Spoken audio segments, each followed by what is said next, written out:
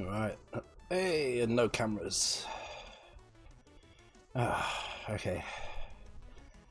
Let's see what's going on with the cameras. There we go, that's one. And I can't hear any music either. God damn it. Can you guys hear music?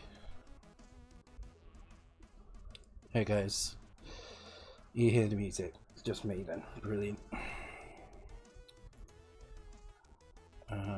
Let me just check my sound settings. I should be hearing it. I set this all up before I started as well. It's quiet, okay. I mean, it's non-existent for me, so... Oh,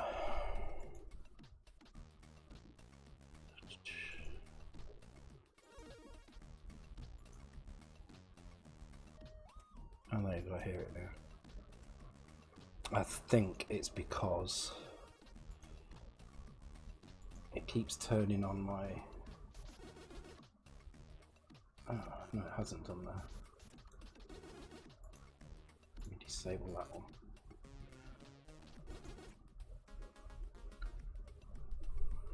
one. How's everybody's Saturday been so far?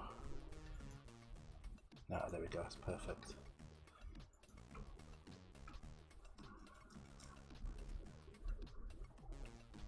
Just got your shelter in place orders until...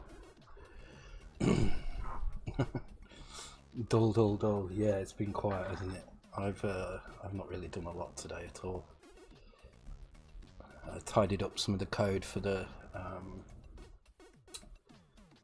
cartridges. That was about it, really. So who we got here? We've got Andy, Mr. G, Buzzley, Hi, Acmafin, Sagittac, Chiswicked, Colt 45, Furai. Hi guys. Your master Andy, sir. Yeah, the will to code is kind of getting quite low. I've been sat in the same chair for work as I would do normally coding, and it has kind of quite a profound impact on that. Let me connect to FreeBits. So yeah, I've been struggling to do stuff.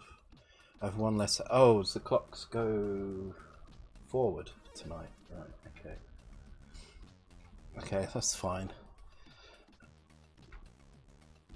Helps that you don't code at work. Yeah, that would.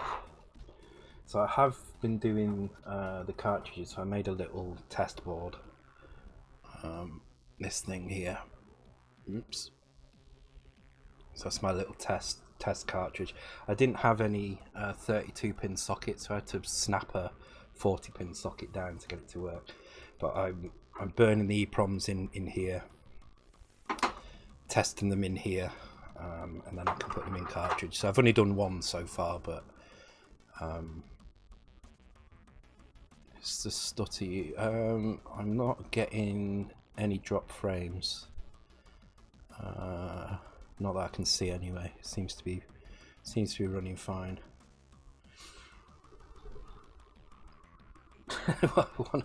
one of your dogs has the odd need to sit on your lap and lick the keyboard. At least it's your dog. It could be worse. If it was you just licking the keyboard, then it would be a problem. One fewer hour in lockdown. Yeah, I have been very lazy today. I did a little bit of work on the cartridge loader, and then I just played an old MMO for a few hours today. I don't play enough games, so I thought I'd give it a shot and play a little bit. It's quite good fun, to be honest.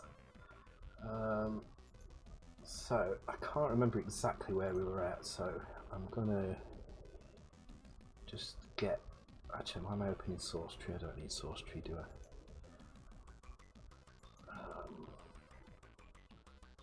Oh yeah, the door, that's right, we're doing the door collision, I remember now. And if I remember rightly, Stoker did us some nice graphics for the player walking in. So I think that's what I'd like to do today. Hi Richmond Mike, thank you for the host. So I think let's go into the right folder. And thank you for the host Chiswick as well. It's desktop, isn't it, this one?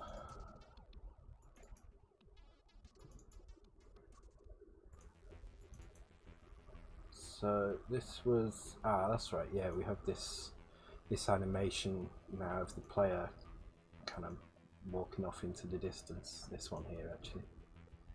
So we're going to use that. So when the player hits the right point, we're going to make it do this. Who was that one? Thank you for the host, Andy.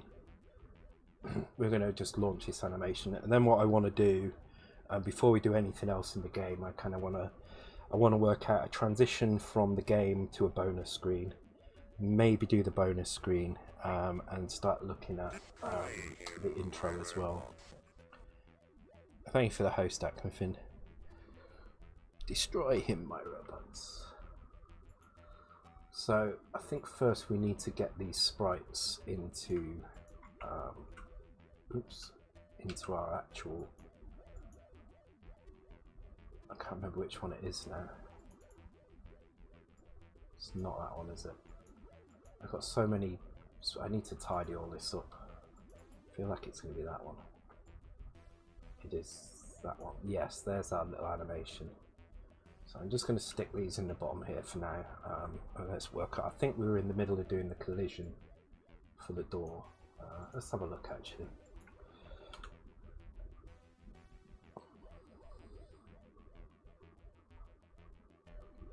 Oh, and the music as well. Oh yeah, that's right. We turned all the enemies off. I remember checking this the other night now. Let's turn this music off. I do like music as well. You guys can't hear that, can you?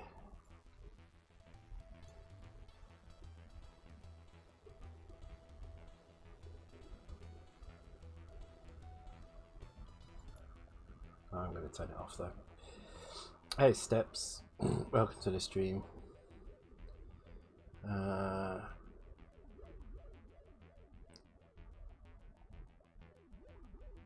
I need to turn my other joystick on, that's right. Yeah, because it's been 3 weeks since we did this, so there we go, the door's up now. And so the trick now is to get to the door, and that's what we were in the middle of doing, if I remember rightly. Hey Booney64, welcome to the stream, dude.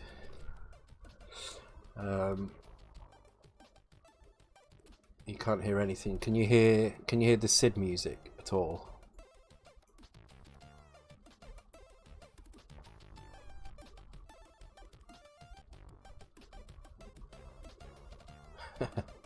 Oh, no SID music either.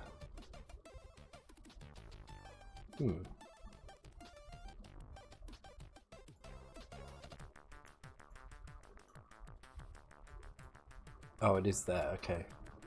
I've turned it up slightly, so maybe you can hear it.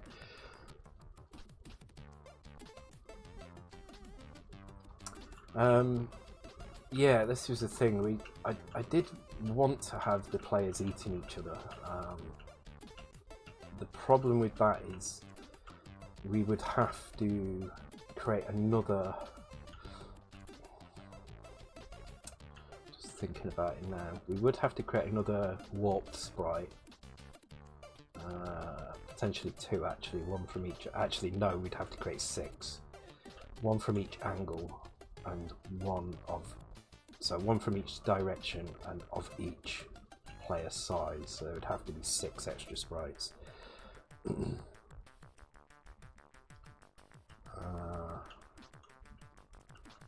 I think it may be something we could still do. Let's not rule it out, but let's focus on getting the door working first. I've started the night on these WKD. I've got a thing for these at the moment. I don't know why. I think it's because they taste like pop. Pop is how us northerners call soda, I guess, if you're American. Does anyone else do Southerners call it pop? I don't think they do they? I think it's a very northern thing. Now, I can't remember where on earth we were doing the collision checks for that. Let's have a look. This could be anywhere. Let's get a couple of layouts going now. Soda pop. Can't tell the difference between Armstead and a real one. If you don't know what pop is, please. Did anyone else have a pop man growing up? Oh, pardon me. We used to have a guy that came around in his little van once every week or once every 2 weeks and delivered pop, basically. We used to call him the pop man. And you used to give him your old bottles and he'd give you a discount on the next bottles. You get like 10 pence off or something per bottle. And you used to get stuff from him that you just couldn't get anywhere else. Like really, like they did this limeade. Like most limeade, when you get it, it's kind of quite transparent. But the limeade you got from him looked like some kind of toxic waste of some kind. It was like very, very cloudy green. It looked awful, but it tasted delicious. So. All right, let's work out where on earth this player collision check is going on. I have no idea where we did it, so it's going to be interesting to figure out. Yeah, cheap nasty pop, but some of it was quite nice. Oh yeah, the Coke was horrible. Coke was disgusting.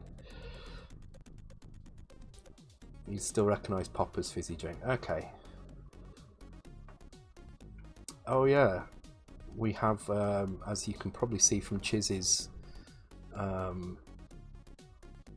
little icon next to his name, we do have cheer emotes and cheer icons now as well. I put a couple in today, just two. I put a battery and the laser in as well. I'm not sure how that works. Well, obviously it puts it next to your name, but and I've also submitted a tequila remote as well. You can spend them, but there's nothing to spend them on.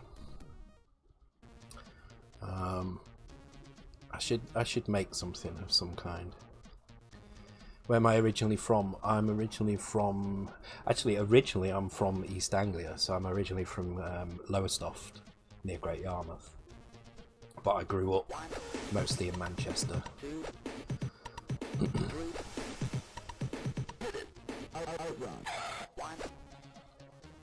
Thanks for the bits, Richmond Mike. I'm not sure how it works. I'm not sure how you get that new icon. I think if you try typing something else, you might get a new icon. Thank you for the follow, CGTY. Karasu. No. How do you get an icon? I have no idea how you do it. You got a number 2. Can I make the text a touch bigger? Yeah, there we go. Okay, so let's have a look. So we did have, if I remember rightly, we did have a, yeah, there we go, door. So this is what actually draws the door. Exit update. This looks like a collision check here. So is the door spawned? If it is, go here. If the door animation is complete, go here. So I'm just going to put I just want to check that this is the right function that's being checked. So I'm just going to put a border increment in here.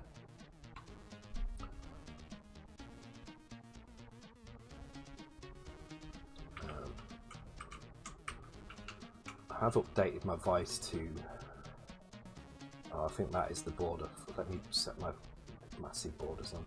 I have updated my vice to 3.4 and I'm not that happy with it, to be honest. For one, my monitor doesn't work until I go into the settings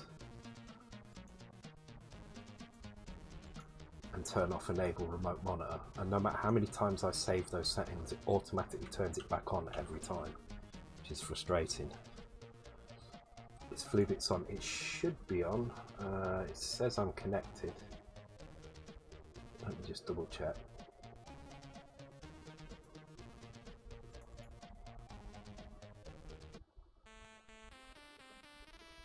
Yep, it's on.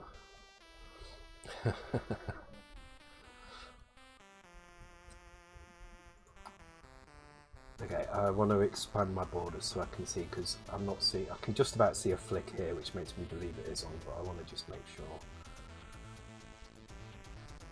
So I'm just going to put debug borders on, and yeah, it is. You can see there it's going white at this point. So this is where it's actually doing our the start of our check.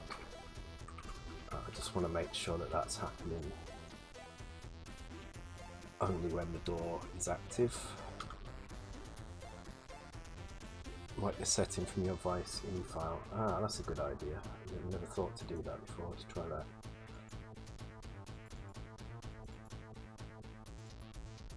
Device in here. Where would that be? I guess that's.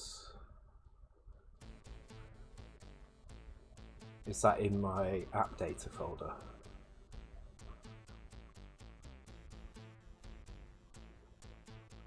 It's not in there.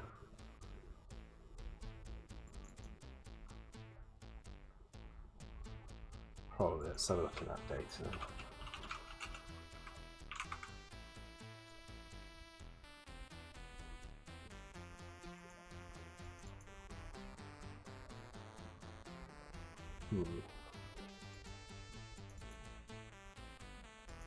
I'm not seeing it anywhere in here. Oh, there it is. Remotes.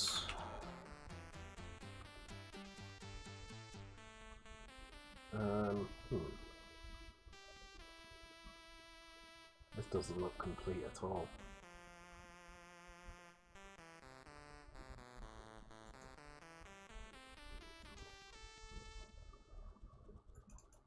It says 3.1 in here. I don't think it's that. What the hell? It shouldn't be in this. Mind you, I just did do a copy and paste it. Ah, it's not there. Never mind. It's fine. I've used that.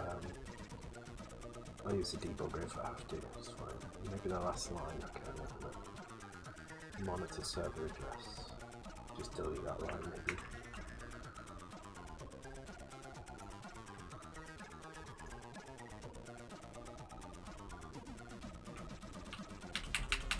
No. It's frustrating how saving it doesn't do anything, you know. It's just here all the time. Save settings. Save settings. Yeah, it's just one of those things. It's not. I mean, other than that, I feel it's not too bad. But that is kind of a bit irritating. Alright, let's give this a try. So, I can't remember how we were checking, but we'll go through that soon. Yeah, so as soon as the door comes up, this border starts flashing, so this is the right place for it. Just put my 0 page stuff in here. How are we doing on 0 page? Yeah, we've only used half of the 0 page so far, that's pretty good.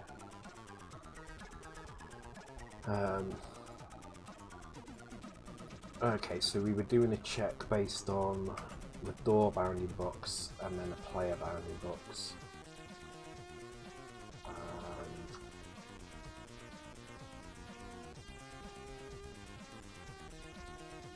And incrementing if we'd hit the edge. Oh well, let's see if that's actually working. I don't think it is though. And I guess we can run it in the debugger and have an actual look to see what values have been passed in here. Yeah, I would expect to see this border turn red somewhere. And it's not doing. Let's check against this player. Yeah, it's not turning red at all. Okay.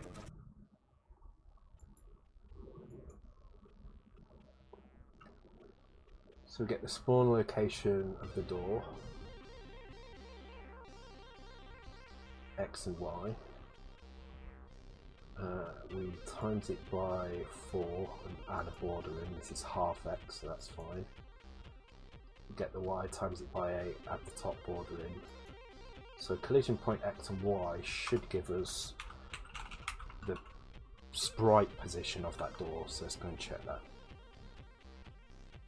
Let's do it in the debugger.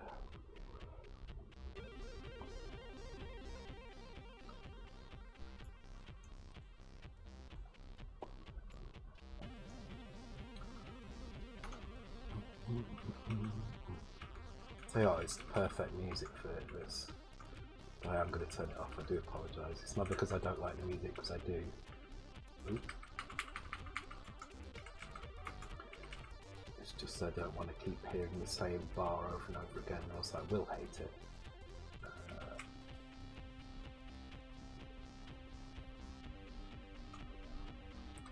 For some reason my only quality setting on Twitch are source and auto, and source is too high.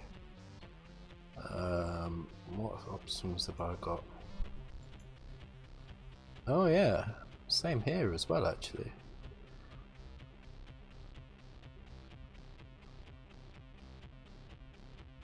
I'm not sure why. Maybe Twitch are doing something funny, or maybe it's the server I'm using.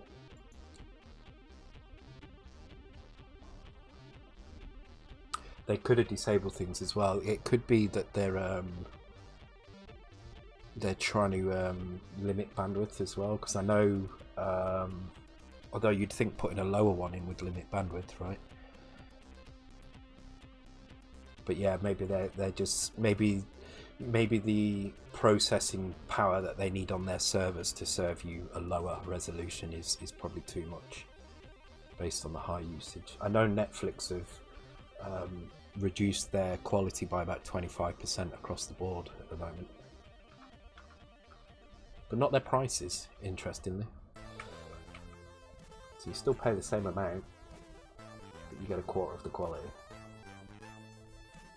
Why is that doing that?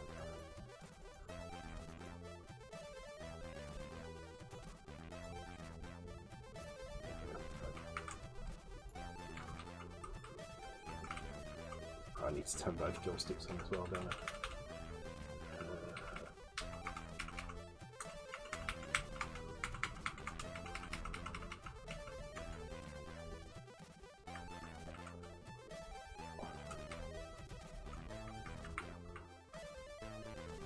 There we go, right.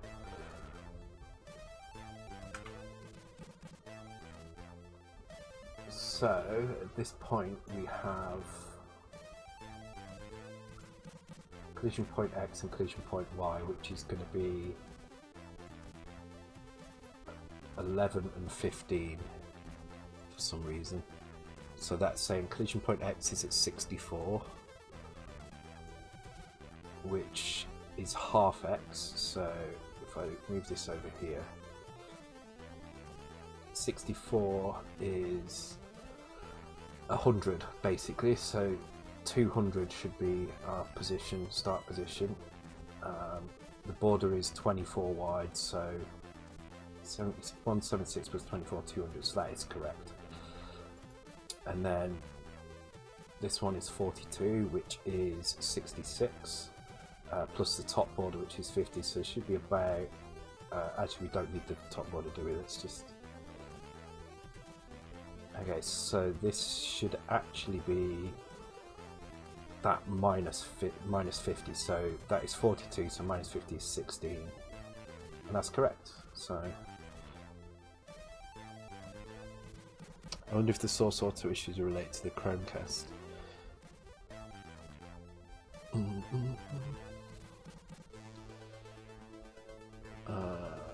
Also, they have a big charity stream running right now. It might be something to do with that then as well. Yeah, so I think Aquafin's right. I think it is processing, because every time somebody picks something that isn't a source, then their servers are going to have to do something to adjust it. So I reckon they've turned the option off Thing is, I can't change my stream halfway through without stopping the stream, and also if I change the resolution down, it will record in that resolution as well, which is going to be bad for my YouTube videos. So I do apologise if you're having trouble with the stream stuttering. Okay, so verified that these positions are correct. Next I want to look at the collision width and height. So the collision width obviously needs to be half as well. Let me just start the game up again.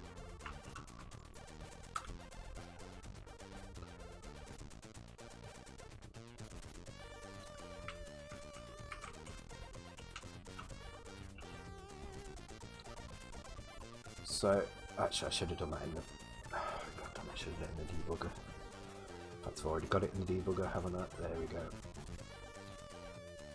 So, it is indeed 32 pixels by 32 pixels, so we should see in our width and height,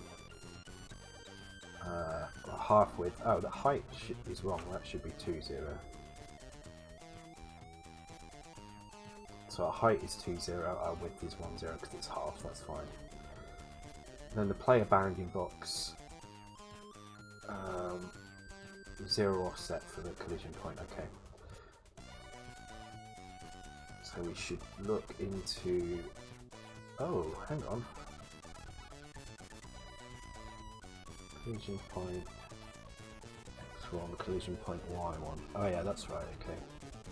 So I'm going to put another breakpoint here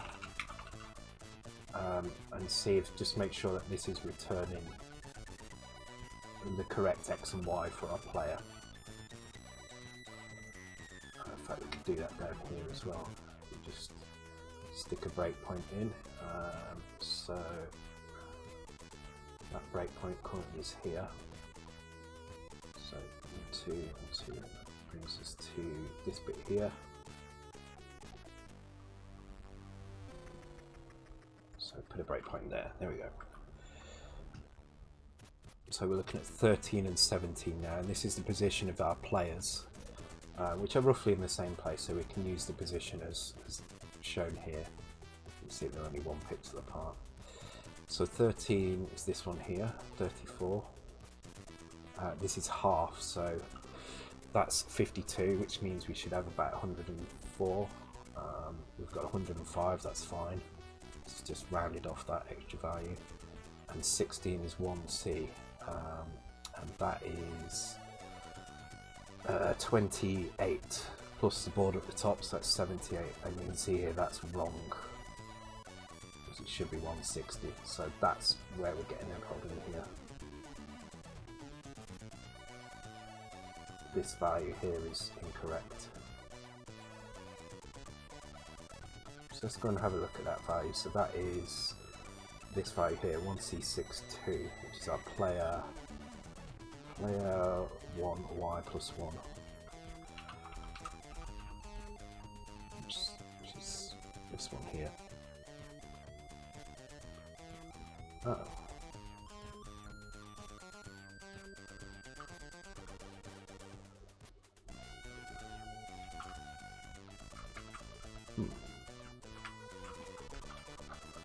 Let's just go into this mode.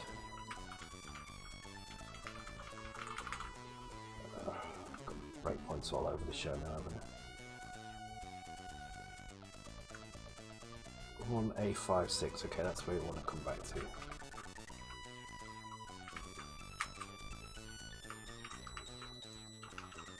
Okay, I don't know why I can't walk properly on these, but...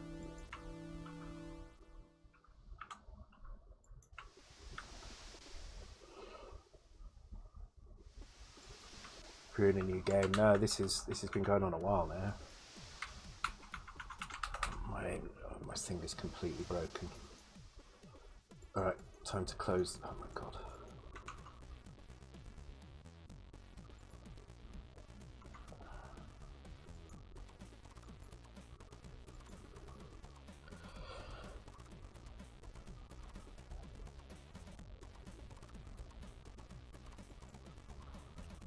Oh, you've got the little little icon as well. I don't know how everybody's getting the icon. I did add them today, but I don't know how they appear. So it's something to do with bits, but I'm not entirely sure what. So yeah. It's 28 episodes, but to be fair, half the time is spent procrastinating and getting really drunk. So.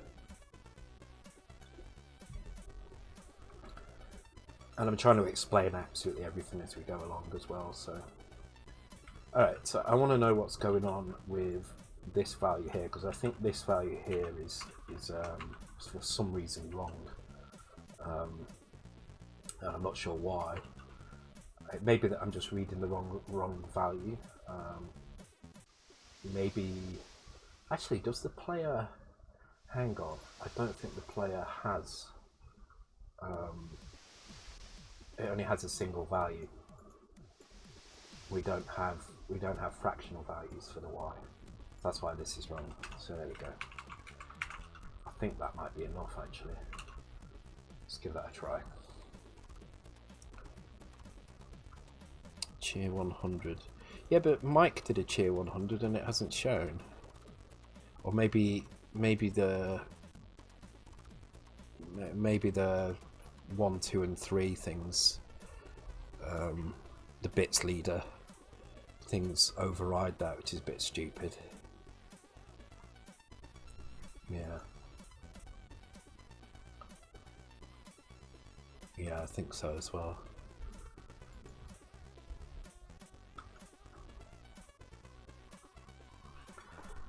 So I've got 2 bottles of this stuff, so I'm gonna get through these. And when them are gone, I've got a bottle of wine, and then when that's gone, I've still got the bottle of tequila because I struggle to drink that.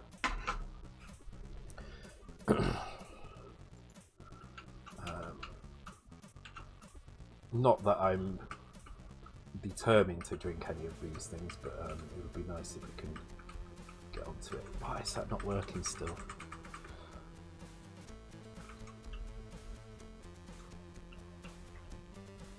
I would expect a colour change in the border here, but I'm not seeing it.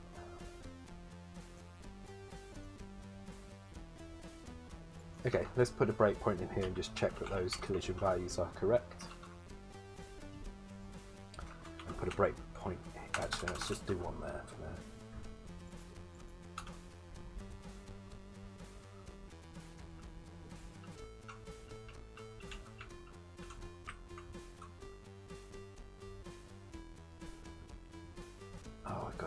Oh, well, that's interesting. That's interesting. Has it gone?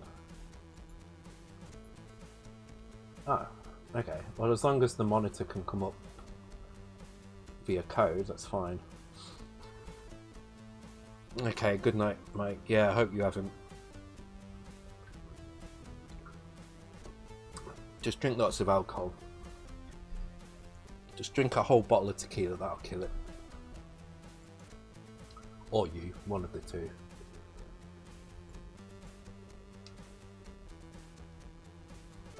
Okay, so... Oh god, I'm being quite slow with this. This is what ends up taking this game so long. I get distracted very, very easily. Let's do this in... let's not do this in there, let's do it in the debugger. Hey Prince Phase, welcome to the stream, dude. Commodore's in quarantine. That is a good name. Hey Dom, welcome to the stream, dude. Do I take SID requests? This is just a list from YouTube, so no, not really. Sorry, dude. Which also is not showing its video for some reason.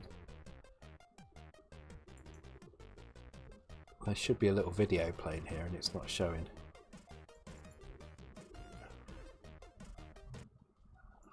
I don't know what. Oh, there we go. Shit, I've just restarted it. Never mind.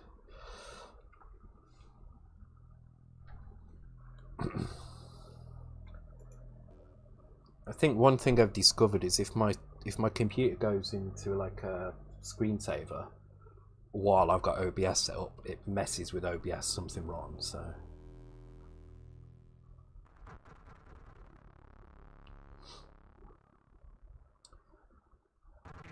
one thing I might do in the future, because I have got an Ultimate 64, and I have got I forget the name of it now, a SID player that you can remote to the thing. I might take requests in that way, and maybe make that. There you go. That could be one of my channel point things, I guess. Good idea. I'm going to note that down. That's not a bad idea. SID for channel points.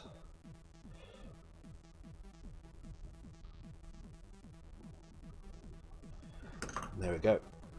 It is one definite high maintenance. The thing is, I am slightly preferring it to Streamlabs OBS.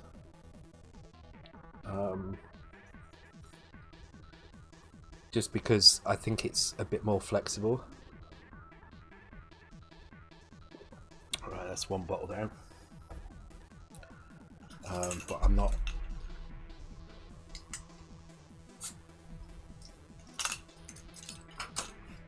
massively impressed with it. So this is Mango Crush. I do like this one.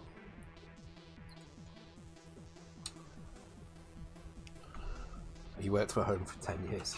You're made for Corona. Right, let's run this in the debugger. So far, I've done nothing. I've been on 45 minutes and I've not done anything. Yeah, pretty much. It is juice, alcoholic juice.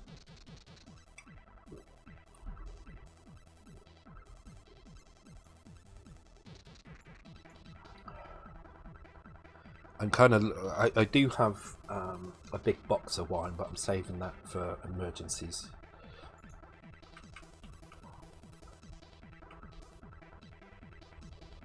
Okay, so it is getting to this point. 17 is this one here. Hang on, check the right thing. Store collision point Y. Okay, collision point Y for the player is 9E, which is 158, I believe. 90, 150. I think it's 158. Let me check it.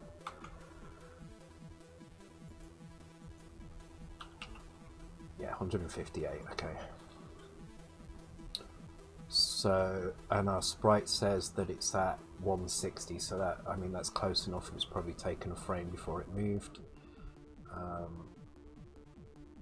Actually, it's, yeah, 13 is 34, which is 48. 52 times 2 is 104. So this is correct. These values are spot on for the sprite. So the question is, why isn't the rest of it working? We should see this being fired when the player's in the right place, and we're not seeing that. Turn that off.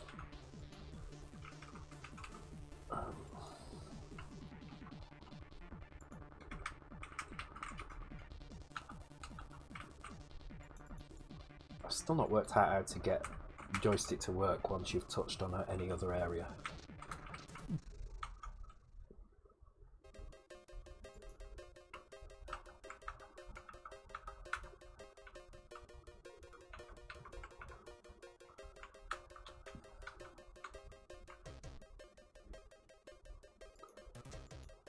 There we go.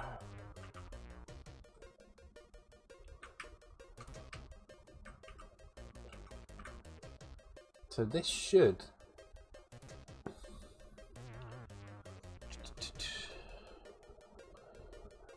don't use the P word. Python console. No, you're all right. I don't like Python at all. Yeah, I mean, to be fair, if you know, you can do the same in the Chrome console as well. So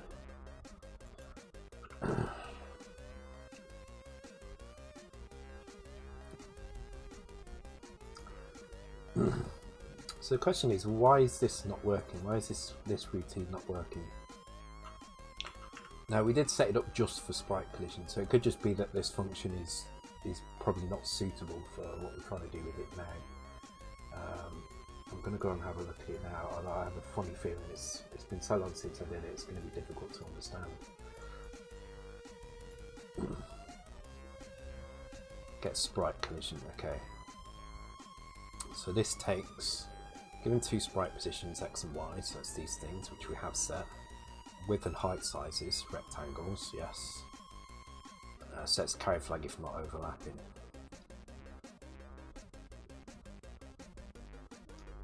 Okay, there doesn't seem to be any reason why this wouldn't work.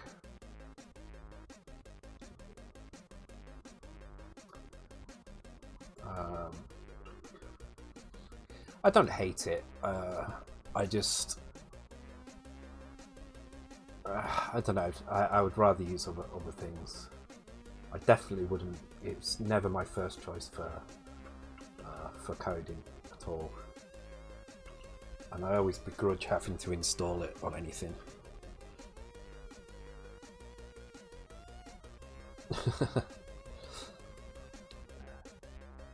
Oh yeah, especially don't take Acnafin seriously. I don't even think Acnafin takes Acnafin seriously.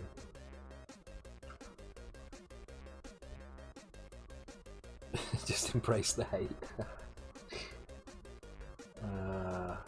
I'm not convinced by this at all. I may change this just to a manual check. I think we're probably overthinking.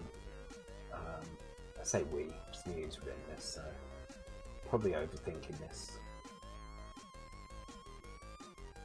So we do have the spawn positions of the door, which are these here. So if I'm just going to move, let's put them here. Let's create some new vectors. Oh, we've got some new ones here. Door vector, door temp. I'm just going to call door position X.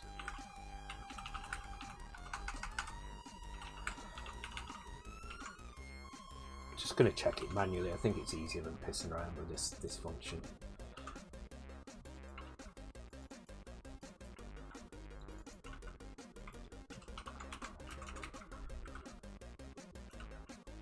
So now we've got the door position, what we need to do is we need to check, let's get rid of all this crap.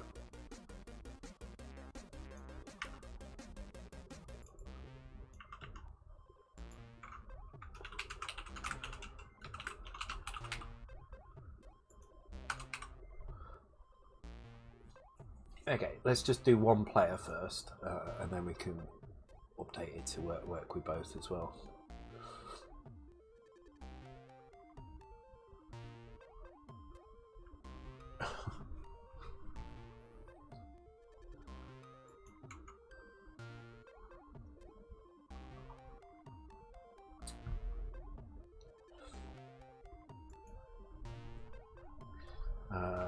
All right. So we need to check if a value is more, first of all, than the door X position. Well, we'll do the Y position because that's going to be the quickest one to check. If the player isn't in the right Y position, then there's no point in doing the X position. So we'll check the Y position first. So we'll start by getting the player Y position, which is this. And the player Y position, sorry, my ear's gone really itchy.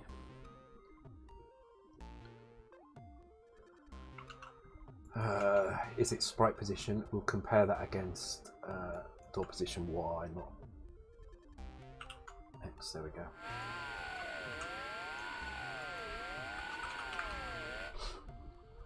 Thank you for the follow, Matt Solgrews. Welcome to the stream, dude.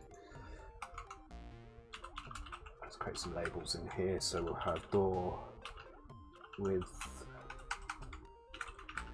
And that is 20 and the door height is 20, but we'll do this in half for the width.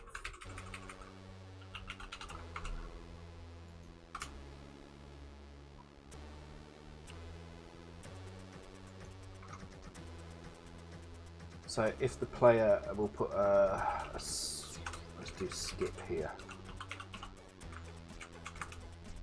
So if our player is in less Y position than the door, then we can jump straight to skip,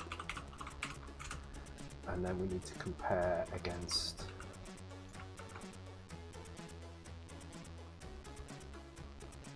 This will be plus width, but obviously we can't do that because this is stored in a memory address. So the easiest way to do this is to subtract the door width from the player.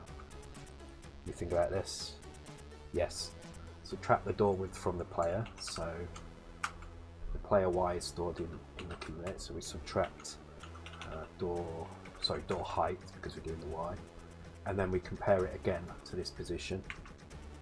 And if we're more than that position, then we're not in line with the door. We're going to skip. So let's just do a check on that. So this should just check if a player is in the right Y position. It's only checking player 1 at the moment. But what we should see is that the border is going white when it does the check. Is that not called zero page? It's not, is it? Wow, okay. I was convinced that was in a zero page, but maybe not. I've done it more than one place. Where have I done it? So the border is going white when it's checking. I'll get rid of that. So now we only want it to go white when we're actually in the right place.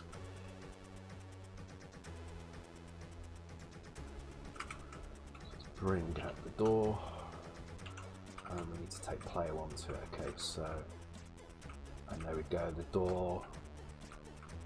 You can see when the player is in the right position. Now, that will remain.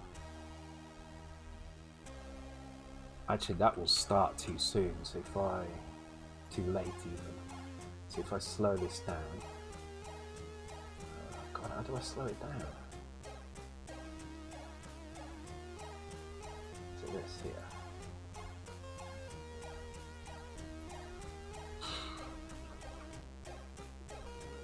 So I think what you'll see is it will take a while. The player needs to be fully inside the door width before it will. Which isn't a huge problem because we're also going to check if the player is on the ground, and you can't possibly be on the ground if you're not fully within the door. So, but if we wanted to check that, we'd have to add the height of the player as well to our initial check, which is easy enough to do, so we'll do it. So here we need to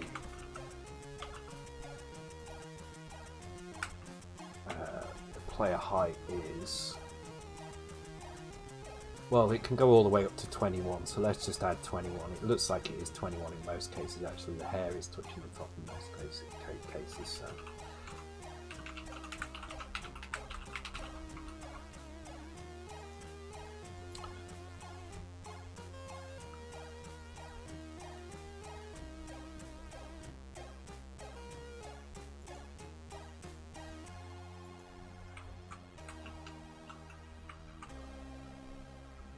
Slow that down again.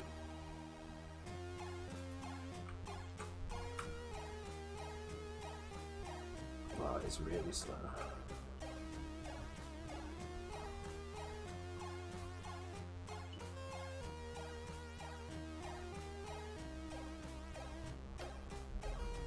And the problem is now is that it's also on the other side failing, so I would suggest that we need to load it again instead. We could subtract 15 from it again, but I think loading it twice is probably an easier way to do it.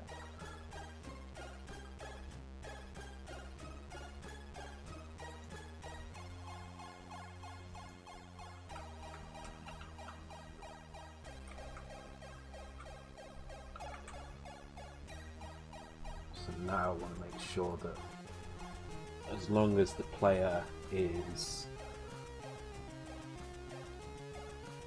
Actually, does it need to be... It needs to stop actually as soon as it leaves the door.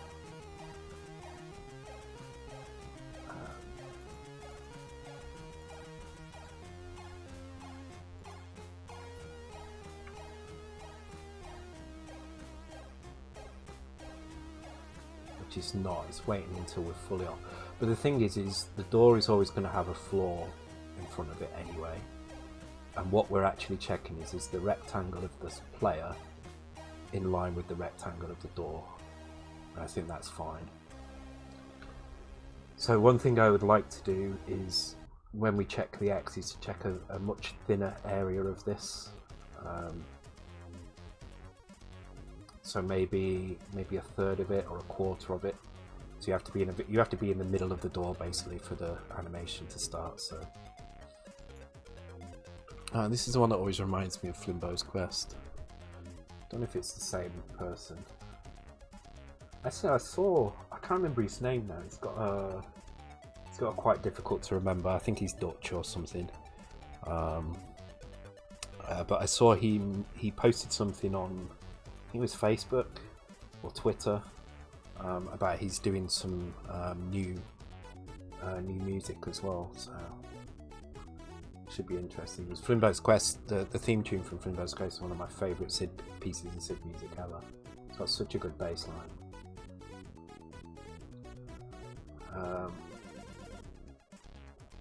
A full minute behind.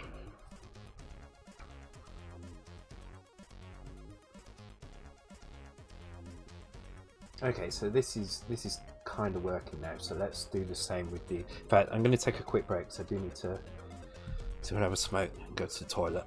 When I come back, we will do the X position.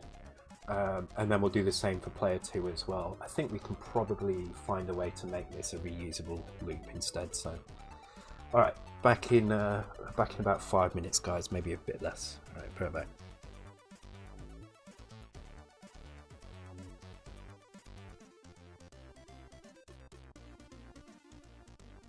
And I'm back.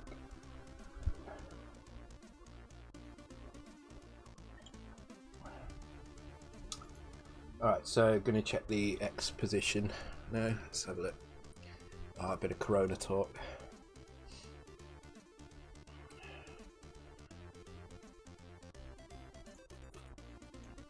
Yeah, it's kind of it's getting a bit out of hand, isn't it? It annoys me that we've got a little market that runs at the end of our street on a Saturday and a Thursday. And they've been open both days this week. So they were open today, which I thought was a bit wrong. And I saw pictures on Twitter of West Hampstead Market also open, so I don't think people are taking it seriously still. Okay, so we're going to get the player position now. So let's check Y, which is this one here. Now we're going to check X.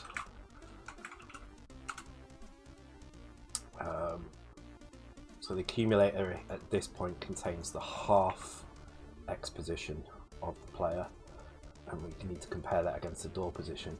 But what I'm going to do, so this is the far left of the door. I want to check probably in the middle somewhere. So well, let's just check against the door first, and then we'll check it. Then we'll try and reduce the area. So we'll do the same checks that we did here. We'll compare it to door position X, and we also need to add the width of the player in as well. So it's going to be the half width. So actually, I'm going to push this for. No, actually, I'm going to store this in. We've got a temp here, we have got some temps. Okay, let's use one of the temp values. Because we'll need to grab that back again in a minute. So half of a player's sprite width is 12. And we'll do the same again. So I'm going to copy this block and update it. So if we're less than half the width for the door, we jump to here. Then we need to grab that value back again. And subtract the door width. Compare that to X. And door width is set to half the value, which is correct. Right, so this should now only show when the player is over the door and nothing else.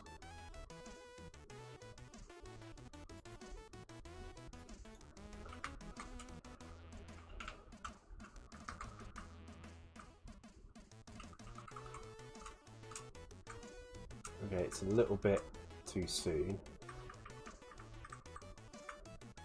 But that's fine because we're going to reduce that width down anyway. But you can see it's only when we're touching the door basically. So this is good.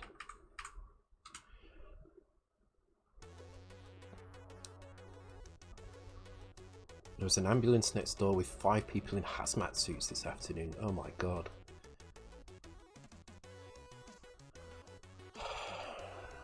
That's really worrying. Whereabouts in London are you, Chiz? You're West London, aren't you?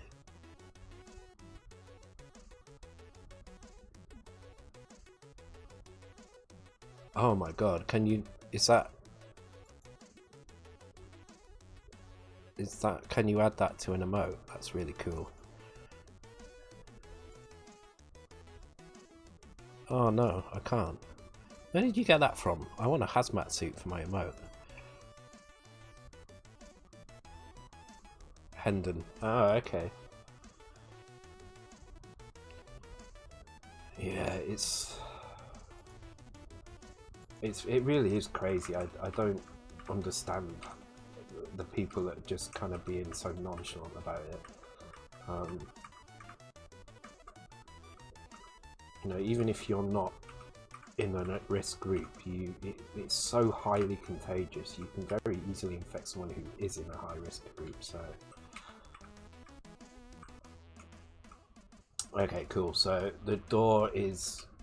We are triggering this when we're touching the door, which is good. So now we need to reduce that area a little bit. So we're going to do this by messing with some values here. So actually the value that we add here, if we reduce that, that means the sprite needs to be fully in. So if I got rid of this, the sprite will need to be fully within. Which is good, that's what we want.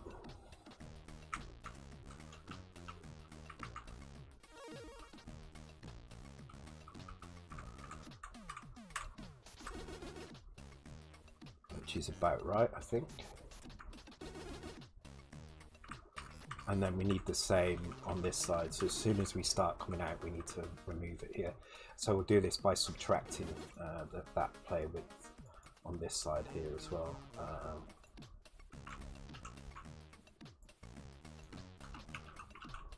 So hopefully that should be enough.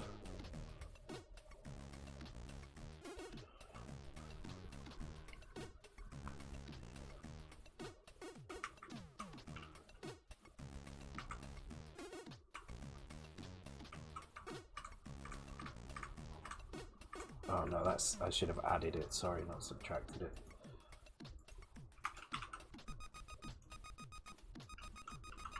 There we go.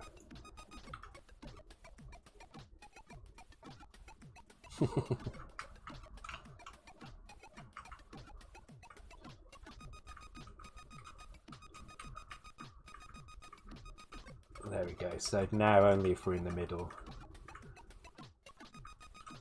Actually it's stopping a little bit too soon, so I'm going to reduce that amount. But this feels about right. Almost there, so I'm just going to reduce this down maybe that much. Cheesewick.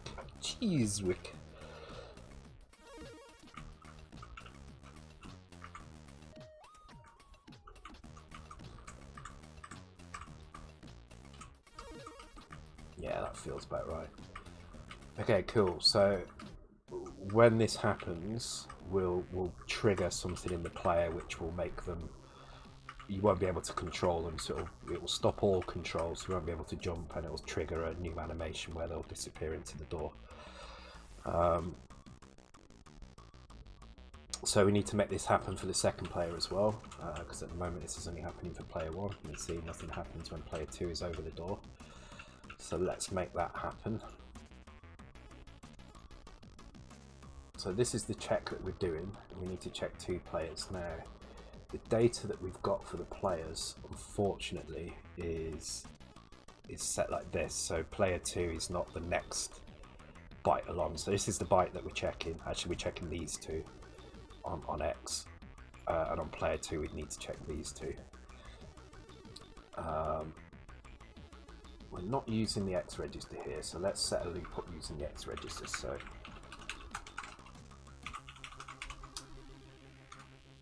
So we can check this comma X, but for the player X we can't. So what I'm going to do here is I'm going to just, so we could create an indirect lookup for these, but we'd still have to write a little kind of section here to pick the right value, so we may as well just do it directly in here. It's only used once. So we will compare X with 0, player 2, player 1,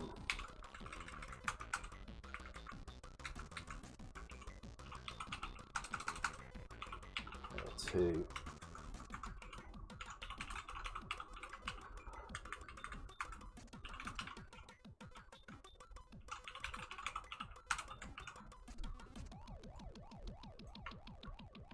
actually we could move that to there just to save a byte.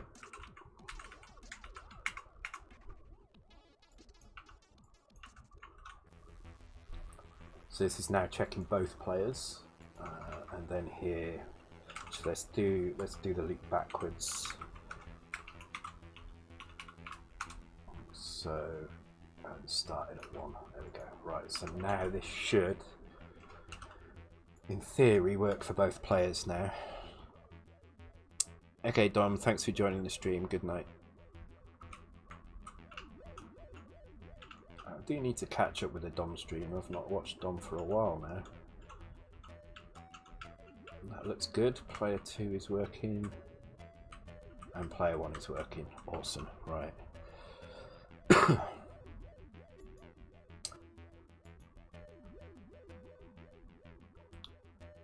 So let's create some new player stuff in here. Player 1 is exiting.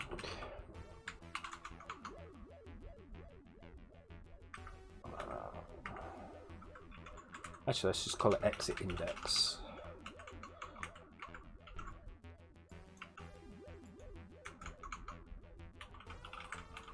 And we'll start at FF. FF is just going to mean that nothing's happening, and we need to make sure that that's reset here. So if a player exit index is at FF, it means nothing is happening. If it's anything other than that, then we're going to be starting to play an animation.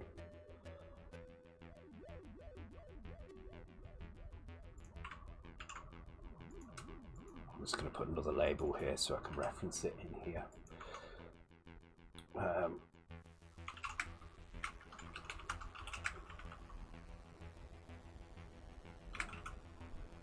we go. And so the first thing we need to do is we need to lock the player from moving. So the other thing we do also need to check here is the player jumping or falling. So we need to check our player state and make sure that neither jump or fall is active, so that we're on solid ground basically.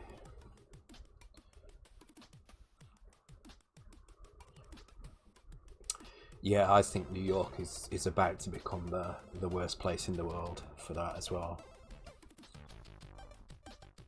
It doesn't help as well that Trump is making it personal. It's really not how it should be done.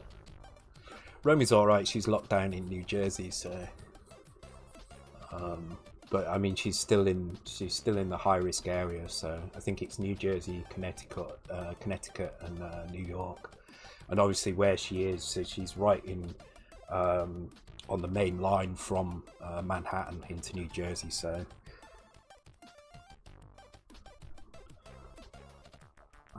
but as far as I can tell, she's okay.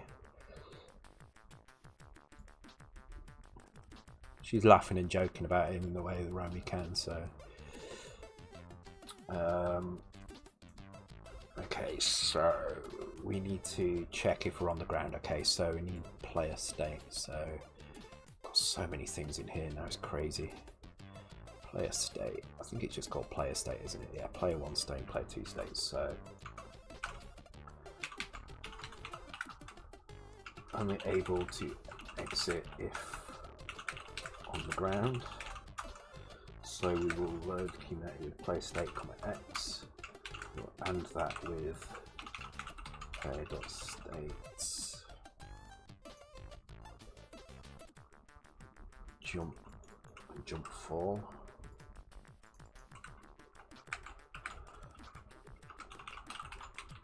Oops. Just type it in, it's easier.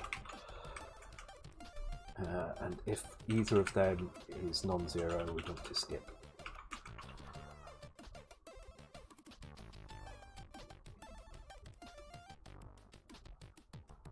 Okay, let's try that. So hopefully now we should only see the flashing when we're on the ground. So if I drop into it, I'll slow it down. If we drop into it, we should only see when it hits the floor. When the players actually hit the floor, we should see player state. Oh, because I need player.player state, that's why.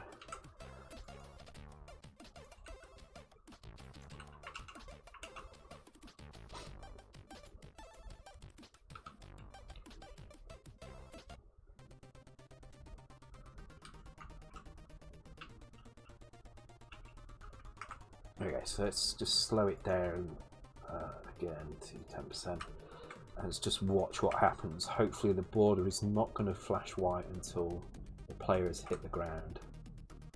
So try and line it up in the middle.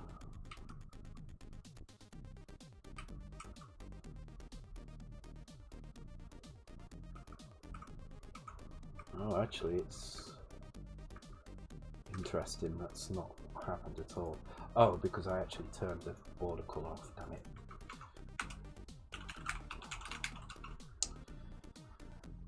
So that was a kind of wasted test.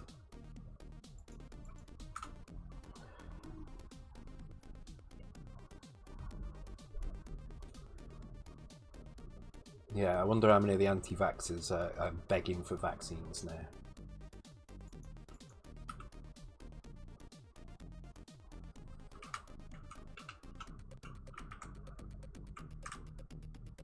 I mean, if they want a demonstration of what would happen if an entire society wasn't vaccinated, they're pretty much getting one right now.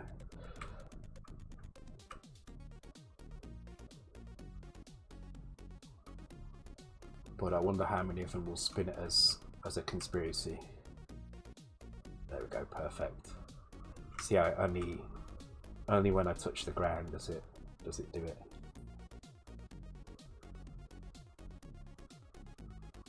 Yeah, I do wonder if any of the anti-vaxxers are trying to find ways to spin this as the government trying to force people to have vaccines.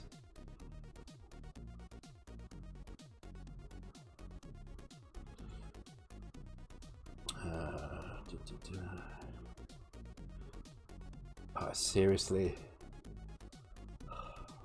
Damn, that's bad. Hey Zupadam, welcome to the stream, dude.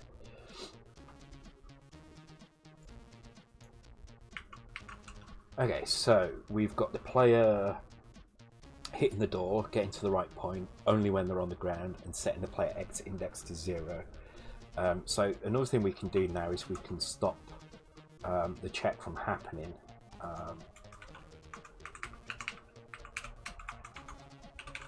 If we're already exiting.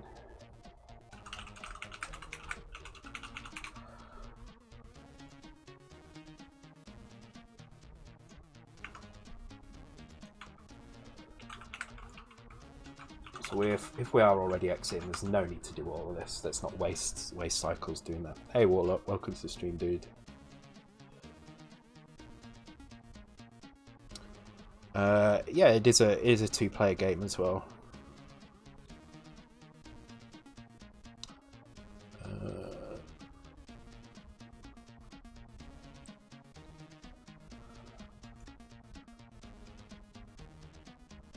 So this is why we've got these comma X's here. So a lot of the routines that we've got that act on the player are loops that loop through each player.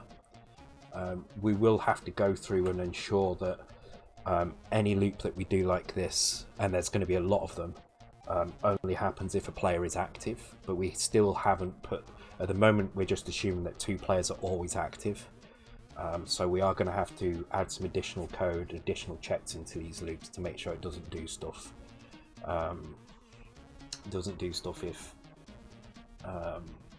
If that player is not active, because we want this to be kind of like Bubble Bobble in that you can press fire on either joystick, so you can start as player 2 if you want to. You don't have to start as player 1.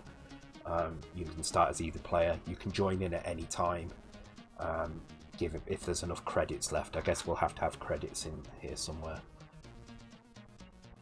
Yeah, exactly. The whole point of this is it's going to be a single screen arcade game. I don't know how much of this you've seen, so let me re-enable the enemies again, so you can see what actually happens with the enemies. I can't remember how I disabled them last time now. Did I just put like a max enemies in somewhere?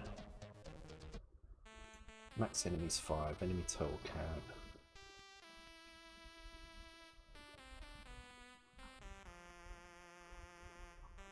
Can't remember at all how I disabled all the enemies now. Spawn enemy.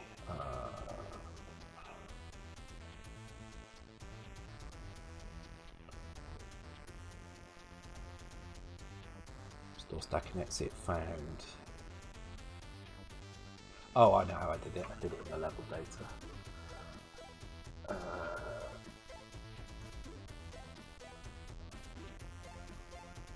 Enemy list, here we go. So I just take the enemy list from, I can't even remember what the enemy list was now. I think it's just like, there we go.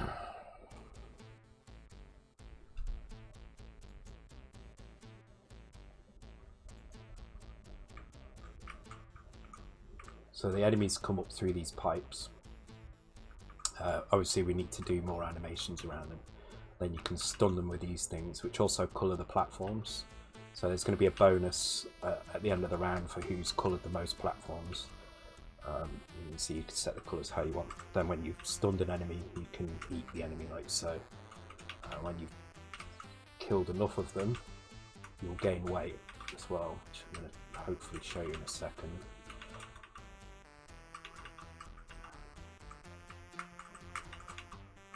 Also need to fix that spawn point for that one there as well. So now it's a bit fatter. As the players get fatter, they get a bit slower, which means the player who's behind has an advantage. And you can see as they get fatter, the switch almost presses, but not quite. And then when they get really fat, you can start bouncing the screen around. You can see they're quite slow at this point.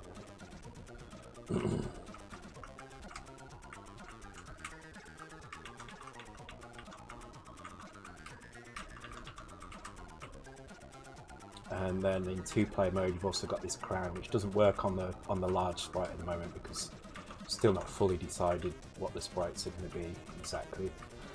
If you're wearing the crown and you go to eat like that, then you drop the crown and the other player can pick it up.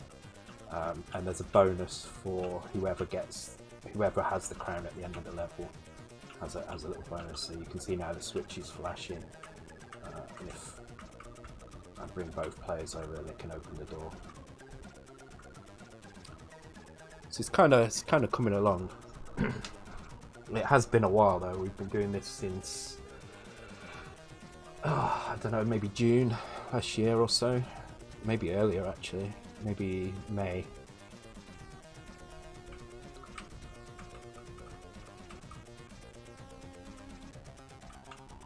Yeah, the whole game is kind of designed around being able to play it 2 players. So you know the colour in the platforms thing is definitely, oh, there's a bit of a bug there. I need to fix that at some point. The colour in the platform thing is definitely designed as a two-player thing.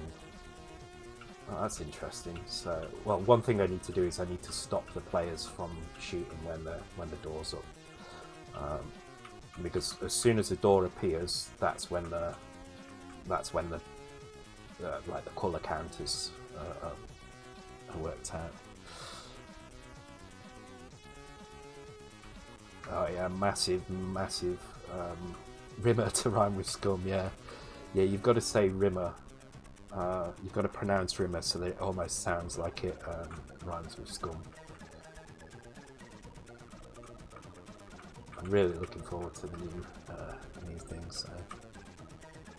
It's made. It's finished. It's not really a film. It's more of a feature-length TV episode. Okay, yeah, the door wipes out as well. So I do need to stop the player from being able to shoot, but that's fine. We knew that was going to be something we wanted to do anyway. But yeah, I mean, it's looking kind of good. I'm just going to turn the enemy list off though, because it just makes it easier for development purposes. I think it's getting pretty close to putting a video on Twitter and getting a vote for the name as well. We haven't done a vote on Twitter for a while, so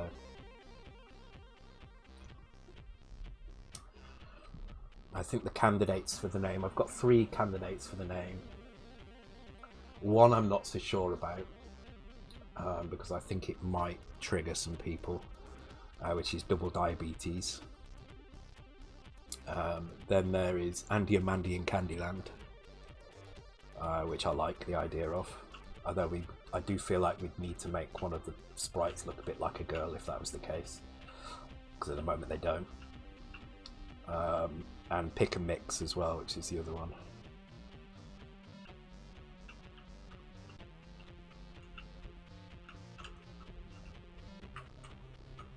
And I'll have a look through the list for a 4th. I want to put four values, four names up there.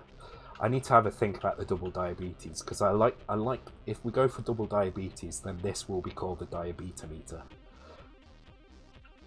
But I'm not sure it's. I have a feeling it's going to trigger some people, so it might not be the best idea. Yeah, that's what I mean. I know if I put it on, that's probably what's going to win. So. Eclair Wolf. I saw so on my little, I don't know if you can see here, I've got like a little screen in my computer. It's a RetroPie, and I output. It's got like an attract mode, and it outputs a video onto here.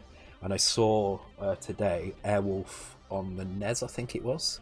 Looks nothing like Airwolf.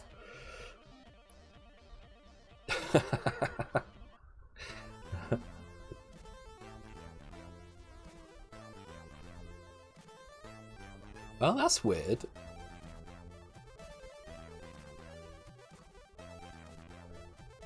Held a message for reason, identity, allow will post it to chat. It held back your message then, that's funny.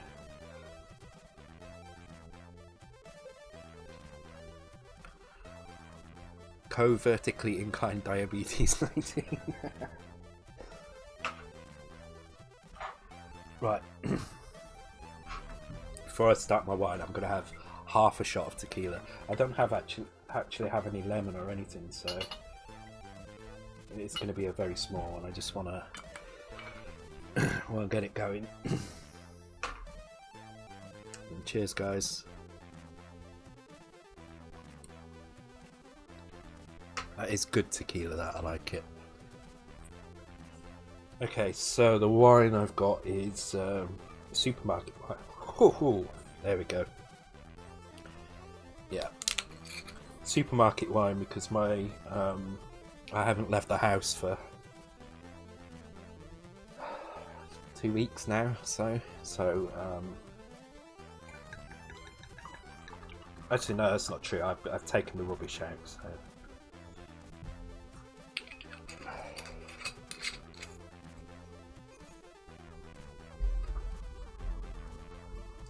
Annoyingly, I ordered. So I knew about the supermarket toilet roll shortage.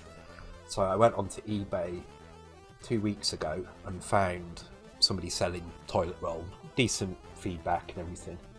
And they were selling packs of 60 for £20, I think it was, which seemed like a good deal. So I ordered some, and it was a week late before it got dispatched. Then it got dispatched, and it was due to come yesterday. And I got the little notification to say it'd been delivered, nowhere to be seen. So I can only imagine somebody's stolen it. It's a bit annoying because I will run out of toilet roll at some point. But yeah, somebody I think has stolen my toilet paper, which is it just shows what kind of world we live in at the moment when those are the things that are getting stolen. There's plenty. There's none in our place. It's ridiculous here at the moment.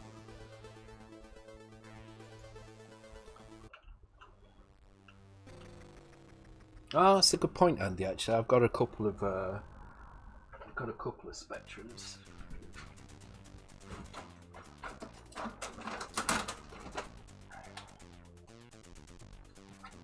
Yeah. Those rubber keys will make a good kind of grip as well, won't they? They'll really pull it out.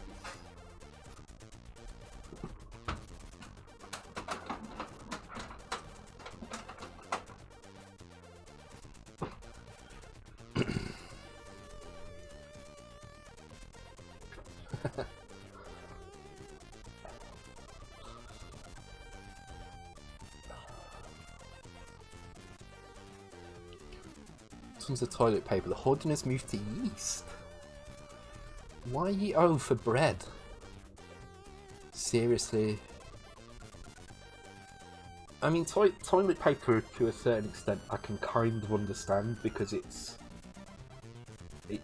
something they can make a lot of ahead of time, right? So it's not like if they shut down the toilet roll place. Mind you, I don't know. It just doesn't make sense to me at all, any of it. Oh god. I'd rather eat than wipe my ass, yeah. I mean, it's not like... I mean, even if you run out of toilet paper, right? Most people have got a shower. I mean, if you're really, really desperate to kind of clean your behind, just jump in the shower, for God's sake. I mean, it's not pleasant, but it's not gonna kill you. Whereas not eating is gonna kill you. So, or a bidet, yeah, exactly. No, don't shit in the shower.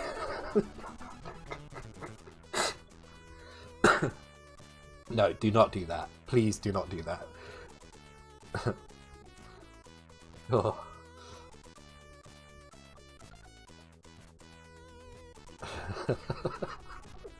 I did see an article actually about 2 months ago about exactly that, Zupadan. How, yeah, and that cult. How there was some survey. Somebody surveyed somebody. I think it was like just a Twitter vote or something, and it worked. It came out that like 1 in 6 people or something crap in the shower. I just couldn't believe it. I was thinking, oh my god, no. Yeah, having to stomp it down the drain, exactly. Use your poop knife. Poop knife. I remember that, yeah, poop knife. Oh god. Yeah, I've read that as well, Warlock.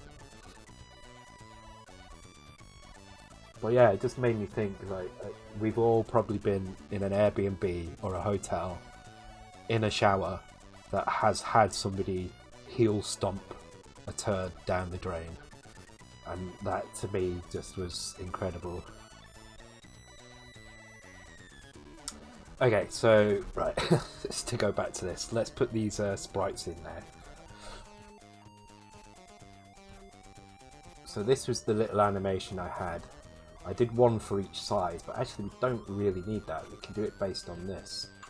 So I'm gonna override these sprites, and then I'm gonna have a think about this. So obviously, if the big guy is walking, then this is what we're going to get. We're going to get him disappearing like that.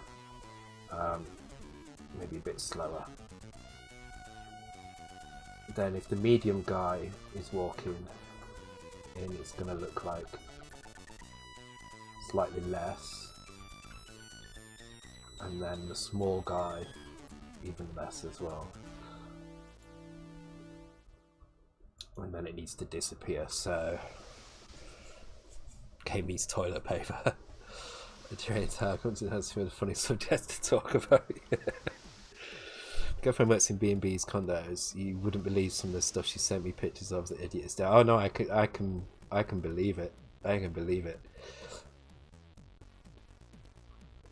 So before I got work as a developer, when I was living up north in Manchester, North Manchester, I used to work at a bowling alley.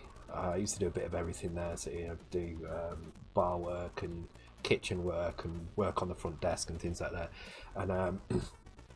And at the end of a shift, we'd shut the doors, and then there'd be 2 hours of clean up time where you had to go around, you had to clean everything up, and there'd be a rota for what you did on that time. The absolute worst thing you could possibly be on was toilet duty. You would not believe the state of the toilets in those places. Just the stuff people would do. There would be crap up the walls. There would be, huge puddles of pee underneath toilets, cubicle toilets. I mean, I just don't know how people did it at all. It's crazy. So yeah, I can definitely believe this is just, a bowling alley where people come, they play bowls for what, 2 hours, and then go home. And the bowling alley's open for what, 12, 14 hours in a day. So I can imagine a B&B where, somebody has that place for a couple of days, the sort of crap that they can get up to. So so we had a lobby, so the homeless used it daily, so the bosses looked at one of the homeless guys did a turd in the lobby. Oh my god, yeah. Wow.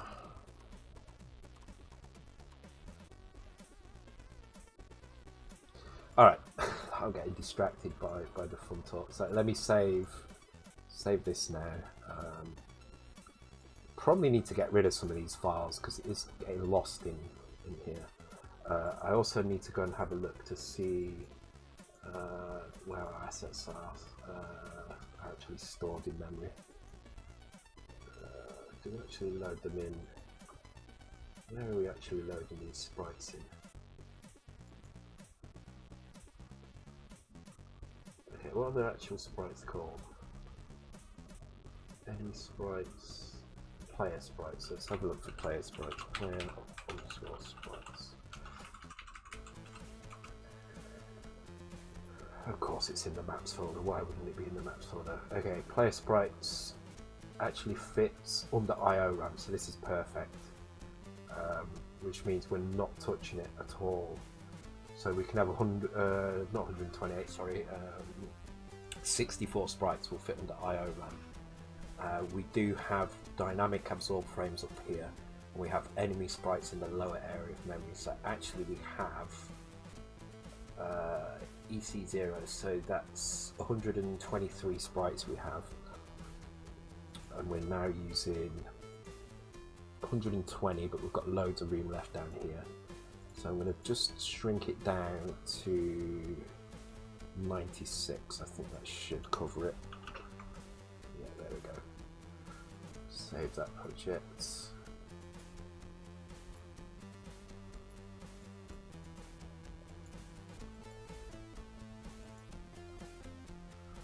Player sprites, there we go. And so these sprites start at sprite pointer 64. So this is 80, so that means 144, which is 90 in hex. So 90 is the start of our animation. So what I'm going to do, I think somewhere we have animation tables. God knows where they are. I'll just have to find them again as well. Oh, we've got a folder called, we've got a file called tables, so maybe it's in this. Yeah, there we go. We've got animation tables in here. Okay.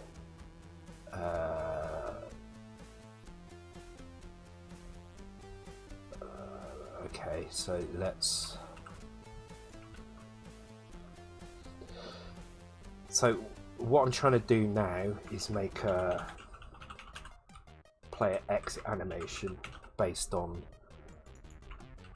the player size, basically. So we can work out the speed at a later date, but for now let's put this whole animation in from here to here. I'm going to do it in hex. I don't know why I've been using decimal all the way up here, but I'm going to put it in hex. So this goes from 90 to 98 in hex.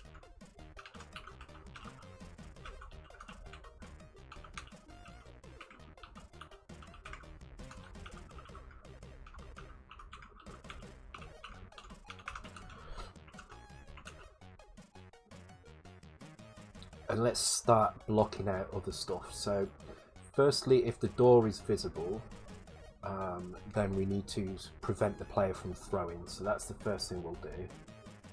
Let's move the player code over to this side. And let's do a check on here. So door spawned is what we want. So if the door is spawned, then we're not going to be able to throw. So let's find the throw in here. Are we throwing? Okay, place up complete. Are we throwing? Yes, we are throwing. Grab the next throw frame. Okay, so this is drawing. Ooh, pardon me. We don't want the draw. We want in the actual control. Oh, I got gas from that tequila for some reason. Oh, maybe it's from the fizzy pops. Player control. Here we go. Fire. So if the door is visible, then none of the fire routine should be happening. So we can jump to skip at that point, I think. In fact, we can jump to up because we shouldn't be doing anything here. So let's do a check here first. So door, which I believe is going to be in here. So door spawned. Okay.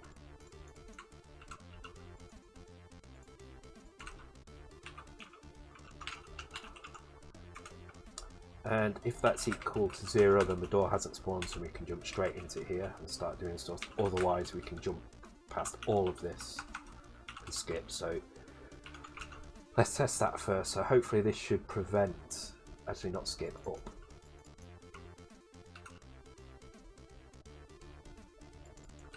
Let's put a little comment here. If door has spawned, then we can no longer eat or throw.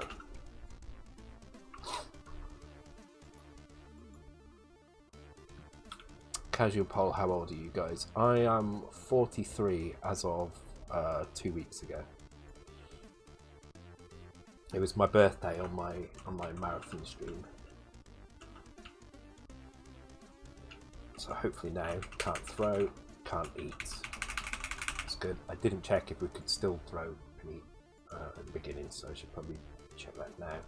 I would just make sure that the door spawn is reset. Yeah, okay.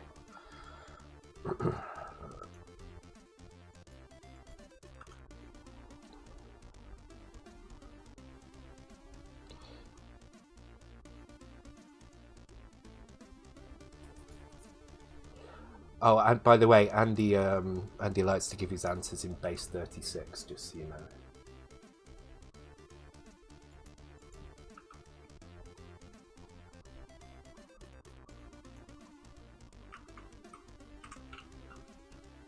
Alright, I was supposed to check if I could still throw, so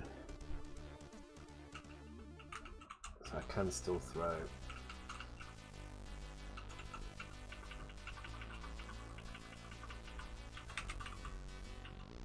Cool.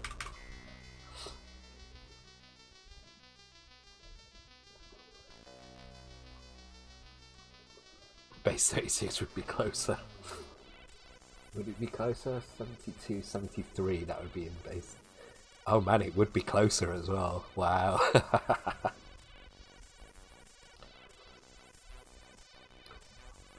Oh, cool, Warlock. Your cartridge was the first one that I've done. I've got it wrapped in a little post-it note to tell me who it was, but there you go. That's your. I haven't put the logic control chips on yet, but the EEPROM is burnt and on there now. So yours is good and ready to go. I just need to add. I've got to bridge some.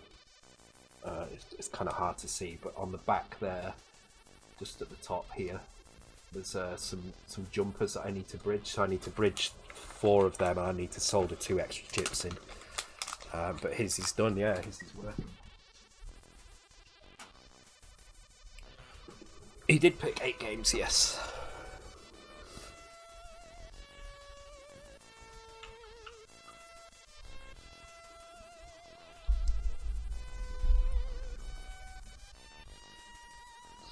We'll see you later for a. Yeah, don't rush too much. I'm gonna spend the week doing them anyway. So hopefully by this time next week I'll have them all burnt. So you've got some time till the end of the week. And to be honest, once now I've got the little test board as well. It's really easy for me to burn these and get them onto the EEPROMs. And then really the only time is for me soldering the chip on, and that takes me 3 or 4 minutes or so to solder it on. It takes longer for the soldering iron to warm up than it does to actually solder the chips to the board. So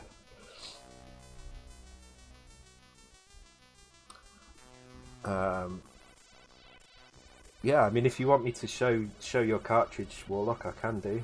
I've got it on my drive somewhere, I think. So if you want to share what you put on that, that's fine. I can demonstrate.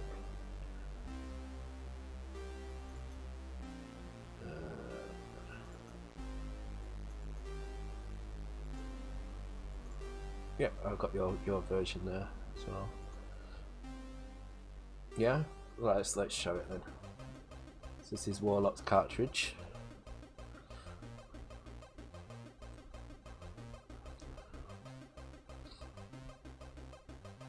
I'm just going to mute the Sid video as well, because I don't know if everybody saw this as well, but we've also put the Final Fantasy music in as well.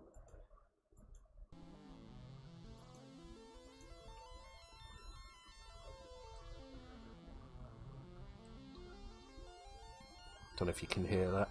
Oh yeah, you should be able to, I think.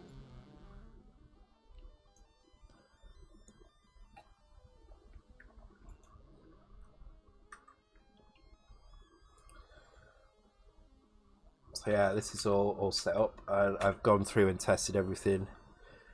No, it's not my version of the bubble now. No, it's too low. Oh yeah, it is. It's gone right off the scale. There we go.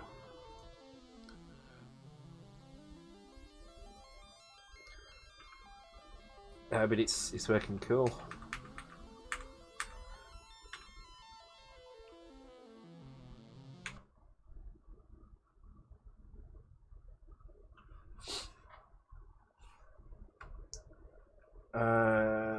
Okay, not sure why that's doing that. It definitely works because I've had it on the main machine. So I will double check them all again anyway before I send them out. But I've definitely had this working because I tested it on the real machine.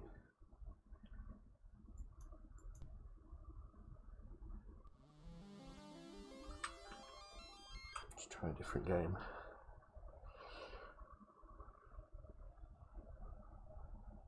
Yeah. Like I say, I will double check everything before I ship the cartridges. I don't think Galentia is free. No, it's part of the C64 Mini. So if you have a C64 Mini, then try to use to color code their logo. Yeah, so my version of Bubble Bobble just made the credits a bit easier to use.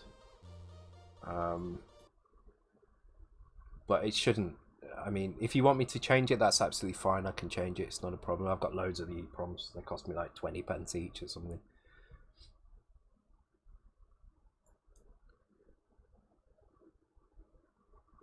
I do need to double check that anyway to make sure.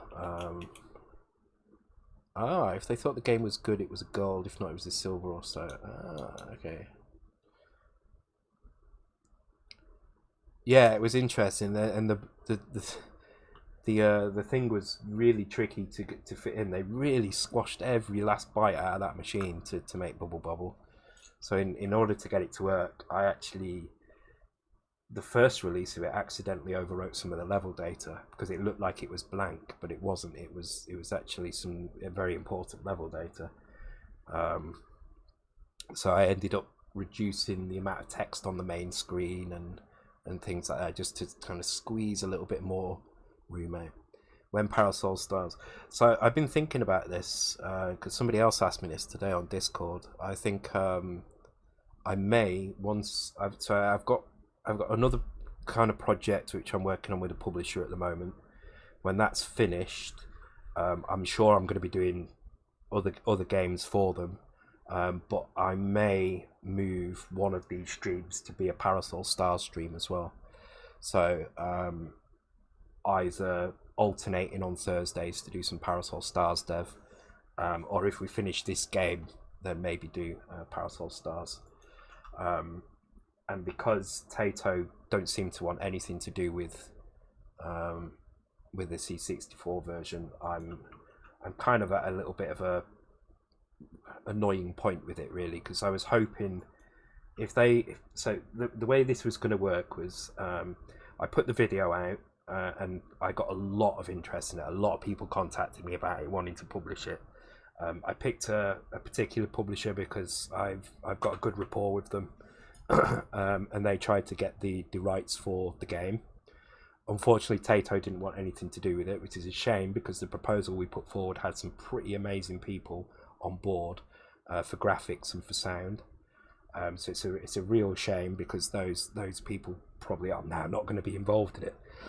So I think if I do go ahead with it, which I almost certainly will, I'm going to try and recruit some people from the scene to help me with the music and the sound. There is some music already out there, but it may need adjusting slightly. So I don't know whether to use that or to go with a reimagining of it.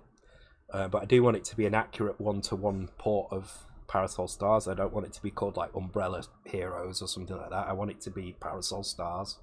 I want it to have all the levels that you get on the PC Engine. I want it to look as close to it as possible. So it probably will be for free.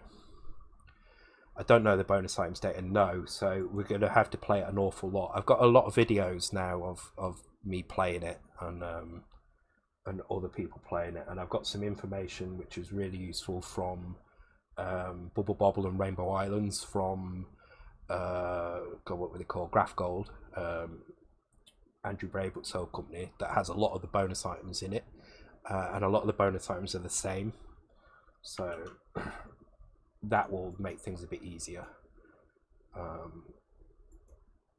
But yeah, I will do it at some point. I think it's probably suitable for on stream. It won't be 100% on stream. I'll still be doing stuff off stream, but can always give updates on the stream. Right, let me turn the music off again. I'm gonna have to go for a break in a minute. I'm gonna squirm in my seat a little bit.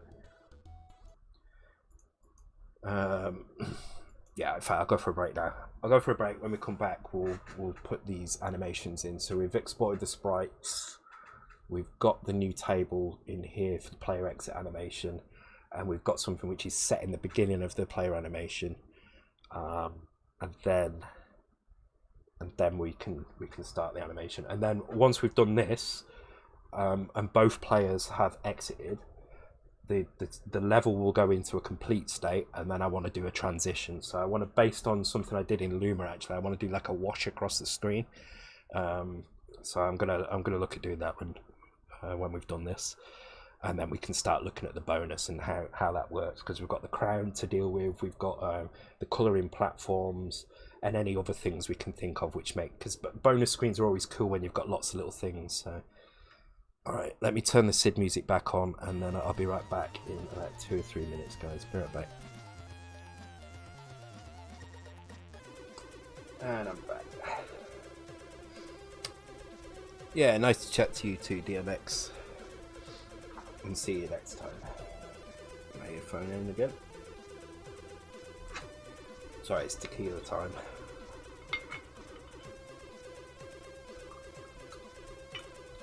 Very, very small shots. Cheers, guys. Ooh.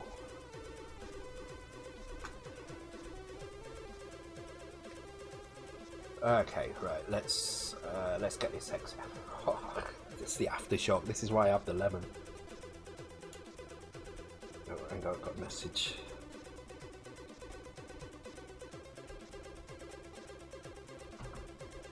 Nothing important. Can look at it later. Right. Okay. So. Oh, that's right. We're stopping all the various things. So we also need to stop if the player exit animation is not negative. Then we need to prevent movement as well. So again, in our player code, let's scroll over this. Player control. So we already do a check if the player is dying. We do a check if the player. Actually, we just do a check if the player is dying. So we can do the same check here.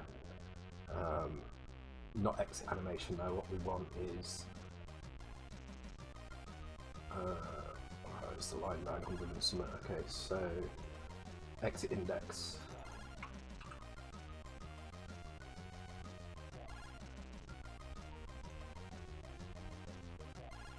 And Y is our index into this, so we can check for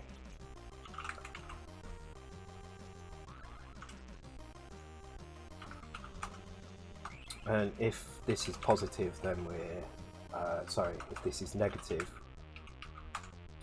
then we're not exiting. If it's positive, however, we're exiting and we should turn off control. So okay, so if we run this, what we should get is the player should stop being able to throw. So we can throw now, can still throw. If the switch goes down, we stop being able to throw. Neither player can throw. And neither player can eat as well, which also means that the crown, once that switch has been pressed, the crown can't be stolen anymore. And once we get into the right spot on the door, it's not actually stopping. It should stop the player from moving, but it's not doing. Okay.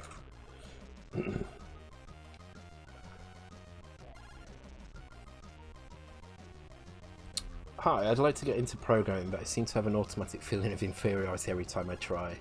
It feels like torture. I see myself as an idiot and failure just confirms my bias. To me, programming feels like magic, but assembly with human readable code like 6502 or Series feels less like magic because I can touch the hardware. Yes, definitely. I would definitely recommend checking out some of my earlier videos on YouTube. I've also got some introductions to 6502 on there as well. And if you can afford £2 or $2, then my Patreon has some PDFs on it, which will teach you the basics from the beginning. It doesn't actually have anything about how to set your environment up, but if you join my Discord, and I'm going to post another link here, there are links on Discord and lots of people who can help you get into this. The PDFs, I do need to continue. I haven't done one since October last year. It's been so long. They take so long to do. They take 10-15 hours each to write, so and I've just not had the time to do it. But what's there already is enough to kind of to make a game, I would say. I will get back to them at some point. And I'm toying with the idea of giving patrons a say in what I do on my Thursday streams as well, because on Thursdays I tend to do game dissects or game dissects or kind of effect demonstrations. Like today I've been trying to do, which I'm going to show you this very quickly. I downloaded some code from, I can't remember the name of the place where I downloaded it from there, but I've been trying to do this chessboard effect. I've not quite got the timings right. I need to sort out the timings at the bottom, but I wanted this kind of zoom kind of checkerboard effect, which I've almost got, but I've just got to sort my timings out at the bottom. There's something not quite right with them. So.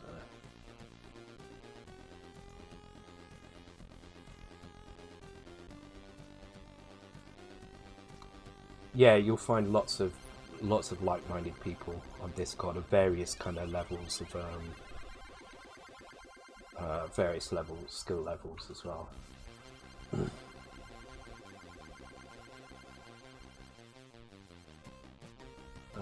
Okay. Completely forgot what I was doing. Oh yes, I'm going to need to work out why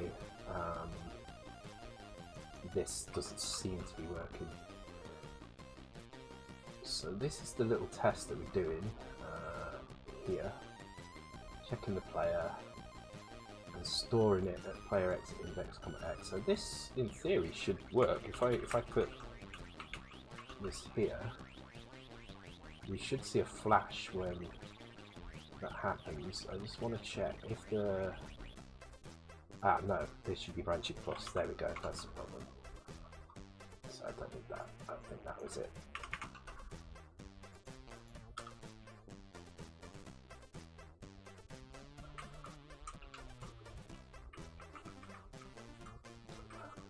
And as I mentioned earlier today on the Discord, I do want to write a Game Boy Color game. So,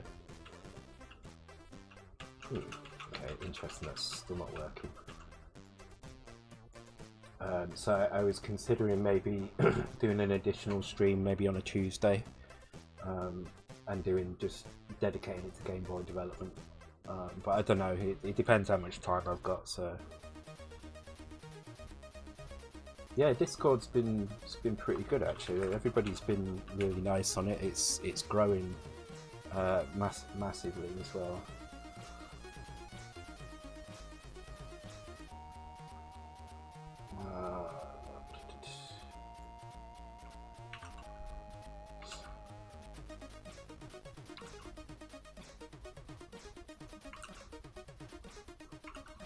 Yeah, it's just an idea I've been playing with in my head recently, because I do want to do other development as well, and I have got so many projects going on the Commodore.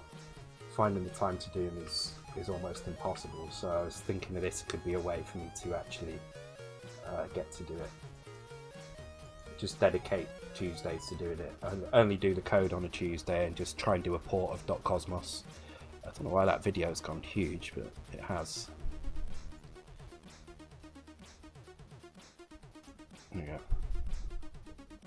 Do some ST stuff. maybe. To be honest though, if I was going to do 68,000, I'd want to do Amiga.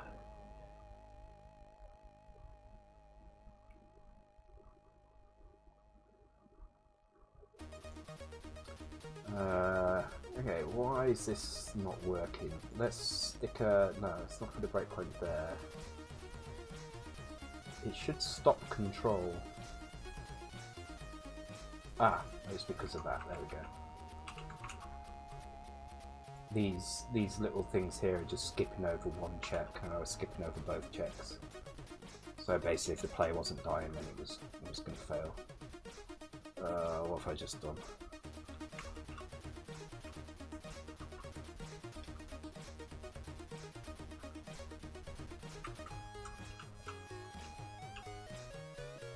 Yeah, the Discord is absolutely the best place to get started on these things. Okay, so player 2 is locked, which is good. And there we go, player 1 is locked as well. So at this point now, I can start. I can't do anything else with these players now. They can't shoot, they can't jump, they can't die because there's nothing on screen.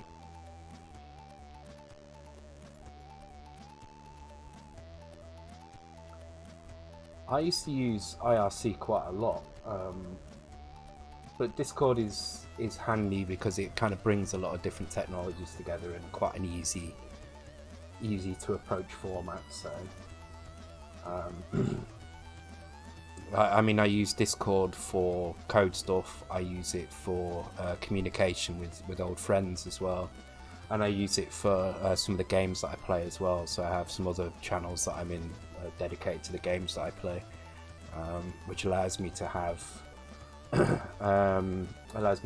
voice comms as well and things like that. So yeah, it is IRC.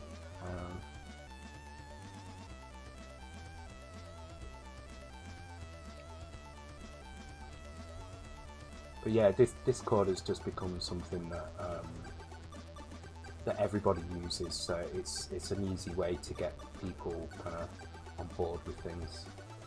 Okay, don't need to do this, I can do that now. So that should stop it from flashing when I get to the top.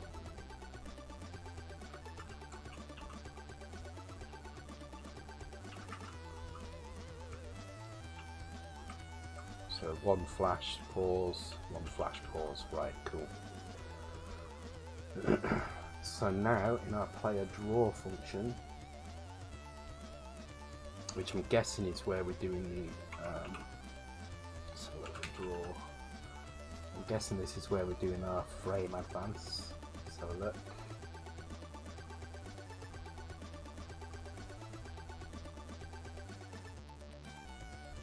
Frame. Yeah, we are doing some frame index stuff here as well. So skip frame set, okay, just for screen shake. So we need a check in here somewhere to see if we're exiting the level, and if we're exiting the level, play the animation out. So let's go through and have a look at each section. This has become quite a large function now. So it's looping through both players. Player 1, player 2 is set up here for the indirect lookups. Okay, so I'm throwing skip phrase check, complete, not throwing, skip, not using, skip.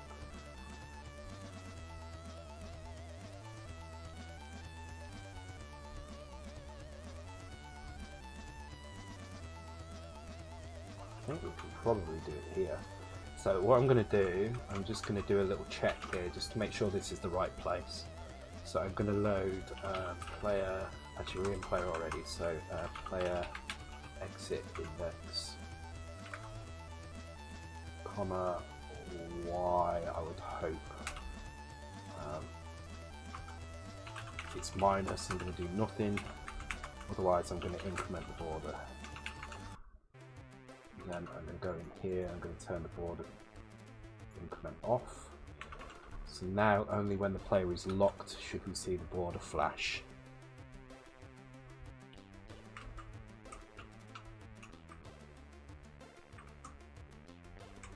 Yep, there we go, and it should go red when this player's over. There we go, perfect. So this piece of code is only running when the player is locked. So now I just want to make sure that if I change the sprite frame, that this will work. Let me figure out current frame. I think it's just that. I think current frame is the one that gets written into. I don't see it here though, that's the worrying thing. Maybe it's too late at that point. Yeah, it is too late. It's here. See, set frame. So maybe it should be here.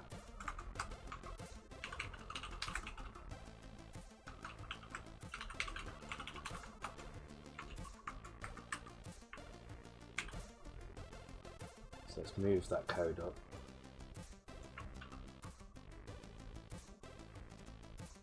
Put it here. And let's just grab a number, so let's just put 90 in there for now.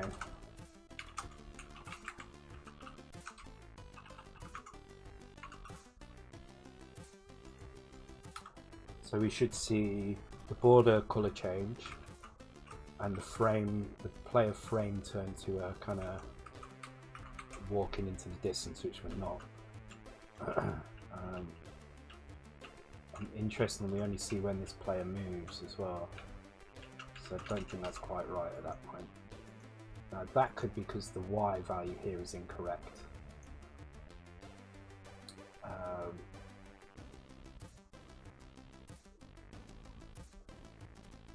So let's have a look. So we've got set frame. I mean, we could put it in here.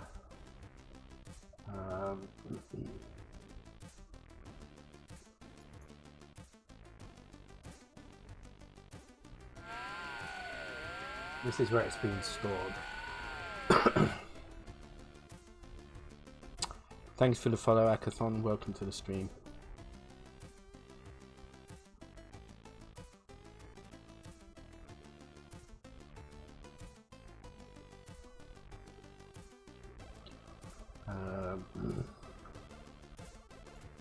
So we just need to figure out where to put this. So, I mean, we could technically put it in here. Because there is some overrides here, and set frame is when the frame is actually being set, right? So we just put this here. Check for exit animation override.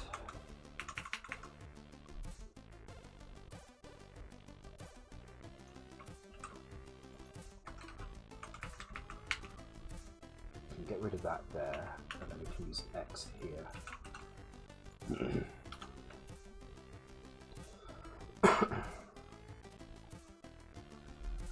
It's wine top up time.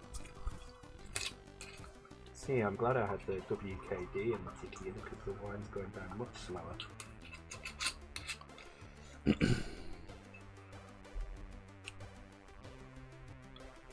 Also, guys, I just want to say a massive thank you for everybody who's donated and everybody who's bought Luma.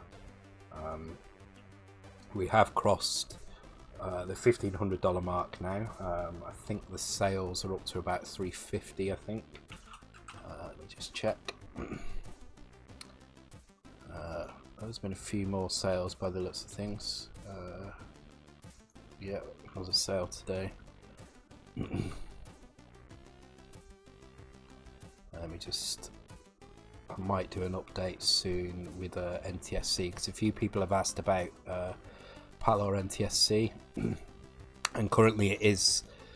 I mean, there's no reason it shouldn't run on NTSC, but it doesn't, unfortunately, because of the way that the menus work.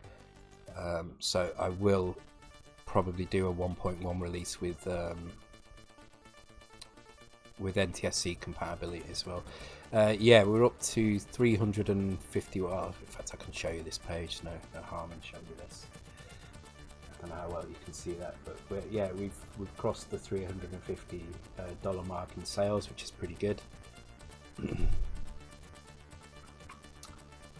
Obviously, Itch are going to take their cut from that. I've just switched over to Payoneer, so I'm hoping they take less of a cut than when it was with PayPal. Plus the 1,200 we made on stream, plus anything we make from tape sales. So there will be a tape sale as well soon.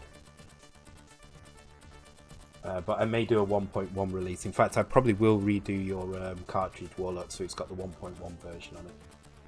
Because I would like to add NTSC support, because the laxity NTSC fix is shit, to be honest. Because I did get sent the cracked version to look at. I know you can't download it on CSDB, but it is still available in places, which is partly what annoys me about it all. And I've had a look, and the NTSC version is I mean, it makes the game so you can start it, but you try entering the code. Their NTSC mode makes the code entry broken, basically. Okay, cool. So the right sprite is appearing here. I can't move. That's fine. And then we should get the same when this guy goes in as well. Cool. There we go. Yeah, so and this was partly what annoyed me with the argument I was having with somebody on CSDB, and they're saying, oh well, they add value by adding NTSC fixes, but what they do is for them an NTSC fix is, can you play the game? it doesn't matter if the game is buggy or broken, it's can you play the game. And the answer is yes, you can launch the game, but entering a code is glitchy and buggy, and not a good experience at all. Yeah, the music does speed up a little bit, but again, this is something, if I do an NTSC version, I will fix. So yeah, so I need to speak to Bitmapsoft, make sure they haven't started doing the version yet, the 1.0 version, and release a 1.1 version with an NTSC fixing it. Okay, cool. So this is the right place. So this stores the animation here. So the next thing I need to do is I need to grab the player exit animation based on. Can I use the Y register here? It's been used here. I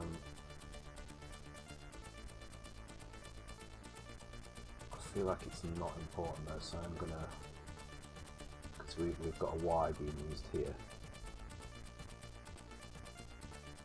so I'm going to actually use the Y. So I'm going to use comma Y, and I'm going to player index comma X, which I can do load Y comma X.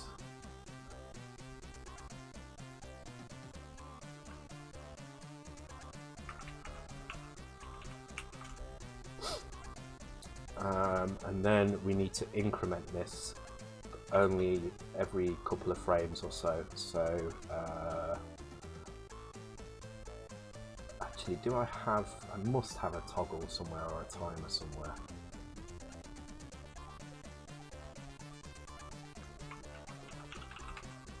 Size timer. Oh, I know where it'll be. Simply counter, there we go.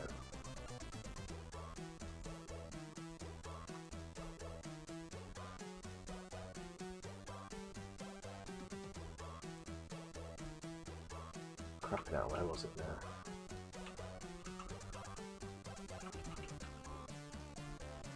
There we go. So exit animation override. Okay, so if I load ZP counter,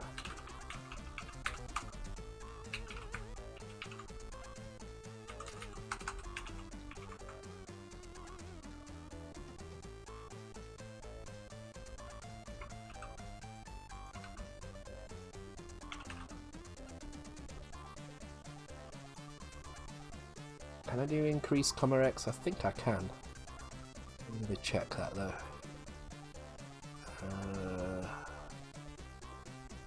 I think I can do in comma X. Yeah, I can. Okay, so it's in comma Y. I can't do.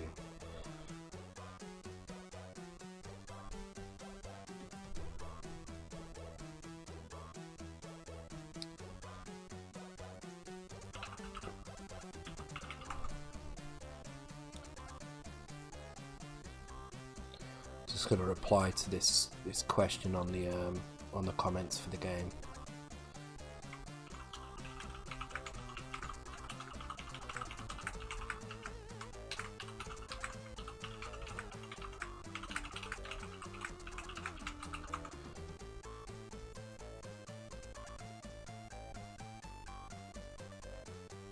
There we go. So yeah, I will do an NTSC update of Luma soon. So for anybody who doesn't know, we did a charity game on stream 2 weeks ago called Luma. You can get it there. It's $2.99. It's very little. It's the price of a coffee. And all the proceeds go to Extra Life charity, which supports kids in children's hospitals in the US. And despite what some people on CSDB will tell you, they are a very worthy charity, and they definitely could do with all the help that they get. Unfortunately, some people on CSDB think I should only support charities in my own country, despite the fact that if a child has some kind of medical need in this country, it's all paid for by the government. If a child has a medical need in America, it can bankrupt the family. So don't listen to those idiots. And unfortunately, it's only a small. I don't want to disparage CSDB as a whole, because there are a lot of good people on there. But unfortunately, there is a small subset of the people on there, and they tend to be the most vocal people on there that really kind of put a stain on the community, really. So, and they will fight tooth and nail for their right to steal software. And claim that if they don't put a link on the download page, then everything is fine, when in fact, I mean, let's just have a look on CSDB 1 second. There are 9,648 groups and 26,000 sceners, and these are all people with access to the 1,842 BBSs that will distribute the cracked versions of this game for no charge whatsoever. So one person in the scene grabs the file, cracks it, shares it with everybody else, and that's 26,183 people that can get it for free then. So not putting a download link on the page is kind of a weak excuse, to be honest. Yeah.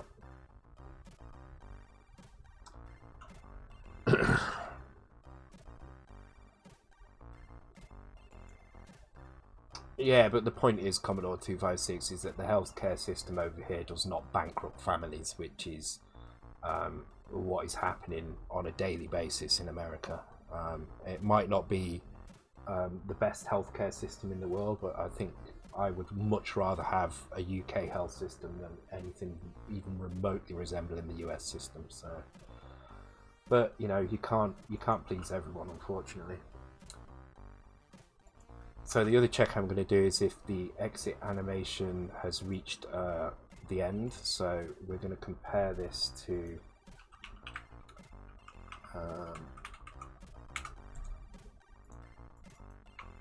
this is going to be in tables, isn't it? So I'm going to need tables here as well.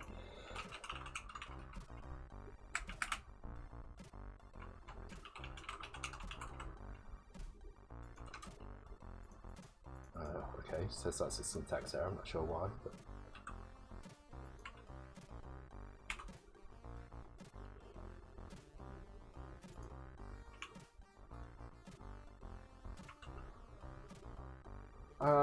yeah, I'm kind of the same. And I mean, to you know, I've pirated stuff. I'm not going to deny that I've pirated stuff. I have. But there's a limit to what I would see as kind of an ethical. There's an ethical kind of question you need to ask yourself, and if you're sharing something with 26,000 people, that's no longer piracy. That's distribution. And if you're distributing something where the money would have gone to charity, then that's just terrible. That is absolutely terrible. The other argument they give is that without CSDB, there would have been no sales of the game whatsoever. It's raising awareness of the game, and that's just horseshit. Because when I look at the references on the itch.io site, sure, CSDB is there, and it's got quite a high kind of reference, but it's by no means the top. The top is Indie Retro News, then it's Twitter, and then Twitch, I think, as well. It's definitely not the top. It probably accounts for yeah, you've got itch itself at 76, Twitter at 127, Indie Retro News at 173, and CSDB at 70. So yes, it does account for a portion of it, but it's not that many, to be honest.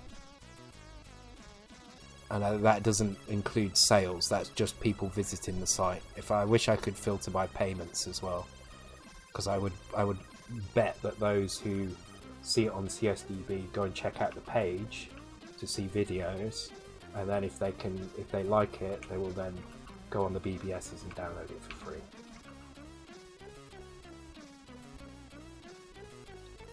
Okay, so if we have reached this value, if we haven't reached this value, I'm just gonna skip ahead to here. I'm gonna put skip in here because I think it's important that this is actually skip. So Otherwise, if we have reached that value, then we actually need to display nothing in that frame. So we're going to load a blank frame in there. Hopefully we've got a blank frame that we can use. I'm going to assume that these frames, I'm going to leave these frames blank all the time. I'm going to use these, and I'm actually going to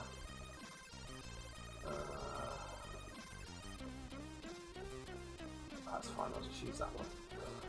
So this becomes 5F.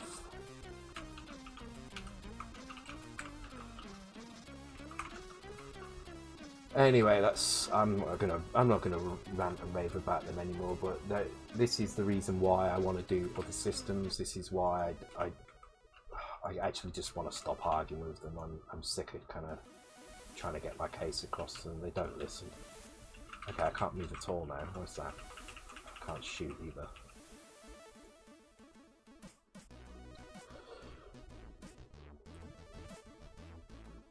What have I done? Something. I've done something, and now I can't throw at all.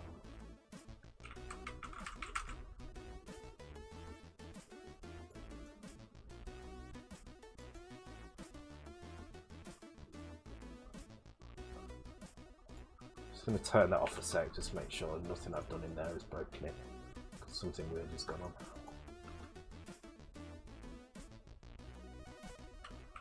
Okay, it's something to do with that. Yeah, that's weird.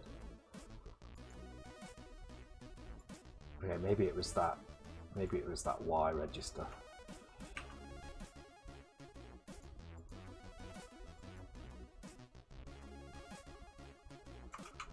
Do you know what? I'm just going to check by pushing it into the accumulator.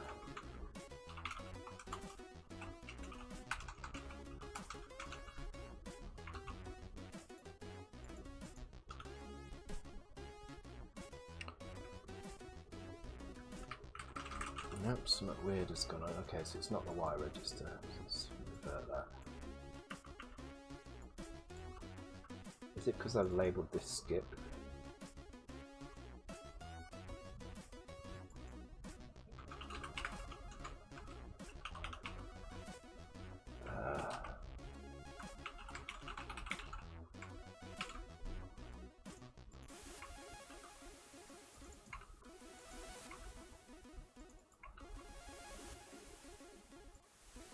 That should just be plus, shouldn't it? There we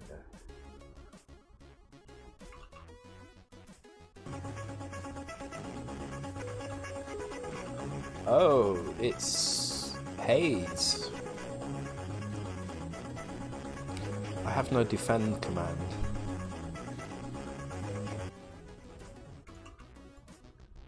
Hi Haze, thank you for the raid, dude, and welcome everybody that's come along with Haze. How did X-Wing go tonight? I did pop on for like literally 30 seconds before I started setting my stream up, just to see if you were playing X-Wing. You know, there's no defend, you're just doing it anyway. It went pretty well. Oh, they've okay, they've immediately gone into that mode. Okay, that's frustrating. What's going on here? Okay, so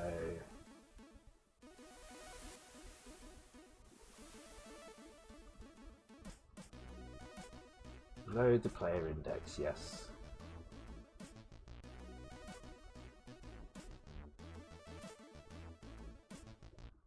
Oh wait, we shouldn't be doing this at all if it's minus, which it is there, and this should be skip exit over it. Okay. I think we're on it here now. I don't know who Gart is either. I assume he's kind of one of the big bosses in the game. Shit, that should be on. Okay, we need to turn the crown off at that point as well. So that's one thing we definitely need to do. But the players are going into the door now, which is good. So let's make sure we turn the crown off if we have it.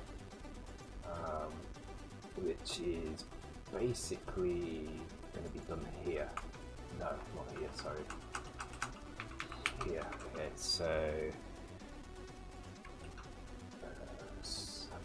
we had crown, here we go. Crown, player has crown.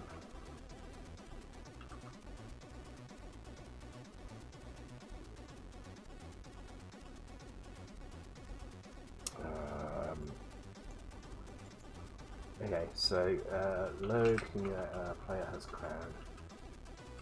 No, actually we can just compare X to player has crown.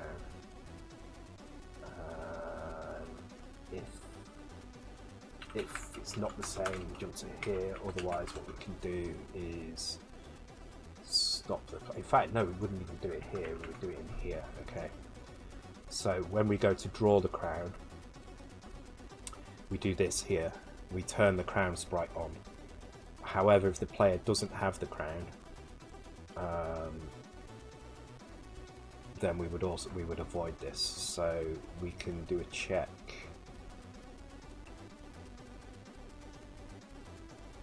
We'll do it here. All right. A great guy in a damn fine pilot. That was a rookie he turned down getting laid before his last mission. Oh no. Why would you do that?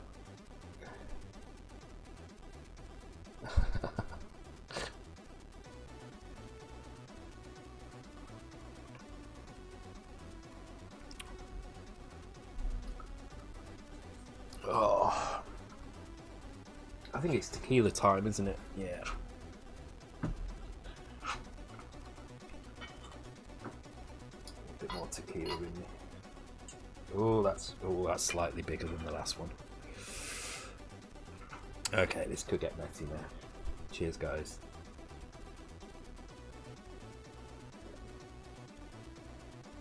Wait for it. Oh, oh.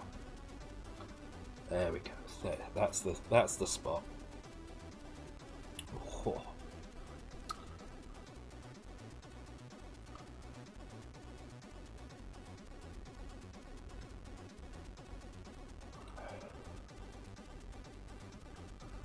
Any guesses on Carlton Handler's mystery sequel he talked about on the retro? I've not listened to that yet. I need to listen to that. Those Creatures 3 for sure. Mystery sequel. No idea. I'd have to have a listen to it.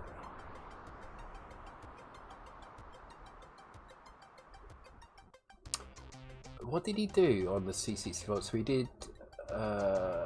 God, what did he do now? He did Spitting Image, didn't he? He did. Trying to remember what else he did. I was reading about it the other day. APB as well, yeah. But APB was not on the C64, wasn't it? It was on something else. Rugby, that's the one. Yes. Rugby, that was quite a popular game as well. It's one of the best sports games on the C64 actually. Of course, Microprose Soccer wins the overall. I think for kind of standard sports, I think California Games is probably. I thought Rugby World Cup was one of the good ones. Ah, I don't remember. Which one am I thinking of then? I definitely remember one of the rugby games being really, really good. Commodore format mixed the scores up. Oh. There was a really good rugby game on the C64. I can't remember what it was now. World Class Rugby? No, I don't think it was that one. Oh, maybe it was actually. It does look familiar.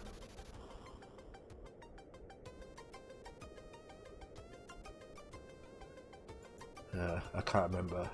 Yeah, I think World Class. It might have been World Class Rugby. It does look. It looks like the one I recall.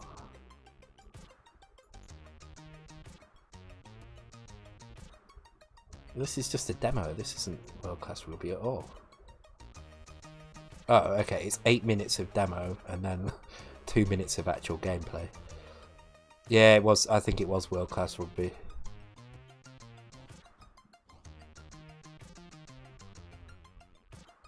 Yeah, I think it was that one. I don't know. It's been so long since I played it, so. Okay, I trust you. Okay, so I need to check what we're doing here, but it's not equal. Player's crown. here. Okay, so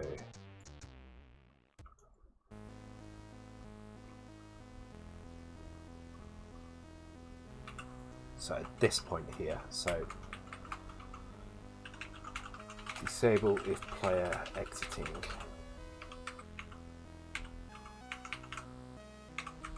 So we want to know if player.player what was it, exit index, comma y. If that is negative, then we can just carry on. However, if it's positive, what we need to do is we need to turn the crown off. So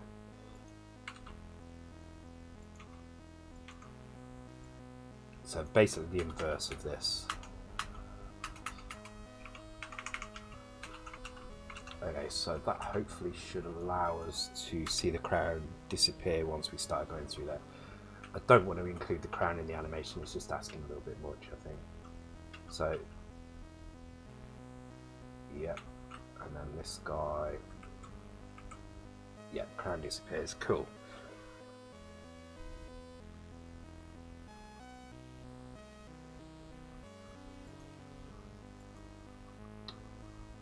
And now at this point the level is over with. So what's happened here now is that the player index has reached this point. The exit index has reached this point, and so none of this code runs. It gets to here and none of it runs. So what we can do now is in our door function we can just add another tiny little check in here. Where was it? Exit update. So here we're checking both players. Then what we can do at the very end here is we can just set an exiting state as well. So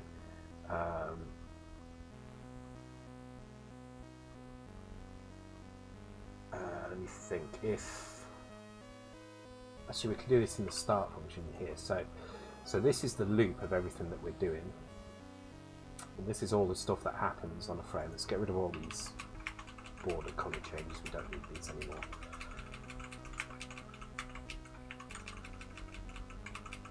So this is all the stuff that happens during normal gameplay. Then it gets to here. So what we can do here is at the very top of this function, we'll create this into two blocks. So this is the first block, and this will be our normal game loop.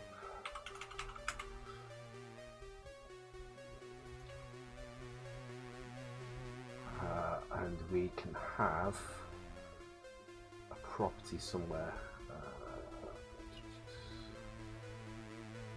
See, I've already thought of different ways of doing this since they're walking through the door frame. All right, let's try and change that a little bit. We can make them. They need to fit a bit better over the door, don't they? Yeah, as soon as they're moving too quickly. All right, that's easier to change. So in our door check here, where we check the X position, we just need to adjust slightly based on that. So at the moment we are checking compared to door position X. If we just add a little bit, that will get the left side sorted out. So let's just add 4. Let's see how that affects it. It's probably a bit too far now. This is that Halloween one. I say this every time that it comes on, but wait, what the hell happened there?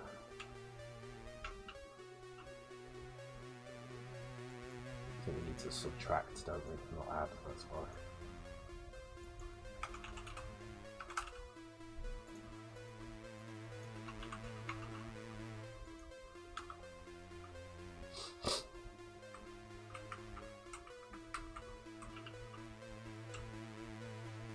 So there is one bug we definitely need to fix. Oh, actually, no, we don't, because we can't throw anymore. So when that switch is pressed,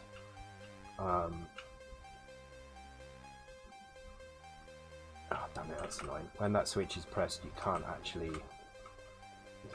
trigger. You can't actually trigger the throw animation at all. So if I just nudge slightly this way, I think it needs to be one less, and then we need to prevent it on the other side as well.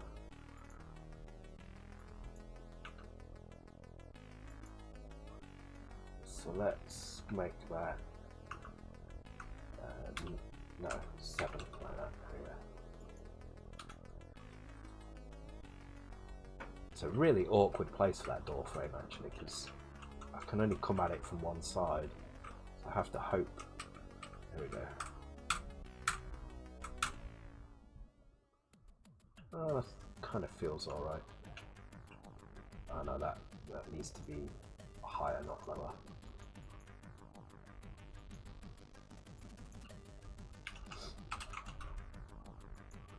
Again though, the animation can change as well, and I think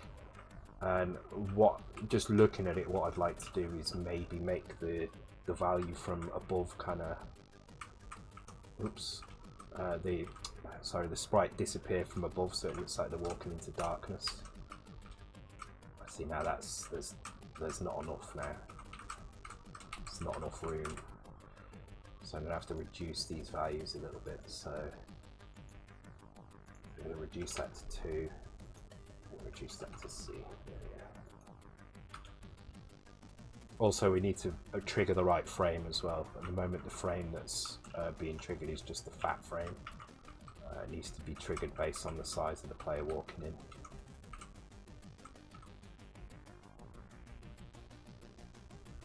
That's kind of alright. Yeah, that's alright. Okay, so I'm going to extend the animation a little bit, and the reason I'm going to extend the animation a little bit is because if the player is at the smallest size, then the last bit of the animation is only going to play 3 frames and then you're going to disappear. So if you imagine this is the animation, this bit here is where you would come from the smallest size, so I'm just going to repeat this last 3 frames just once like that. And now we need to make sure that when we add these values, when we start this animation, sorry, we start at a value that represents the beginning of that player's size. So that is down here, which is this bit here. So instead of 0, it needs to be based on the player size. So we do have player size already, which is this one here. And player size is going to be 0, 1 or 2, and we need to times that by 3. So what I'm going to do, just to be really crude, is I'm just going to add that number to itself twice. So now it'll be 0, 3 or 6, and then store it there. Okay, so hopefully now what we should see, let's put some, well, let's just do a test, make sure it shows the small animation. If it's, why is that not working? Place, oh, okay. If it shows the small animation,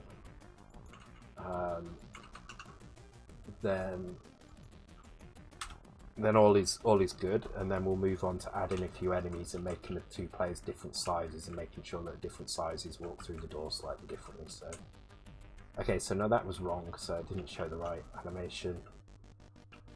Again, didn't show the right animation. Okay, so let's put a breakpoint in here and see what's going on. Ah, this is because actually what's happening, player size 0 is actually the smallest size, so it needs to be, okay, do you know what I'm going to do? Size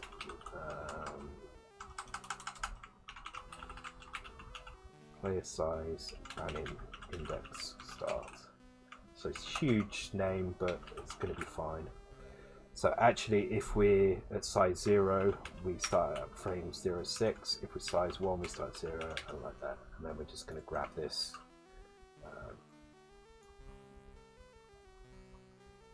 Can we use Y here? Looks like we can. Yep, okay. So we're going to load the player size, then we're going to load the Y. There we go.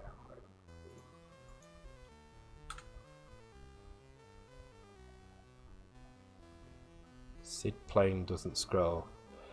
No, I was originally going to have it have the name of the Sid in there, but I have no way of grabbing it from the video. So, although somebody mentioned a really good idea, which was to have channel points allow me to select a Sid. So I'm going to try and set that up at some point. Yeah, there we go. That's fine. Okay, cool. So I'm going to add some extra enemies in. I'm going to make one player really fat, and then when he's fat, I'm going to get the other player to the middle value and then exit the level. So I have to play through a level now. And then once we've done this, we can work on some kind of bonus screen. It can be a placeholder for now. It just needs to be something just to show that we can actually enter a different state. Oh, I'm trying to eat the player there.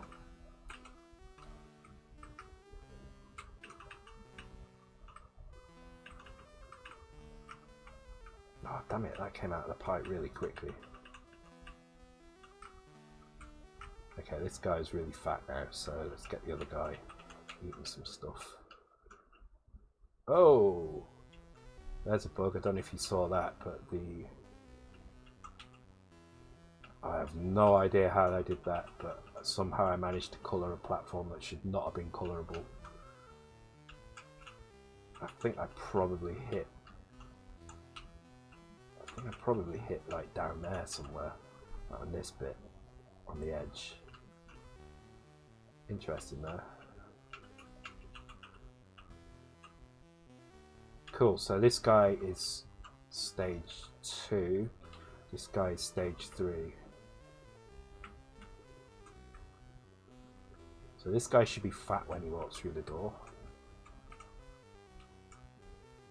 He's not, he's does some weird glitch. Okay.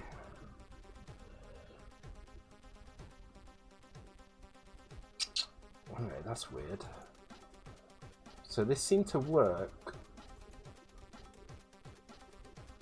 for normal size players, but not for player size and an index start.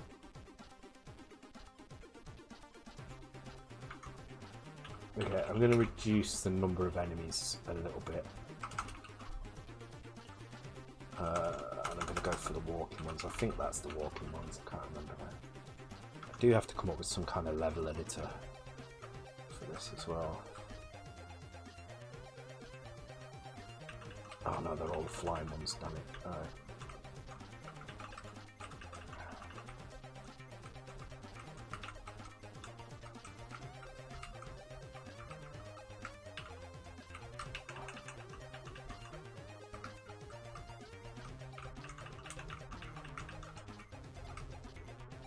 Oh, glitch here as well.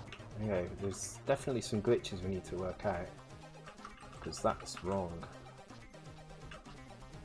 It fixed itself when the colour went over, so it's obviously something to do with the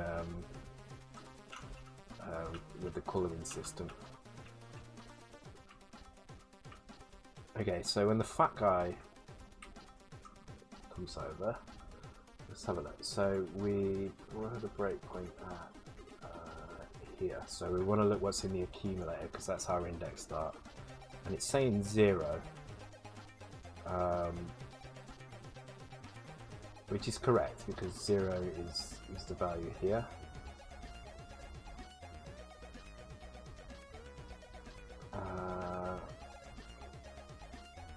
Okay, that's odd. X register is at 0, so this is saying that player 1 animations should start at 0. and yet that's what we get. So there's something strange going on there. Let's try moving this player over. Okay, so this is saying our index is 6, which is correct, and this is player 2, which is also correct. And at that point we see the right thing happen.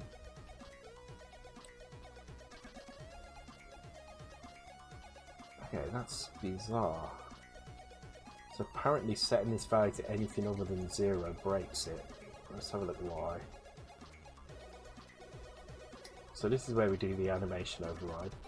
And we're checking for the length of the array based in the table as well. So our table is the correct length. And actually when we're using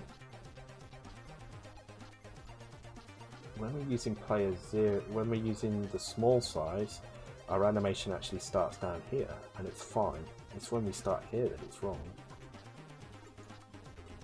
Alright, I'm going to take a quick break, guys, because I need to just have a break. I'll be back in 3 or 4 minutes, guys. Be right back. My God, it's cold out there. Do you know what I need to warm me up? A tequila. Is good. Hang on. Blah, blah, blah. I do need the tequila Gunstar Heroes. Good. Already predicted.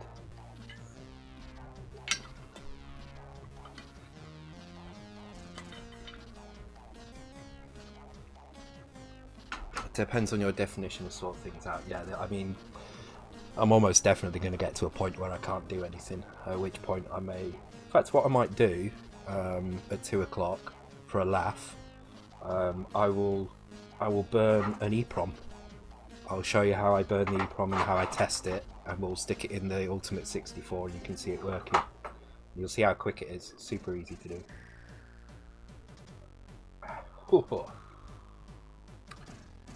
So I'll just do the one that I did for Warlock because I want to check the things. So I definitely need the lemon. No lemons in the shopping though. Shortage of lemons, can you believe it? Okay, I'll just check this, get some posts on Discord. Oh, yes, Andy Magic Knight, you can indeed have that. I don't know if you're still listening, I think you are.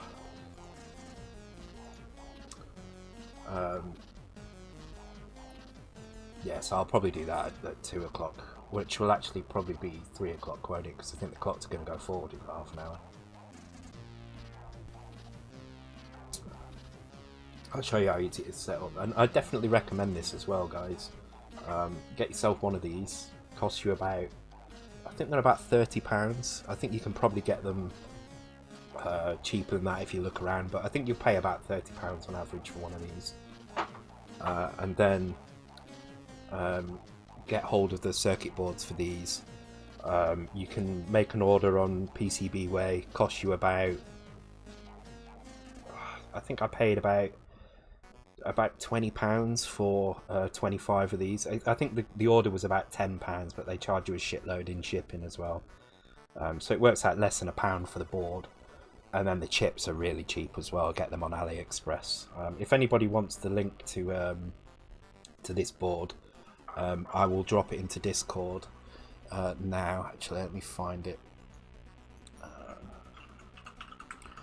And you don't need a huge amount of soldering skills to be able to do it. And in fact, what you can do, like I've done here, is if you put a socket on the board, you can burn an EEPROM. You can put it in, and you can just use one board and just have a stack of EEPROMs that you use. But I just use this as my test board. But this guy has all the files you would need. I'll put it in fact I'll put it in the chat. There we go. All the files you would need to make the board.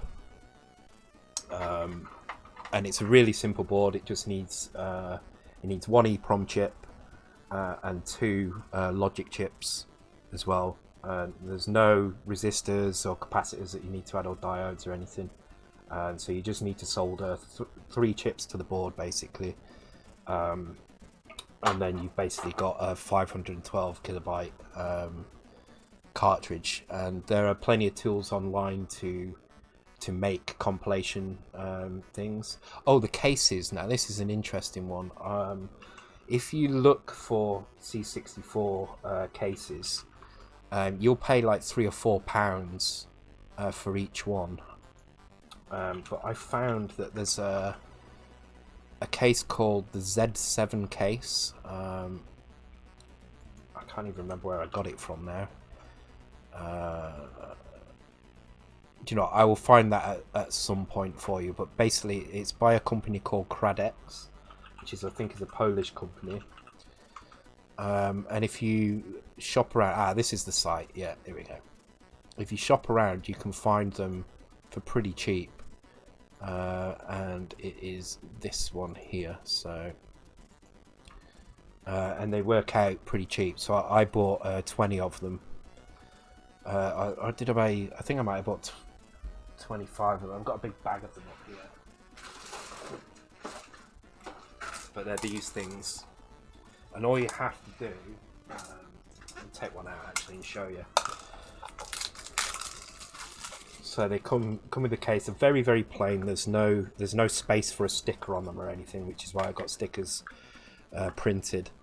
But the boards, when they fit in, you'll see that they don't quite close properly, and it's because the standoffs that are in there, these little standoffs, they're flush against each other on both pieces. So you just get a craft knife and just shave like 1 millimeter or 2 millimeters off, and then you can easily fit the board in. It comes with the screw as well, so you don't even have to buy separate screws, and then you get a nice case to fit it in. And then there's plenty of places online where you can buy stickers and you can upload your own things. So I ordered a sheet of Luma stickers, which I've got here.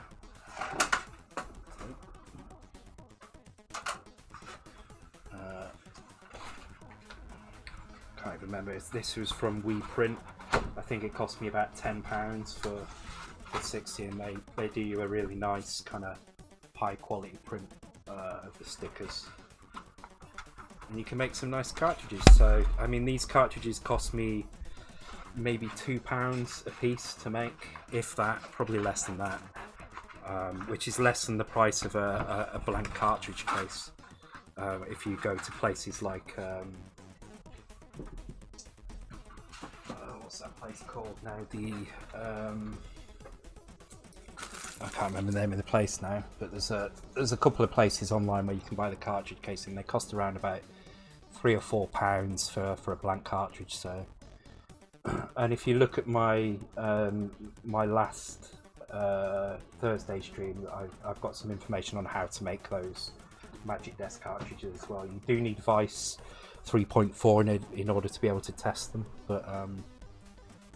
but it's all there. I mean, you can make these cartridges for a couple of pounds each, so they don't really cost a lot.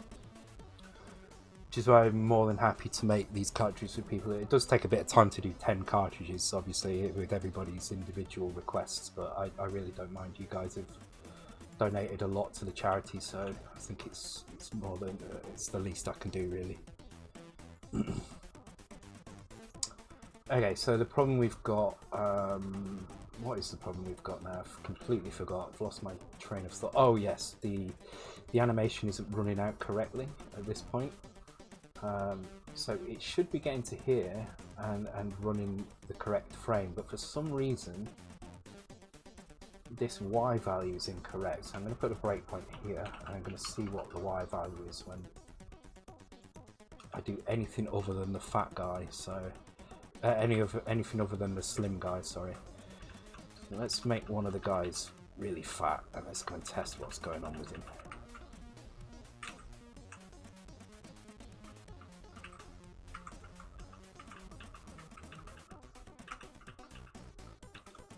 There's still a few little bugs here and there that we need to sort out, but it's starting to come together quite nicely, this now.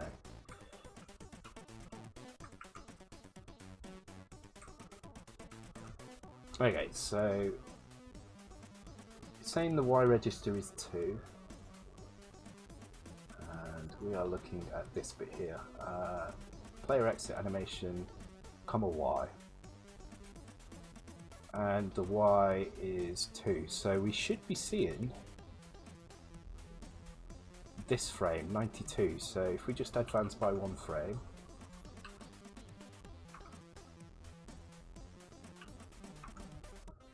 okay, we didn't see anything there.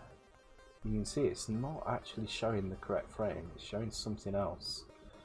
So I'm going to check, let's see where the screen is at. So the screen is at C000. So if I check C3F8, I can see what the frames are here.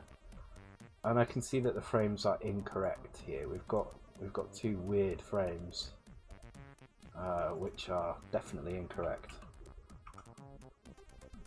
Exit animation, comma Y is 0 and 0, 0 and 0. We definitely should be seeing something different here. Store that in the current frame, yes. Then do all this crap, then come to here.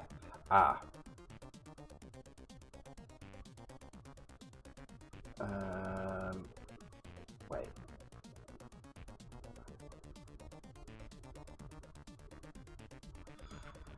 Okay, so this is where we're actually storing the value. But we do seem to be doing some other crap here. I'm not sure what this is about. Oh, this is checking if we've got a player size. So I'm going to actually jump to at this point here.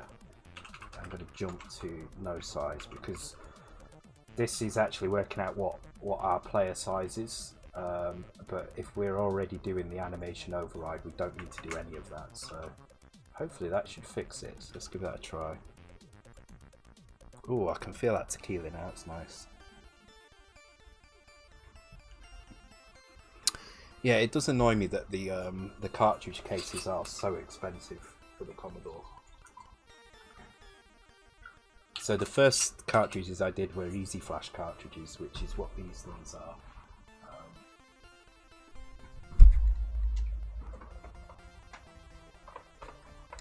I spent a lot of time making the boxes for these as well, so I made nice kind of same size as the standard C64 cartridge boxes, of tape boxes, sorry, and put the cartridges in.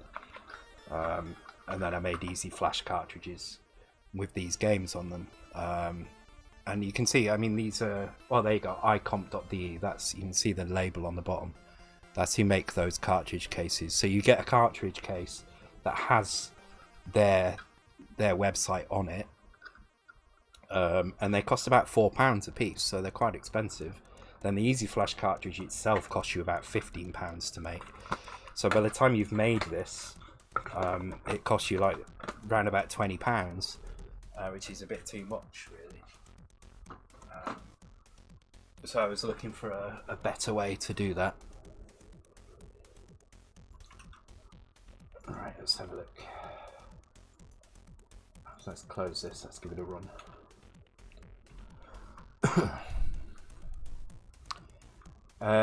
Games that are D64, not really. I mean, if they're PRGs, they're a lot easier. You can make games that, so one of the projects I'm working on is a multi-load game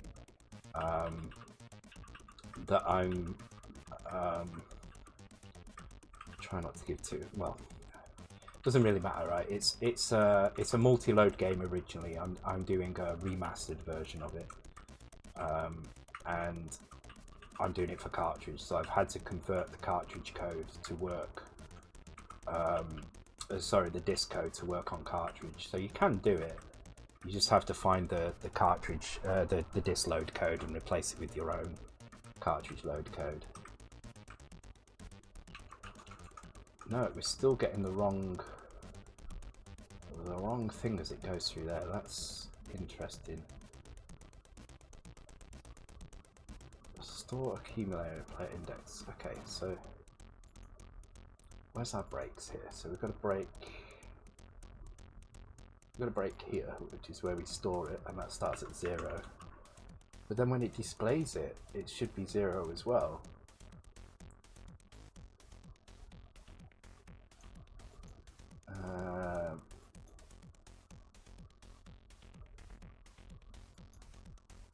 Let's put a breakpoint in here and see what's going on.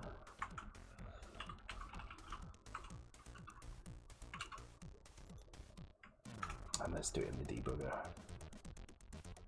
Did you export all the sprites? Yeah, because when we did the original animations, it played them all through perfectly fine. Something bizarre is going on. I'm not entirely sure what it is. Okay, so let's just get both of these guys over to this side, right? Let's try and play a little bit. Problem is, I kind of need one to be in a different place. There we go. So I need one of them to get fatter. Okay, that one's fatter now.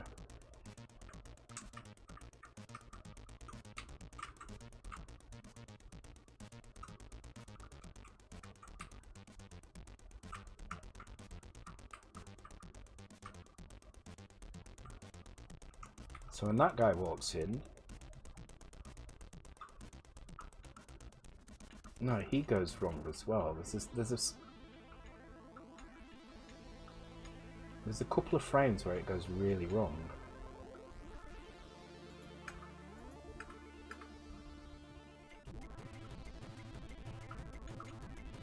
And now it's kind of stuck because it's doing that. Okay, so there's something really odd going on here.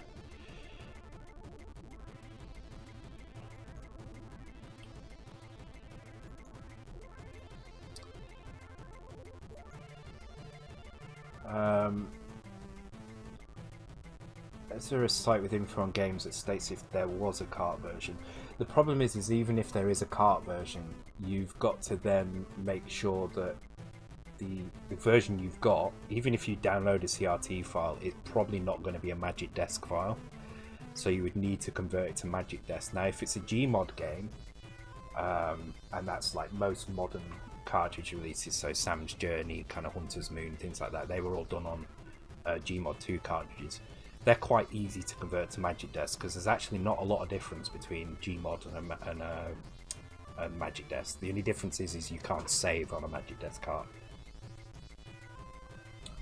There's no flash ROM on here like there is on a Gmod. On a Gmod, there's another 2 kilobyte chip on here which allows you to save to it. But other than that, it's quite easy to get it to work. The problem is things like Ocean Carts and stuff, they would need a little bit more work to get them to work. Now, Ocean Carts are still fairly close to Magic Desk, but they do allow 16 kilobyte banks as well as 8 kilobyte banks. You'd have to do, and most games would have used that, so you would have to do some conversion to get it to work. Okay, I did actually put a breakpoint in and then didn't actually check what those values were when they came through, so let's do it again. You can do it in this mode, it's fine.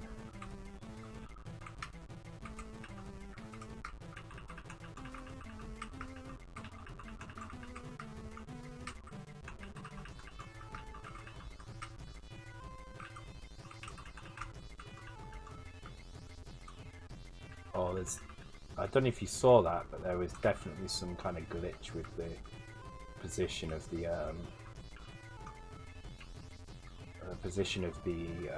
projectile then as well. Okay, so we are looking at this code here.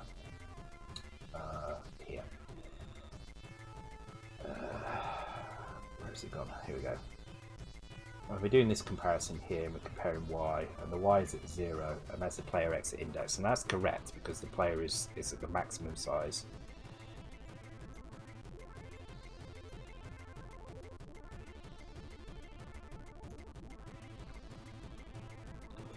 Yeah, no, not a problem at all. Yeah, cartridges, I feel like cartridges should get more kind of coverage on the C64. Right, there we go, there's something that's wrong. So we've loaded 1 into the Y register, then we've done this, and we've come to here, and we're loading player exit animation come on, and that's this.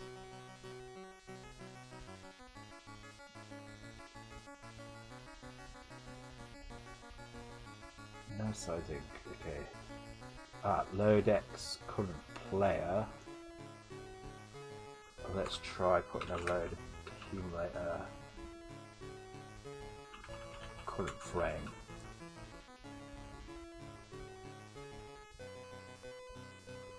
Branch if not equal. Let's put a little thing in there like so. I think that might fix it actually. Yeah, I feel like there's a lot of stuff we can do with cartridges on the C64 that just isn't being done at the moment. I mean, thankfully we've got people like Sarah Jane Avery who is making use of the cartridge format. But even then, I mean, she's only really making use of the cartridge format to do the NTSC version. So cartridge allows you to do some things which can help you speed up code quite significantly, because you can extend beyond 64K, kind of. You only ever have 64K anyway at any one point in time in memory. But what you can do is you can switch out an 8KB bank almost instantly with something else from the cartridge.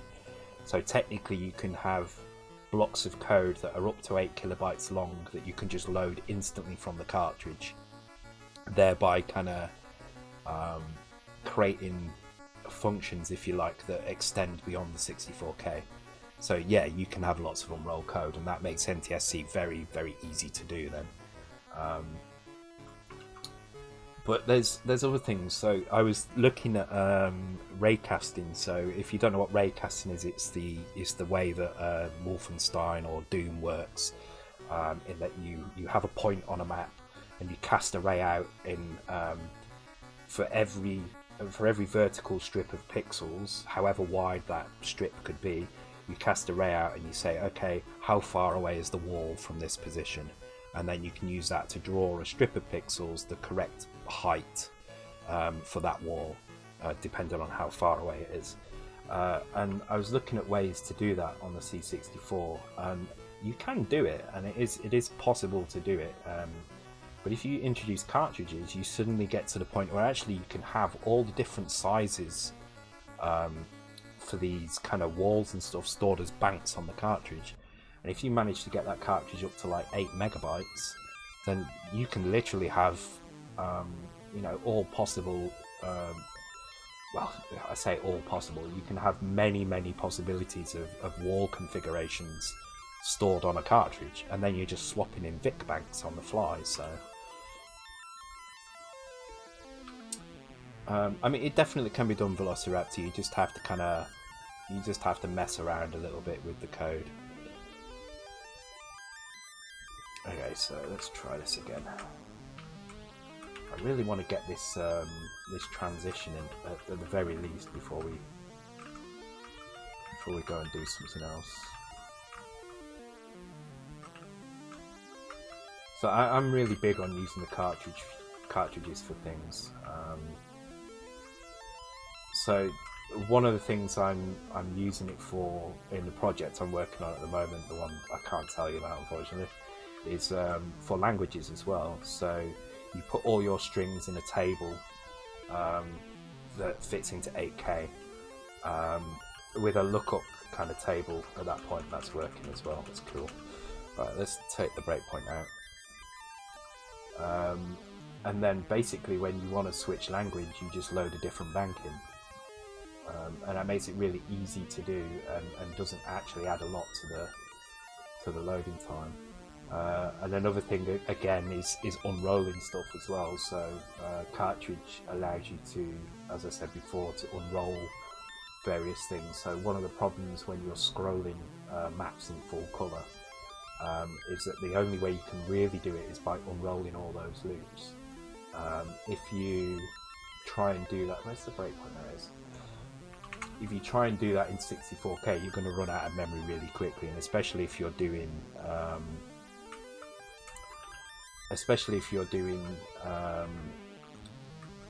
remastered work. So if you're taking an existing game and kind of editing it, you probably don't have the room to start unrolling loops to add NTSC support.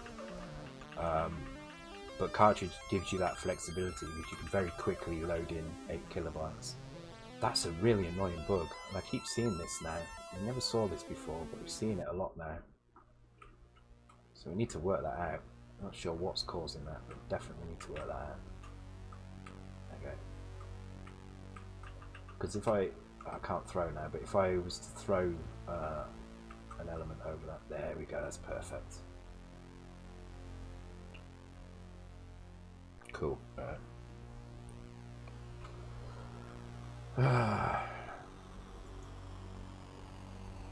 And the other thing, of course, is things like speech samples as well. So if you've got speech samples in a game, if you can compress those speech samples into 8 kilobytes, then you don't have to worry about memory. You can just load in another bank for another speech sample. So I want to play this speech sample, load in that bank, play it. And the cool thing is with cartridges, so most cartridges will load from 8000, so they will load from this area up to this area in Magic Desk anyway. In Easy Flash and Ocean Carts, you can load up to that area as well. Sorry, this area. But they load as ROM, not RAM, so you can still have code in this area, and as long as it's not critical while that's banked in, you can bank something in from the cartridge, run it from the cartridge, and when you turn it off again, your code is still there again. So yeah, Sam's Journey has got a cartridge version, and I would definitely recommend, if you're going to get Sam's Journey, get the cartridge version, because I had it on disc. So when they released it, they released the cartridges and the disc versions, but they released the D64s digitally before the cartridges arrived. So I got to play it a couple of weeks before my cartridge arrived, but I had it in D64 format, and it's horrible. Trying to play with the saves on it is really bad. So if you don't want to swap carts in and out, get an Easy Flash 3. So an Easy Flash 3 you can buy online for about £30, and it has a USB connector on the side, and you can flash stuff to it through the USB, so you can leave it plugged in and flash stuff to it that way. Which format cart do they use? It's Gmod 2. Sam's Journey is definitely Gmod 2. Okay, this is working now. So the next step is in our start function, which is here. We're going to work out which loop we're going to go to. So we'll normal loop. So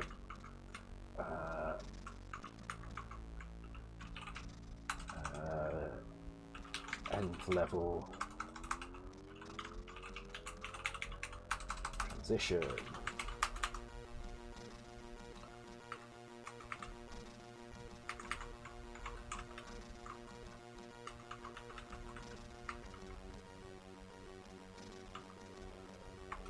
You can also make them as well. I mean, Easy Flash is designed so that people can make them at home. Gmod is not designed so people can make it at home. They're designed with surface mount components and quite complicated boards.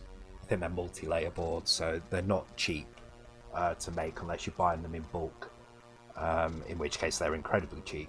But actually, kind of soldering things is a pain in the ass, especially if you I mean, it depends on your level of soldering. If you are very confident with hot air soldering, then you'll probably find Gmod all right. But good luck finding the schematics for that and being able to burn the board, because to buy the boards, because they keep it kind of secret with the publishers. But if you're confident to do hot air soldering, surface mount stuff, then you can probably do it all right. But I wouldn't recommend it. Hot air soldering is something that takes practice. It's taken me maybe a year of constantly fixing Xboxes and PlayStations before I feel confident now that I can hot air solder pretty much any chip to any board now. Oh, and you need a microscope as well, so you do need one of these things.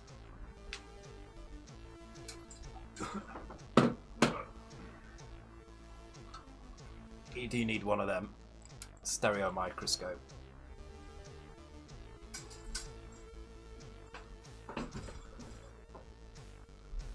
Because the connections are so small and so tiny, you need to be able to see them with depth as well. So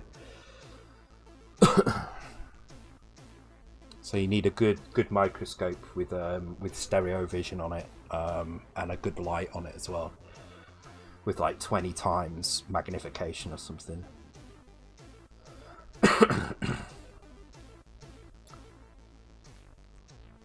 Okay, and level transition. So what we're going to do is we'll move this jump into these, so these will now be part of these states. So this is kind of like our game states here. So what we'll do is we'll create checks to see if we're in these states. Okay. So before we do the normal loop, the first thing we'll check is, are we in normal loop? And the way we're going to check that is we're going to check our player exit animations.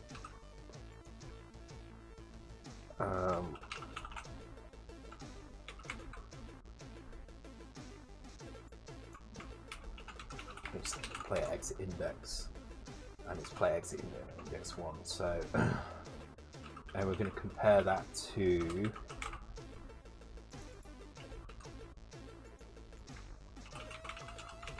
I should do some streams on soldering and repair and stuff. They're quite. It's an interesting thing to get into, and if you're kind of even slightly technically minded, you'll pick it up in no time. So we're going to write the PRG to RAM that later. Do you know if that can be done over the user port too somehow? Could you do it over the user port? Theoretically, you could do it over the user port, but it'd be quite slow. You'd be better doing it over the expansion port. I can't imagine. I think user port. Yeah, it would be slow, I think so. Because you'd still be limited by baud rates, so you'd be better off with the expansion port, because the expansion port lets you basically switch lines on the PLA and basically turn on basically switch areas of memory to other areas of memory on your expansion. So you'd be better doing it that way.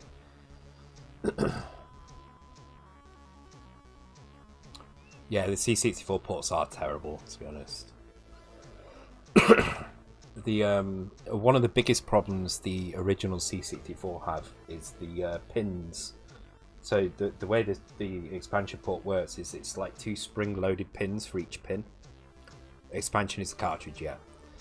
So there's like 2 spring-loaded pins on either side of the board. So the board goes in like that, and then these pins kind of push down on it. The problem is those pins were so cheaply made that over time, what happens is they lose some of their springiness, and you end up with a lack of contact. And that sounds like a really simple thing to fix, but it's really not. It's actually quite a pain in the ass to do.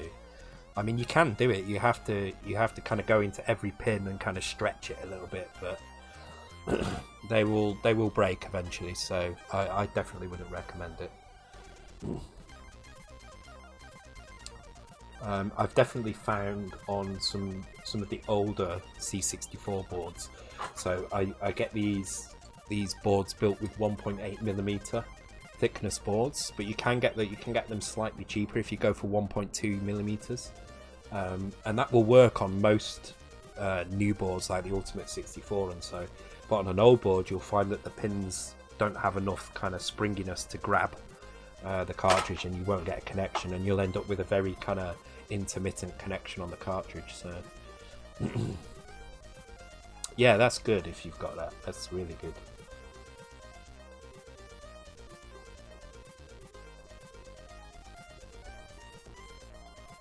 Yeah, you can. So yeah, as step says what you can do is if you just run some flux over both sides of these pins, and then just tin all the connections, you'll get maybe a fraction of a millimeter on each side, but it will be enough to kind of to go in. But it's not ideal. I mean, you don't want to be doing that.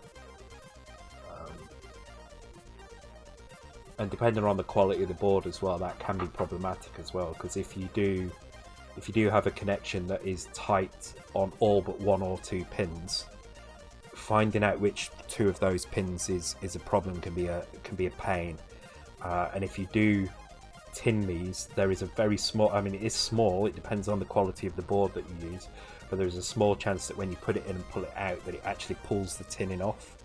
And then that ends up inside your expansion port and causes all sorts of problems. So I definitely wouldn't recommend it, but if you do know which of your pins are a problem, then definitely try that. One other thing you can do as well, and I wouldn't recommend this, is if you are having problems with connectivity with your cartridges, is just put some weight in the end of your cartridge case.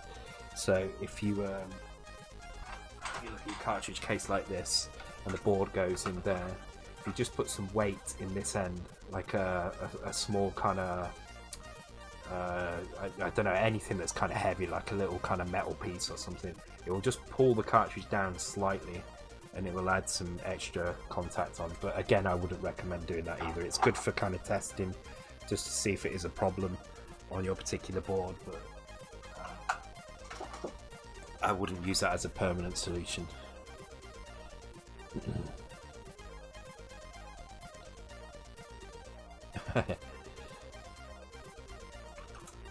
Okay, right, so we're going to compare this value. If it's not this value, then we can go to normal loop, because if player 1 is not already exiting, then we can go to normal loop. And we can do the same with player 2 as well, so we just do 2.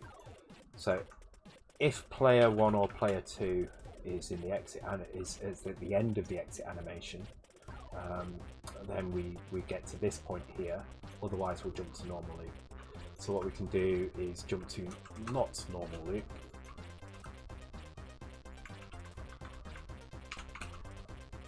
so I do like talking about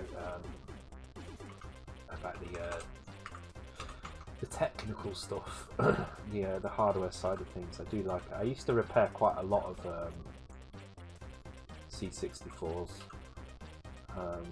I actually have a blog online. I haven't updated for ages. If you do search for Shalan C64, in fact, let me find it. I've probably got it here somewhere.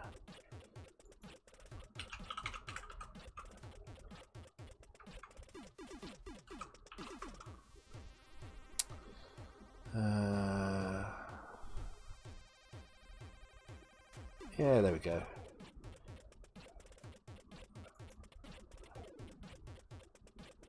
It's quite an old blog. I started doing a little bit on it, and I never actually finished it, but I have some kind of repairs that I did on there as well, showing you how I did various things, building guys. There's not a lot on it, there's a couple. There's an Amstrad repair on there as well. What else is on there? VIC-20 repair, Spectrum repair as well, +2 repair,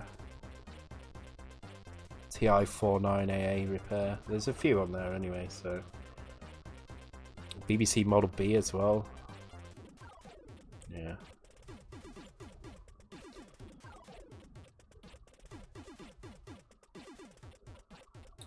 I haven't updated that in like 2 or 3 years now though, so it's probably not that useful. But if you want to see some of the kind of things that I'd be repairing, that's what's there. Right, I think it's wine time. Let's put an increment in here and jump to loops. Let's actually see what happens. We are going to have to run the music update because we do want the music to continue, so let's keep that in there. So let's see what happens. I have a feeling lots of weird things are going to happen at this point, so it should be interesting.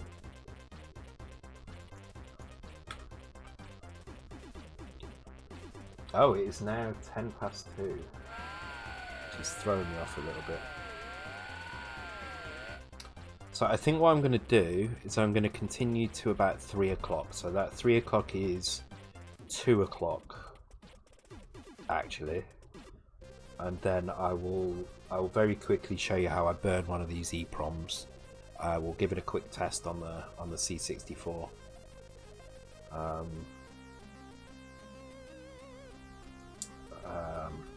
And then I'll probably call it a night after that.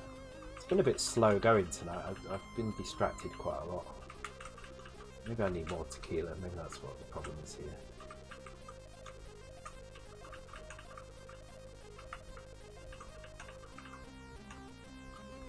Cool. So I'm hoping once both players have gone through this door,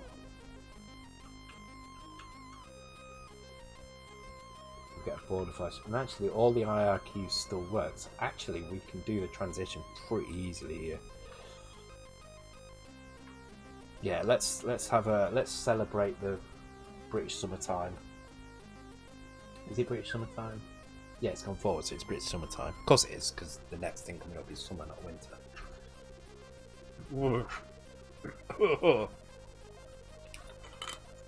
Cheers, guys. I'm already shivering and I've not even had it yet. Oh shit, these are getting bigger. I need to tip some of that back. Oh, fucking hell. Yeah, so we'll do another 50 minutes on this. We'll work out some kind of transition. We'll get that implemented. So there'll be an end level transition. So yep. And then there'll be a bonus thing as well. The rest of our terminals are a bit wonky. What do you mean the rest of our... Oh, okay. Cheers, guys. Does anybody actually drink tequila while I'm drinking tequila? Just out of interest. I imagine not. God, how can you see that? That's really hard to see. Oh yeah, I can actually see it flickering. Yeah, you're right.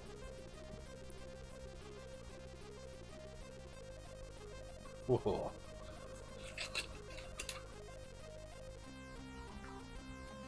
Tequila, you've got to get good tequila. This is a good one. So this is called Altos. It's a nice tequila. The problem is if you get bad tequila, it really I agree, it tastes like petrol. It's horrible. But good tequila, it's giving me the shivers. Whoa. I do recommend lemon after it. You need the citrusy, the citrusy kick after it, just to kind of get rid of that aftershock from it.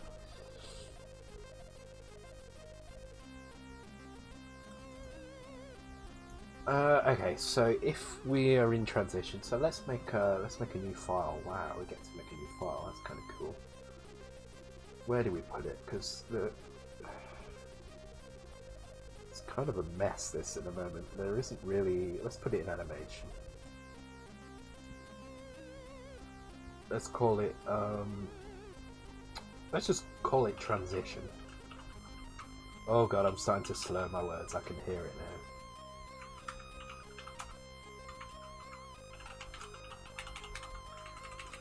Oh yeah, the typing's going and everything. Alright, let's work out where that should fit in memory. Okay, we're doing quite good for memory actually. So we've got all this room here, which we've reserved for enemy behaviours. And we've got the thick bank is in the upper area of memory. We've got map data here. I think it's fine to just stick it on the end. So.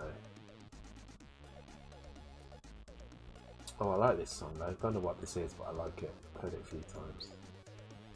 I think we can just import it here. I think it's fine.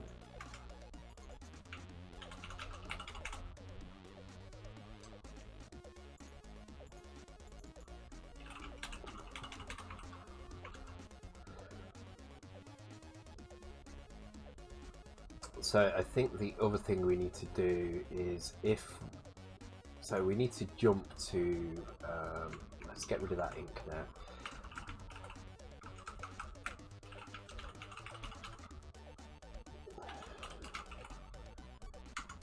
Jump to transition update, if I spell it right. Oh shit, what happened there? Oh my god.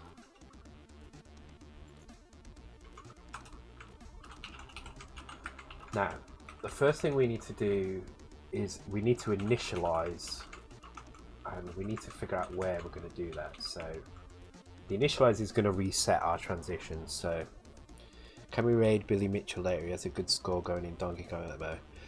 I mean, we can do, but what annoys me about Billy Mitchell is he doesn't let you talk unless you're subscribed to him or you're a follower or something. So, also, he's a cheat. So I'm not convinced to buy him, to be honest. I raided him once and it annoyed me that I couldn't chat immediately. So, I mean, I don't know. Let's see who else is on.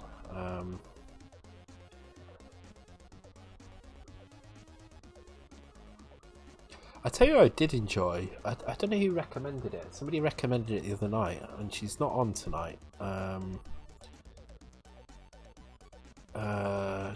It's a Canadian girl. I forget her name now. God, I've got so many on here.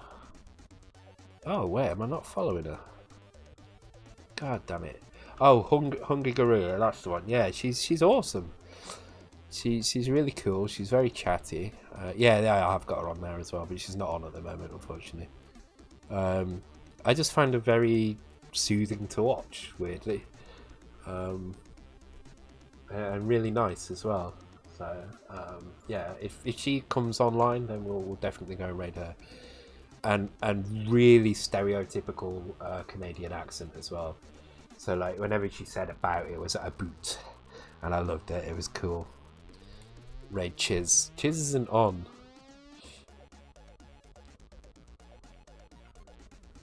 Okay, right.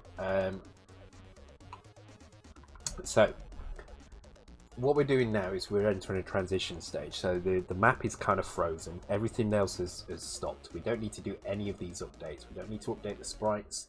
We don't need to update the player, the crown, the projectile. We don't need to do any of this. This is absolutely fine. We've entered this stage now.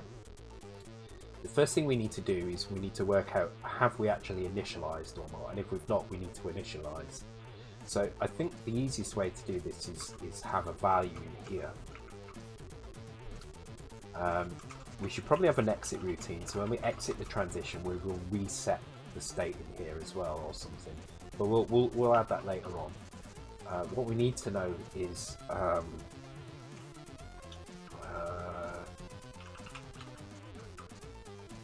transition active.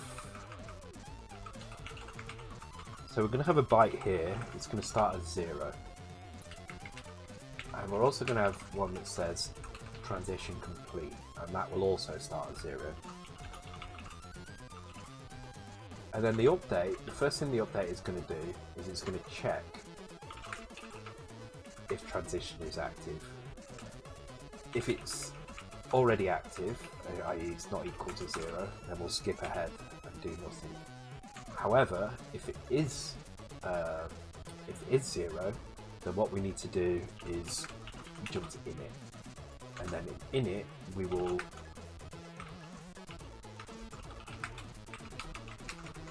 set that transition is active, and we will also reset the transition complete.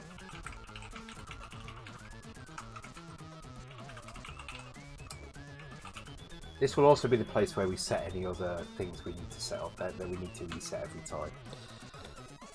So I need to think about the Jesus using to flood the stack. Oh my god. Ah, god, yes. I do need to do. I think I do need to do a 6502 stream on code branching on how to jump around in code, because you've got JSR, you've got jump, you've got your branch instructions, you've got your indirect jump instructions, but there's some other cool stuff you can do with the stack that allows you to kind of manipulate that a lot more. So maybe I will do a thing on that. I think I am going to make a post on Patreon, so if you're not on my Patreon, you can join it.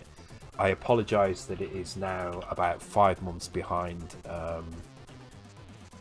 No, it helps if I actually spell it right. It is about 5 months behind in the PDFs, but there is some good stuff on there already. But I'm gonna make a post on there soon to request some ideas, because I've got a lot of people. I've got like 56 patrons now or something. So I will make a request on there for you guys you Patreon guys to come up with an idea of what you'd like to see on the Thursday stream, and I'll make the Thursday stream about the patrons, because I don't think I'm doing enough for you guys. You guys pay me quite a lot of money every month. I've got like 50 odd, like I said. I've got quite a few patrons on there now, and you're all paying me monthly to basically support me, so why not do something? So I think if I can give you what you guys want to see, then perfect. So Bruce Lee 2 to single PRG. Yeah, Patreon is basically just to support my corner shop. Yeah, you're right. I mean, the thing is, I know that Patreon, I've always said Patreon is there just as a support mechanism, right? There's no guarantee you'll get anything back from that. The PDFs is just something I've managed to do in the past. I'm struggling to do it at the moment, but it's something I've managed to do in the past to give you guys who do support me on Patreon something. But there's no reason I can't kind of I can't add that kind of link between Patreon and the Thursday stream. So yeah, and yes, Mousing Overlord, I know. Good steps. What are you doing? Don't set Gunstar off. I know that that's something that needs to be done at some point, and I will do that. Maybe that's one of the streams we can talk about. We can talk about converting disk loaders to cartridge loaders and things like that. So, did I do a stream about tables and indexes? Not directly, no. But I've actually found I'm doing a lot of stuff recently that I'm using tables. You'll notice that I jump to tables very quickly now, because I'm finding that actually the few bytes that you use on a table is more than worth it, and you generally get much better performance by doing it that way. I mean, look at Luma. Luma was a game. Let's go and have a quick look at Luma. Luma was a game that's actually pretty simple. When you look at the nuts and bolts of what's going on, it's actually a very simple project. But then if you have a look at the tables in here, it's insane. I've got tables all over the show, tables for all sorts of crap, and it's just because it's easier to do. And in fact, I was using the tables to tag the versions. So these 4 bytes here in this table didn't actually ever get used in the game. They were in the table but didn't get used. So I was using them as unique code so I could know who had which version. So if a version did get leaked for whatever reason, I'd be able to see whose version got leaked by changing these 4 bytes in the table. So there you go. That's why. That's how I was doing that. But yeah, there's tables for all sorts, and actually it changed the way I think about C64. It changed the way things work. So for instance, with the laser, when the laser passes through a tile, it looks up in a table, given what the tile is and given the direction of the laser, what should I be drawing in that tile? Now that could have been done with a crazy calculation, right? You could have gone, oh, okay, so I'm on this tile, so if I just use a tile set where if I add 3 to any tile, it adds a vertical laser through it. I could have done it that way, or I could have just done a really nice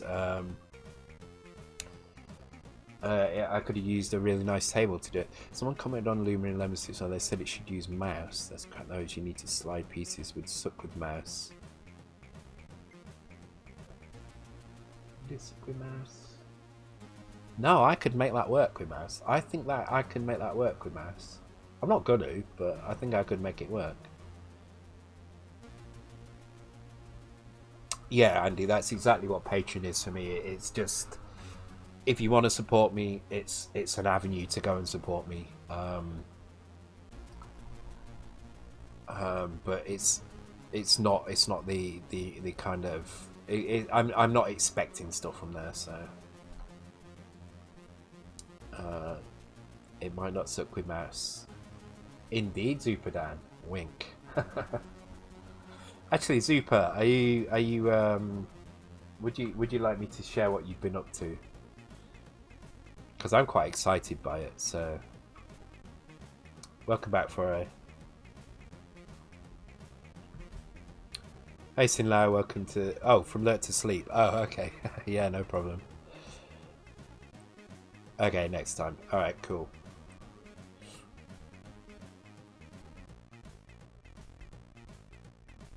No. We'll share next time. We'll share next time. But it's exciting news anyway.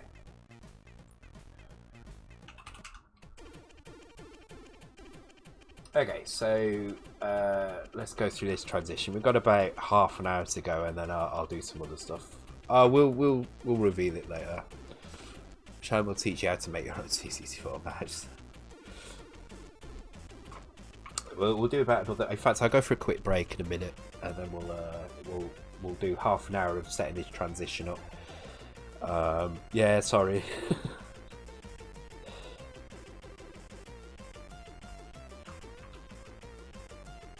Oh God.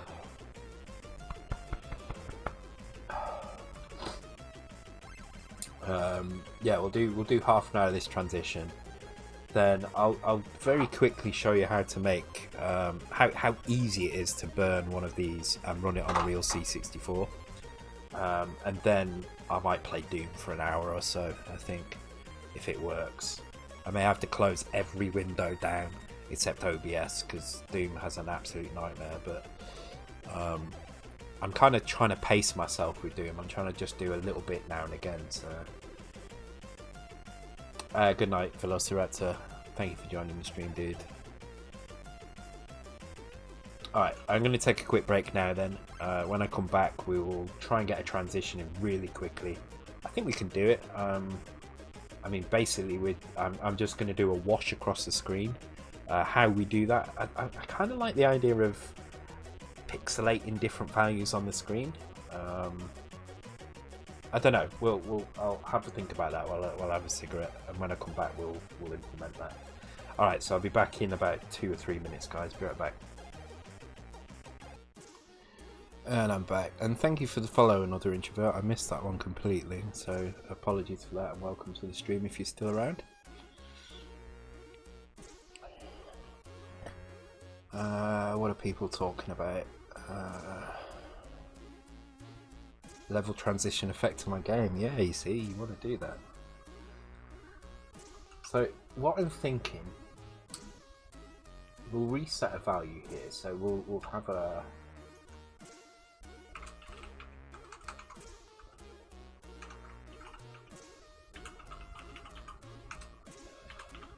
have a transition index, and we'll start that at 0. And we'll store the accumulator transition index as well. I've got to say as well, the tequila is really starting to hit me. Good night, Chiz. Thanks for joining, and I'll see you next time.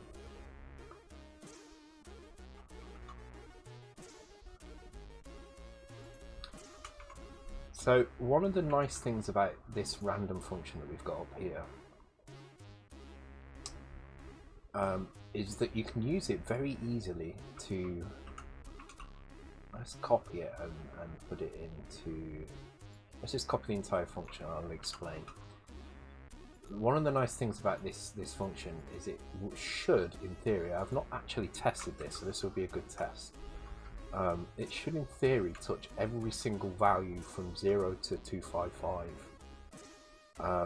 Now, it's only going to work if I take out the CIA timers, because the CIA timers add some extra kind of random noise to it.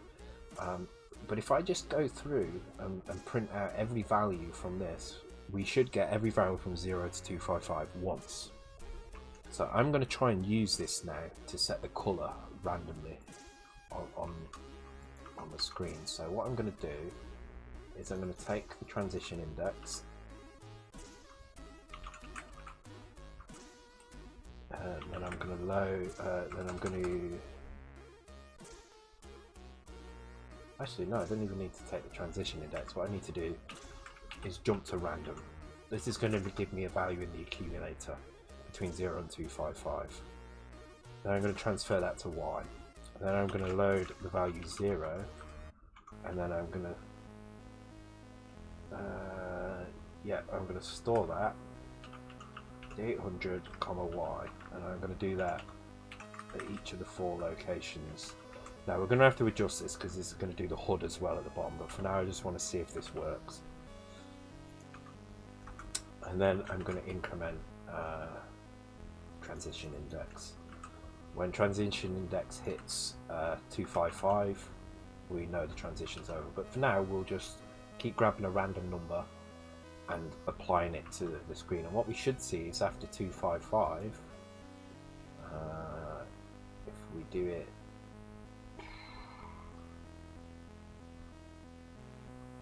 yeah, we'll just do that. What we should see is every value on the screen should be converted to black at some point. So I'm going to turn the all the enemies off because I don't want to have to kill the enemies to do this. God, I'm feeling really drunk. So let's get through the door. That's correct.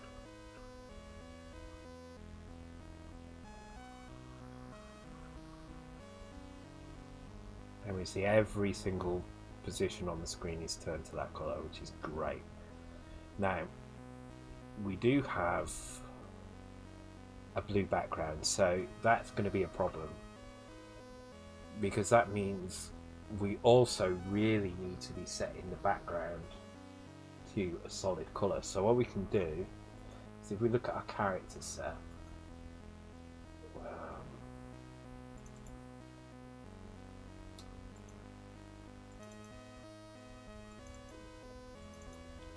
I believe it's this one, yeah.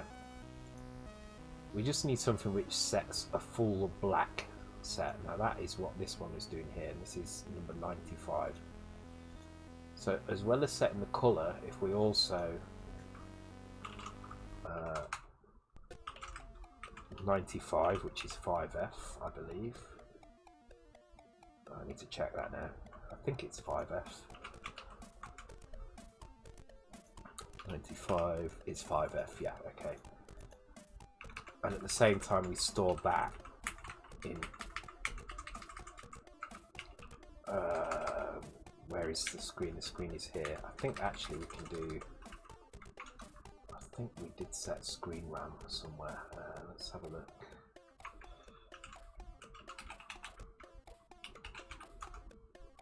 Yep, we do have screen RAM, okay.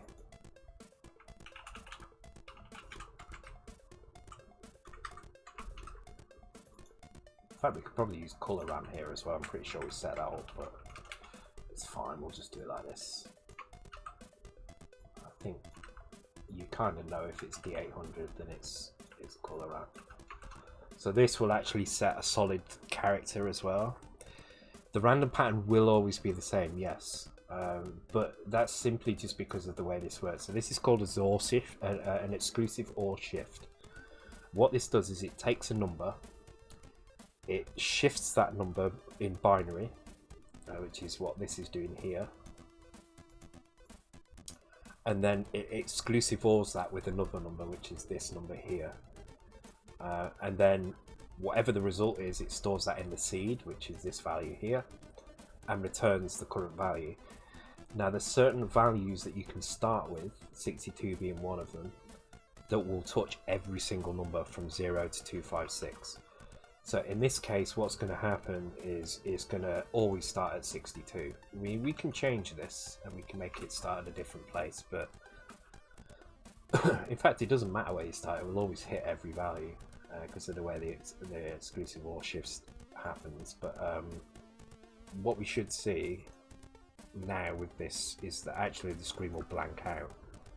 Now we might want to call this more than once per frame to speed it up a little bit, because it is going to take 1, 2, 3, 4, 5. It's going to take about 5 seconds for it to complete, which might be a little bit much.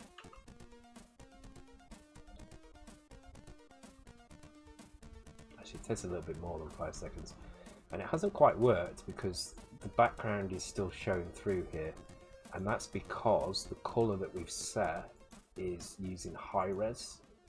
We need to make it use multicolor. So to use multicolor, we need to add 8 to our color. So we'll just store 8, and that should solve the problem. So yes, I mean it will be using the same pattern every time, but it's still going to seem like a random pattern.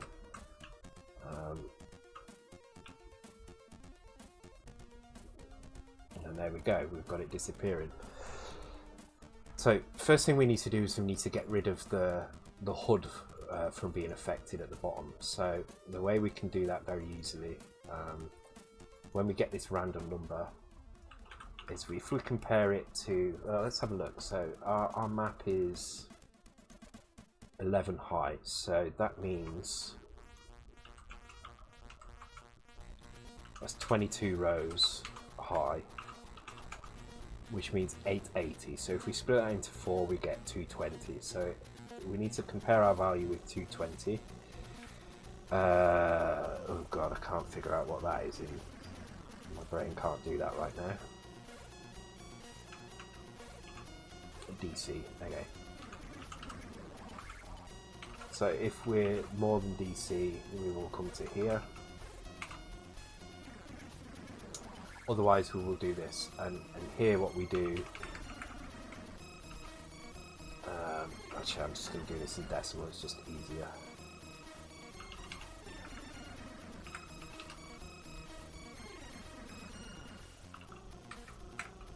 Sometimes decimal is just easier.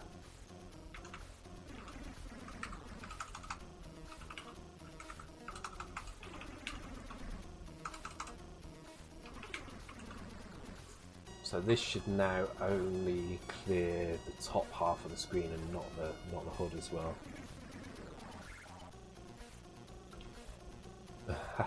Yeah, I apologise, but it's one of those cases where using decimal just is a little bit easier. There's no benefit to using hexadecimal here at all. And there we go, we're only clearing the top half, but you can see it clears the entire screen. We can speed this up, so it's doing 256. So if we're not using X here at all, so if we just put an X register in here and a loop, and let's make that like that.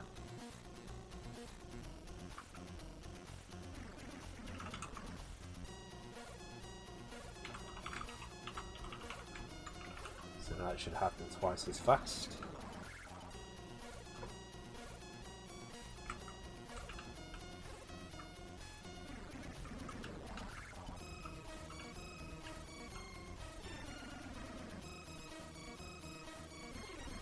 Still not fast enough. I think it needs to be 4. I think it needs to be like a 1 second thing. So let's put it to 3.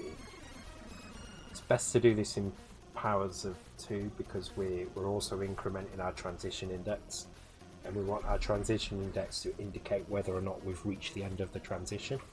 So we'll just check if the transition index has hit 0 again. If it hits 0 again, then we know we're at the end. And if we do this in anything other than a power of 2, then actually it doesn't really matter because we can just do the comparison after here, but I think we do it in powers of 2. I just rather work in powers of 2, to be honest. Keep pressing F8 instead of F7.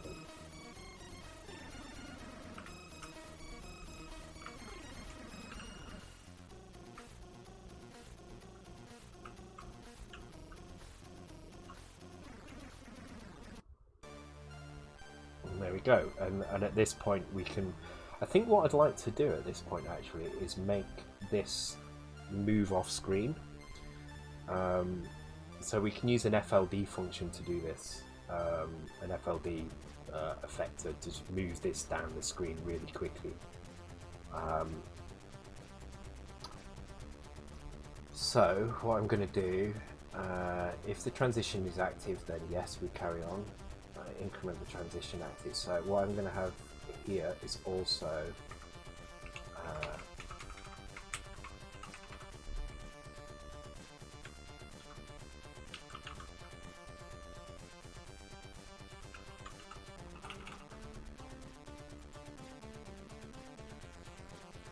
so FLD active is going to start at 0, and what that's going to do,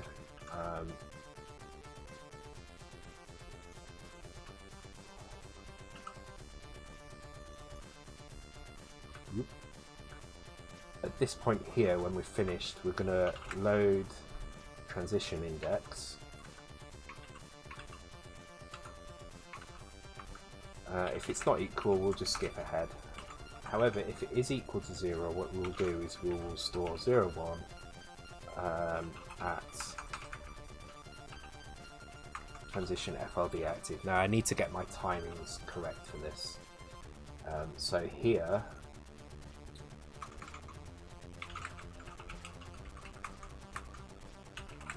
if transition FLD is not active, then we're going to do it. Otherwise, we're going to jump straight into update FLD.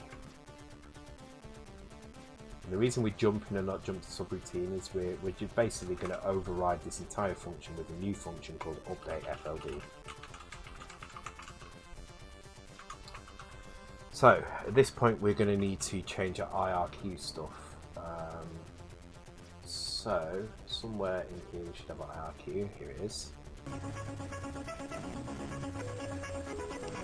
Yeah, Jerry. Schmeaghead.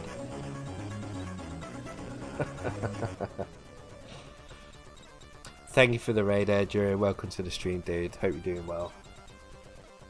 What have you been doing tonight?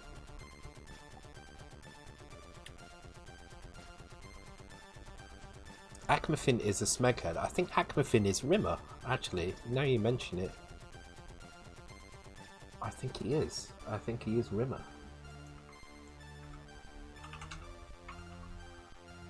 So update FLD is going to be what's responsible for working out whether or not we're at the end of our thing, or at the end of our routine or not. So FLD effect basically means that what we do is we delay bad lines. So did we delay or did we force? I can't remember. I actually need to look this up a little bit because it's one of those things that I don't do often enough to remember. So I'm going to have to look it up. I know how it works, but I can't for the life of me remember exactly what I need to do. Wait for the position where we want FLD to start. Yes.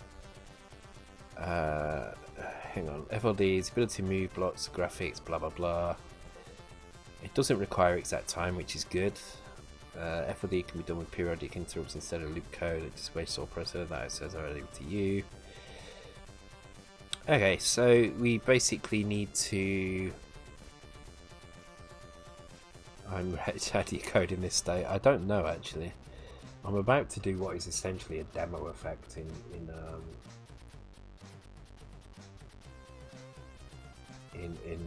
this state. Okay, so this is our setup. This is our main IRQ here. Then we do set another IRQ up here, which is the second one, which is the one at the bottom. So it's this section here that we need to mess around with. So what I'm going to do here is I'm going to check first. I'm going to check if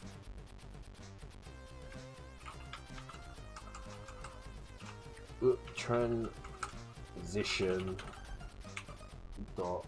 FLD active, and if that is 0, then we can just jump ahead and we can do the normal exit.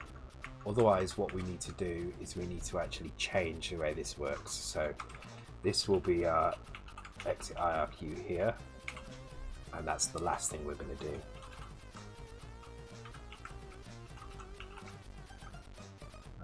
Exit IRQ, there we go. And instead what we need to do is we need to set new values for these. And this will be FLD IRQ, FLD IRQ. Please without the U. Yeah, no U's. Please don't use U's.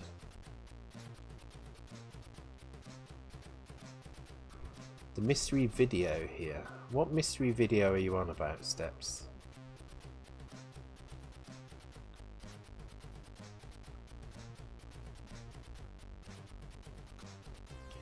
Oh, don't say chicken vindaloo, for I. Super Dan made a video. I'm not seeing that. Where is that?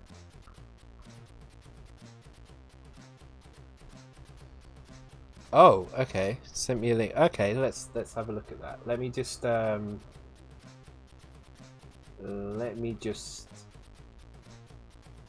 fact, let me just blank this stuff out, and then if I do forget somehow, it's still gonna work.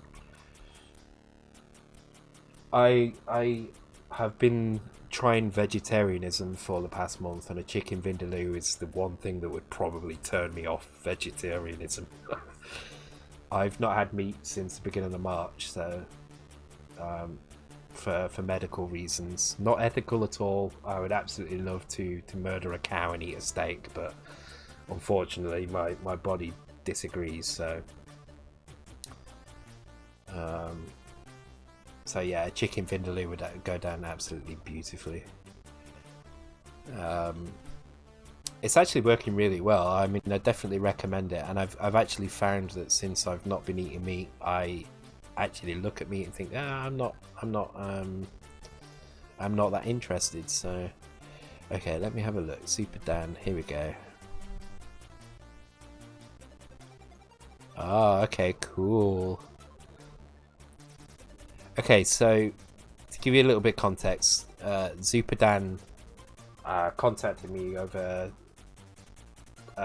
direct messages on Discord a couple of days ago. I think it may have been yesterday or the day before, about potentially doing a Windows version of Luma called Luma Plus. And he's been working on it. Now, I haven't seen this video yet myself, so I'm excited to see it. But what I have seen of it already looks really good. So he's going to do a version of Luma that contains all the original levels for Luma. So all 128 levels that you guys have done. But obviously with Windows graphics. So let's take a look. Hopefully you guys can see that all right. My Twitch window is frozen. There we go. All right. Let me just maximize this a little bit so you can see it on screen. There we go.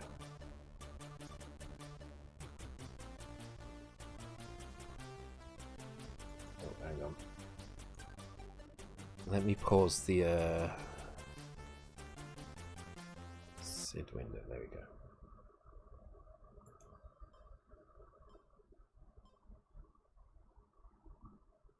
Oh, why am I getting that?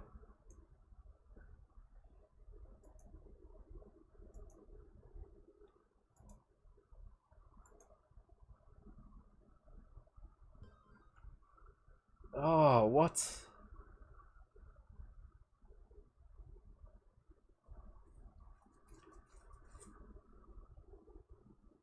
Yeah, I think it's. Let me knock it down a level. Maybe that'll help. No, it's really struggling with it. It's done processing. Hang on.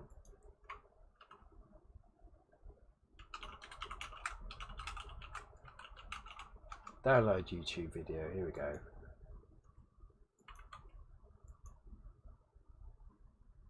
Using one of these dodgy sites. I'm sure everybody's done this at some point.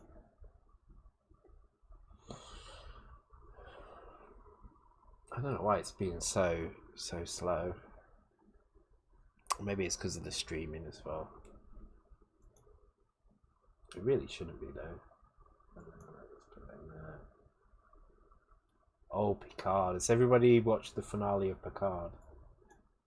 I've got to say, I absolutely love it.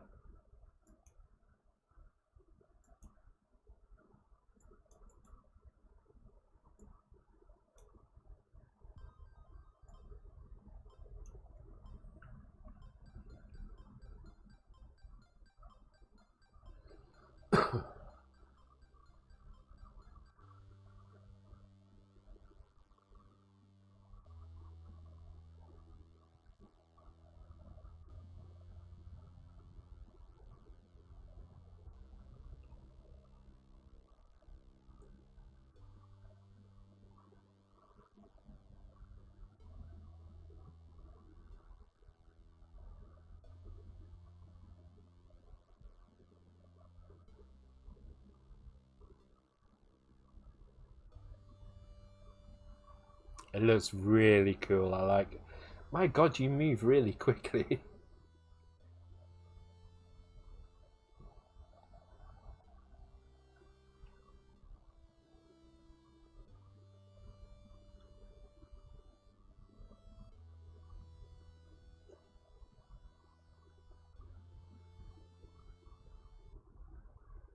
It looks incredible.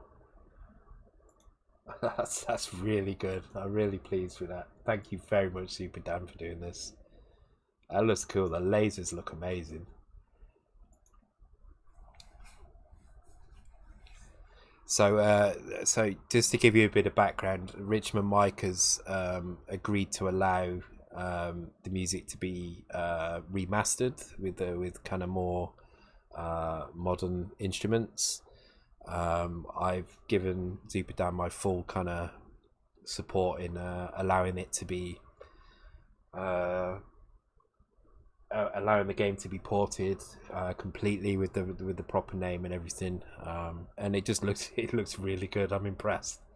I mean, you've literally had that, what, 3 days at the most, and you've made some really good progress there, so very pleased with that. It looks good. So yeah, look forward to seeing that soon as well. So I think it works really well as a Windows game as well. It doesn't look out of place at all. It looks spot on. Oh god, I'm really struggling with that. Spent a longer time converting the levels. Yeah, I'm glad that you managed to work out the level format as well. It was really good. Oh wow.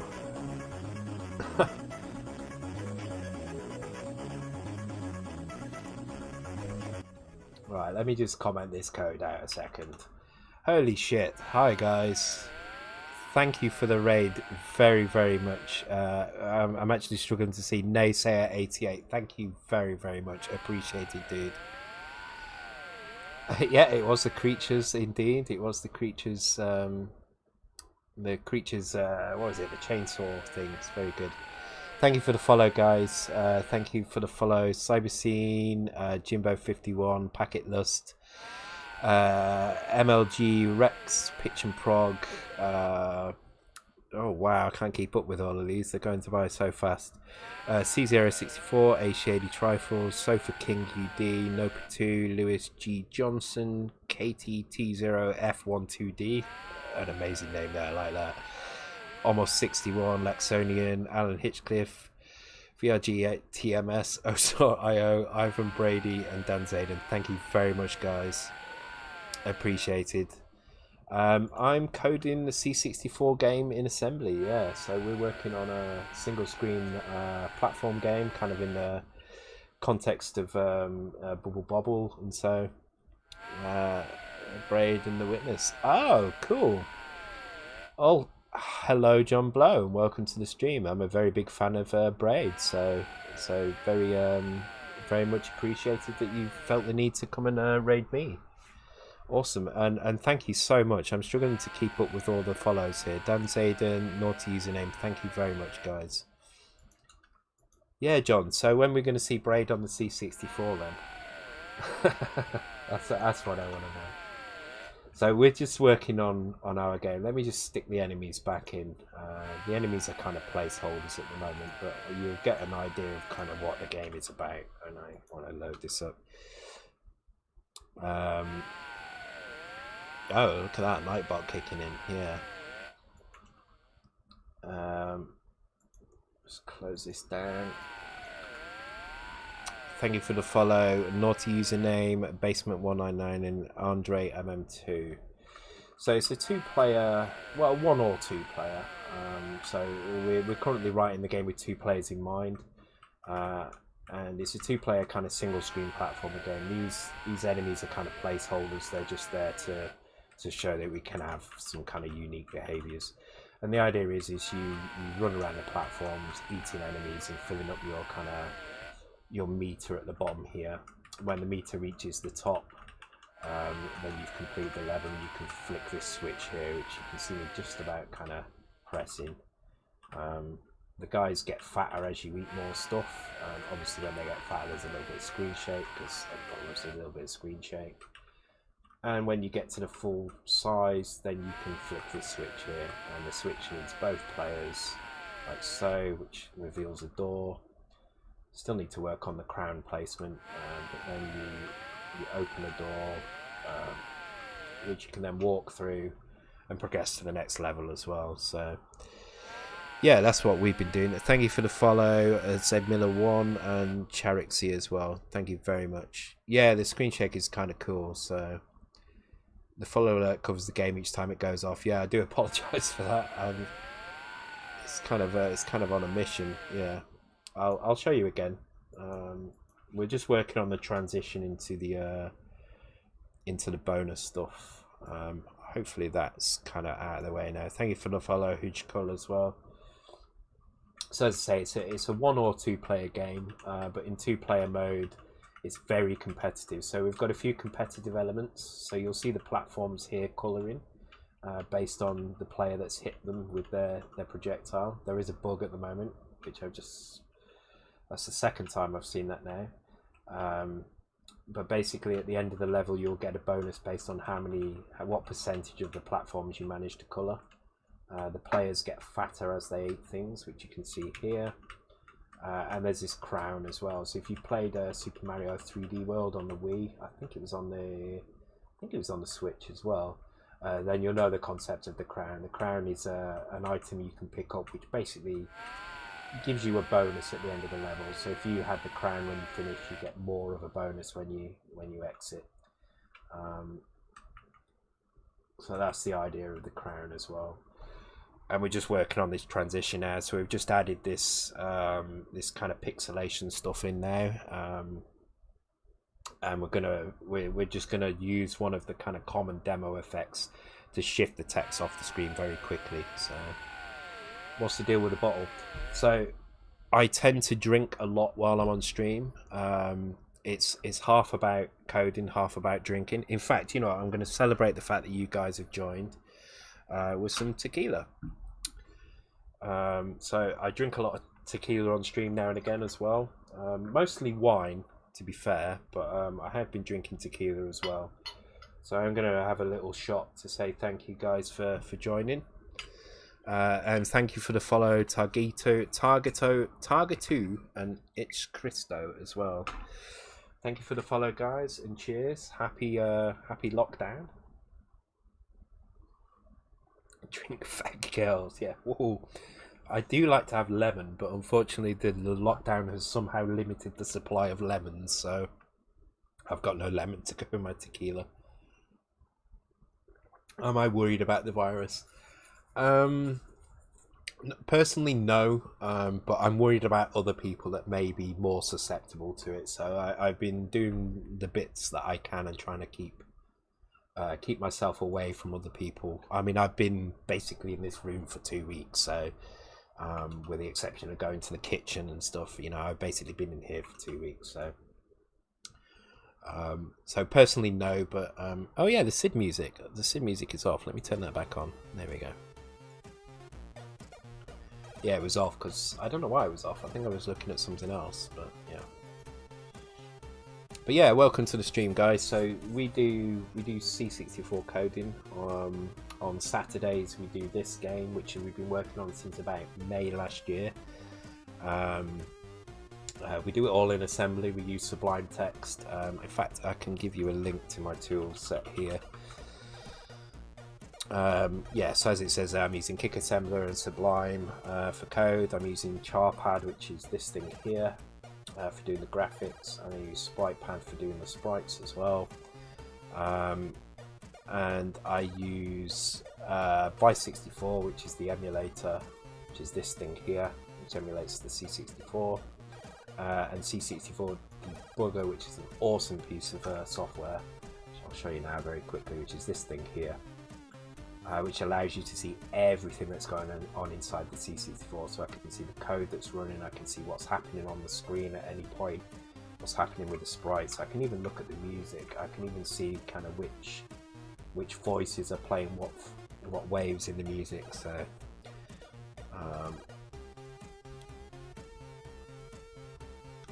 it's very, very cool. Let me just catch up. Unfortunately there are no game links. So we did do a game last week on stream, or the week before actually, for charity. So we made a puzzle game. Let me just grab the link for it. I'm looking this way because my screen is over here, that's why. So we did this game last week on stream. Sorry, 2 weeks ago on stream. It's for charity, or it's available on Itch for $2.99. It's not a lot. It's about the price of a coffee in most places anyway. I don't know what the coffee is like in your part of the world, but in London it's definitely about $2.99, if not a little bit more.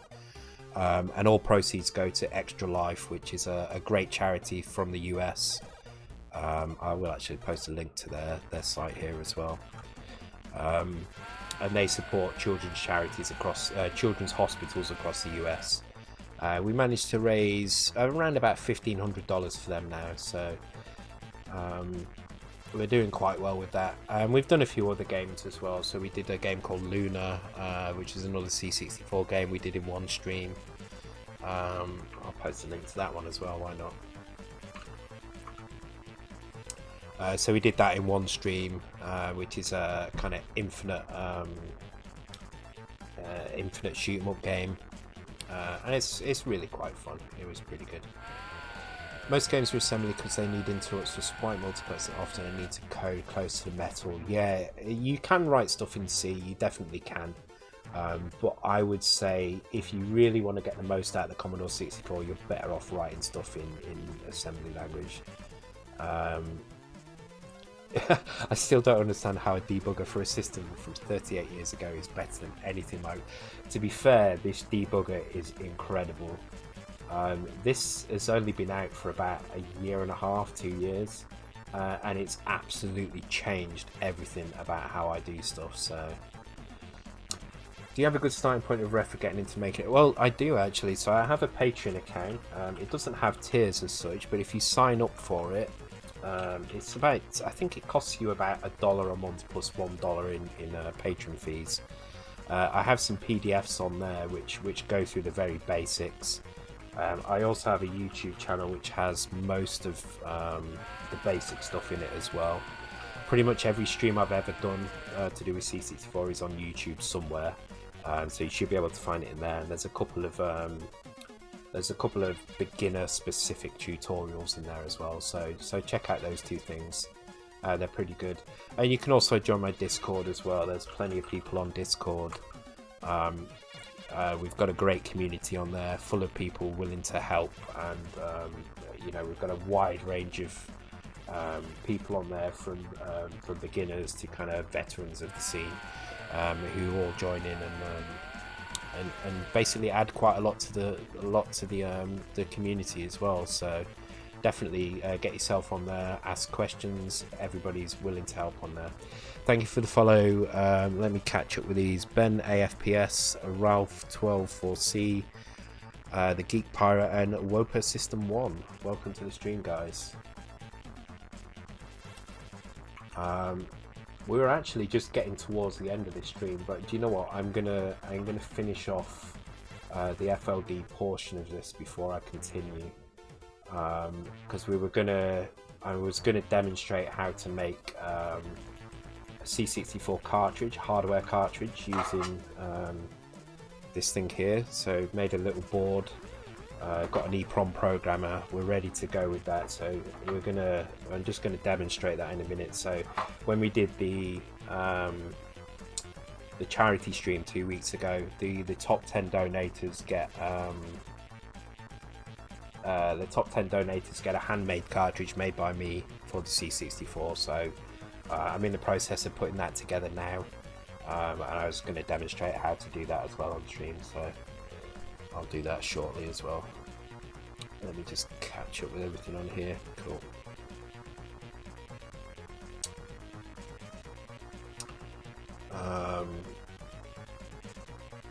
I've been following it for a bit. I haven't tried it yet, but I'm fed up enough with VS. I'll probably switch. Yeah, I mean, you can use Kick with VS Code. You can use it with Sublime. I actually use VS Code for my day-to-day work. So showing off for yeah. Oh yeah. So Foray as well. Yeah, Foray. If you want to link, your link to Hide Sword 2, please do that as well. Yeah, so I use Visual Studio Code in my day-to-day. So I do a lot of kind of web-based JavaScript. I do a lot of Node. So I'm kind of full stack JavaScript developer. But I do a little bit of everything really here and there, depending on what it is that I need to do. Have I heard about the new Commodore like hardware? Oh, the Commander X16. I have heard about that, and I'm kind of torn about it. I think 8-Bit Guy's original vision for it was brilliant. I think what it has become is not as good. Yeah, exactly, Colt. I dig the Mega 65 more, because the Mega 65 to me is still a Commodore machine. It's still a Commodore 64. It's a C65 at heart, and that's probably what I'm gonna work on at some point. Thank you for the follow, Carth42. Welcome to the stream, dude. All right, let's get this stuff done, because I'm kind of getting a bit distracted by the mega raid there. Again, thank you very much for the raid, guys, and welcome to the stream. So we're going to make this little IRQ function. This IRQ function is basically going to do everything that the previous IRQ function does up to this point here. It's set. It's going to be triggered at a different point, so I need to work out where that is. I need to trigger at a very specific point on the line. Let me just read this quickly. So when I scroll to normal position, we do FLA later on. Okay. Oh, I need to swap my headphones. Sorry, 1 second.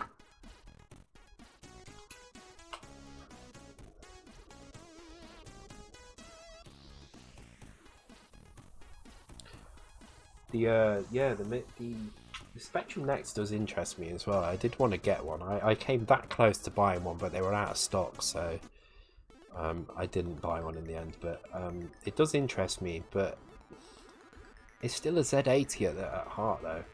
If they do add a Game Boy Color core to it, then I will probably get one. But without that, I won't. I don't think. It does look really nice, though. I mean, in terms of like modern, if you can call it modern retro hardware, it's the nicest looking thing I've ever seen. It is beautiful. It's a really, really nice piece of kit. Benefits wise, I'm not a massive Spectrum fan. I do have Spectrums. I do have some Spectrums on the shelf back there, but I don't code for the Spectrum. I'm not a massive Spectrum fan or anything, so for me, in its current state, the Spectrum Next is more of a kind of oddity than it is anything else. But if they add some other Z80 cores to it, like the Game Boy Color, then yes, I'll definitely invest in one, I think. Right, FLD. So So FLD, sorry, to go back to the code that we're doing. So what we're trying to do, just to show you what's going on, let me just comment this out again. So we've got this transition in place. Let me get rid of the enemies again. So when you kill all the enemies and you flick this switch here that highlights when you've killed all the enemies, the door appears, and when you both walk through the door, like so, and that's the wrong way, it should go this way.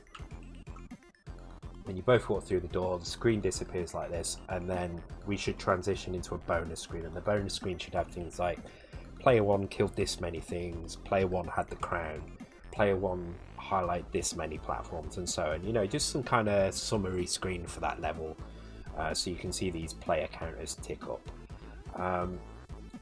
Before that happens, what I want to do is I want to just shift this off screen. Now, I could do this with standard scrolling.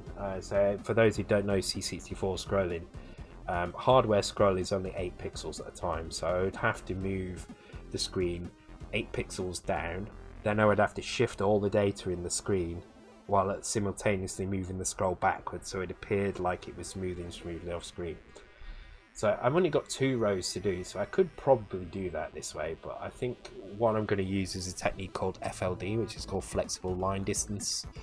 And what this technique lets you do is delay where things get drawn on the screen. So I'm going to implement that as part of this transition.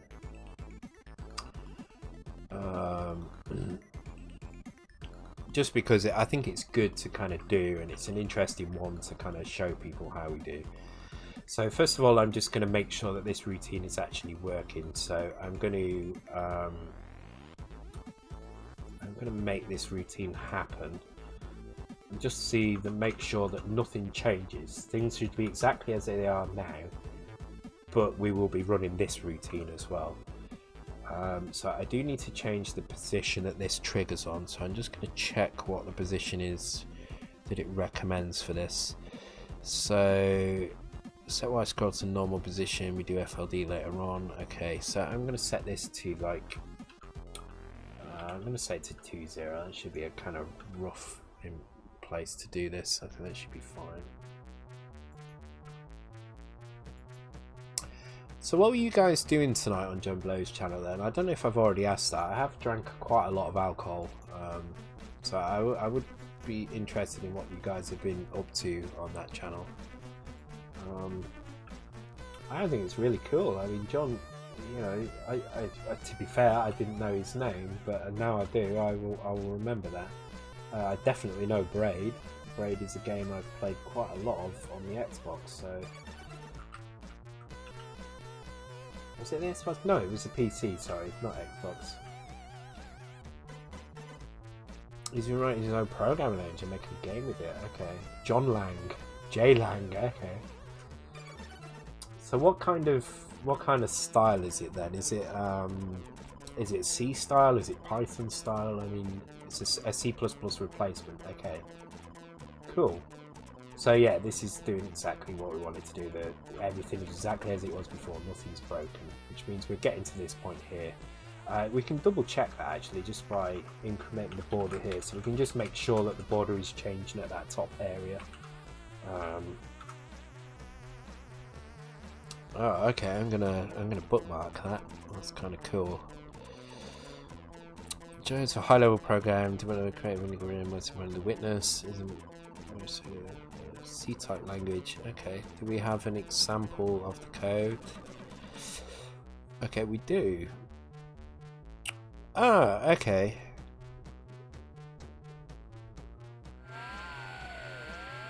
Okay, yeah, let's just I'm gonna bookmark that and have a look at that. And what does it compile to? I mean, I'm assuming compiler targets are the standard kind of x64, yeah, you know, x86 and stuff. Does it have ARM targets as well? Because ARM is obviously quite a big target nowadays with mobiles being what they are.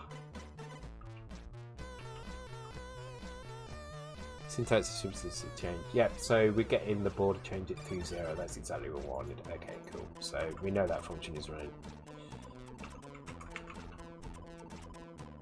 It will compile to the next gen console. So it's doing x86 and x64 because I'm imagining next gen consoles are all going to be. They're probably all going to be x64 because they all run on, I believe, Zen 2, AMD Zen 2 architecture.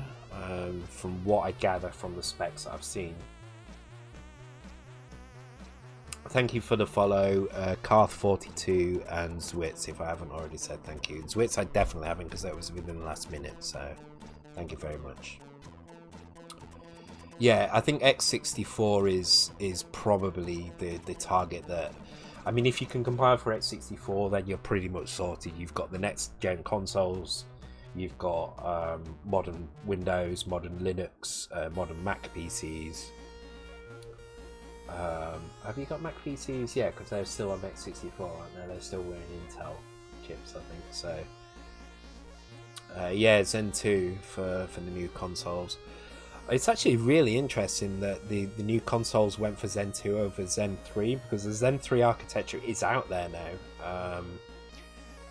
I'm surprised. I'm guessing it's a cost-saving thing as well. So I'm just wondering whether I should have another tequila or not. How much tequila have we got? Oh, we've got quite a bit. Let's have a little one. Why not?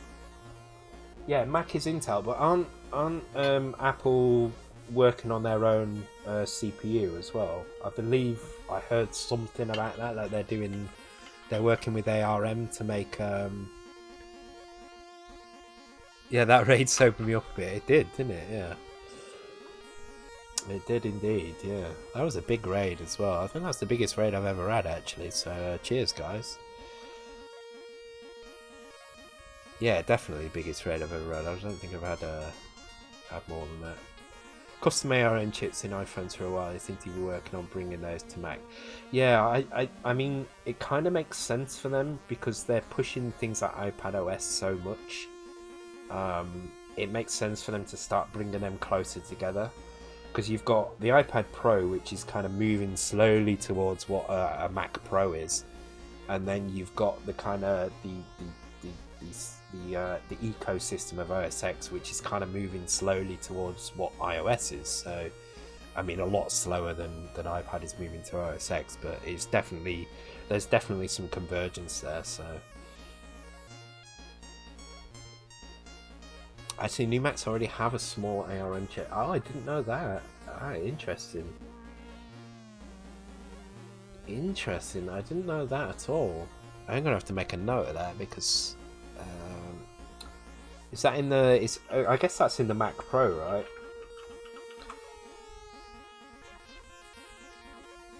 Oh, okay. Interesting. All right, I'm gonna bookmark that as well. That's something for me to read at a later date. Yeah, it's getting to that point as well. So, for those who aren't in the UK, I don't know what the world's kind of daylight saving times are like, but for those in the UK, it's technically only 2:20 in the morning here, but daylight saving has pushed us forward to 3:20. 12:22 PM in Brisbane, Australia. Well, you're in good company. We've got a few Australians in the chat as well, so you're in good company here. Cheers, guys. It's 4:22 AM here. Oh, I was going to say, I don't know why, Super Dan. I thought you were in the UK. Whoa. Oh, I need some wine to get rid of that.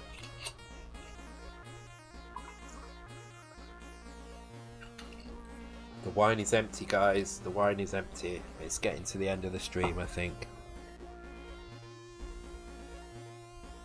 Singapore, awesome. How is it in Singapore at the moment? Actually, what's the virus status in Singapore? Because you're such a small kind of province. Well, I say province; it's a country, but it's almost like a province in that it's in the size of it. It must be kind of crazy there at the moment, right?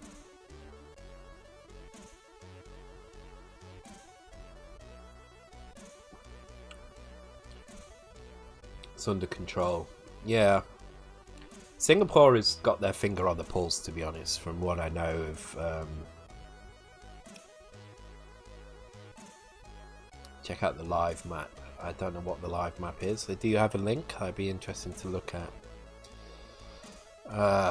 Do you know what? I'm not making very much progress with this FLD stuff. Do you know what? I think I'm going to take a quick break in a minute, and then when I come back, we'll do the EEPROM stuff.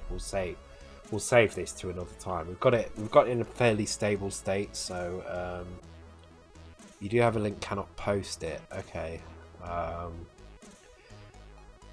Okay. If you have Discord, you can go to my Discord and just post it in there. I will go and pick that up right now. Let me grab that.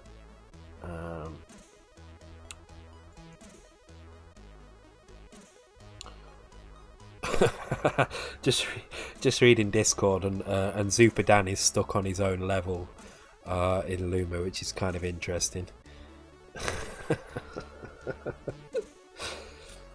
So we did a game, as I said earlier. We did a game on stream 2 weeks ago, and we did pretty much 90% of the code on stream. We did 90% of the code. The graphics were all done while we were on stream. We did the music while we were on stream, and we did the levels while we were on stream. So I thank you for the follow, Poseidon BL. Welcome to the stream, dude, and welcome Switz as well. I missed that one as well. Thank you.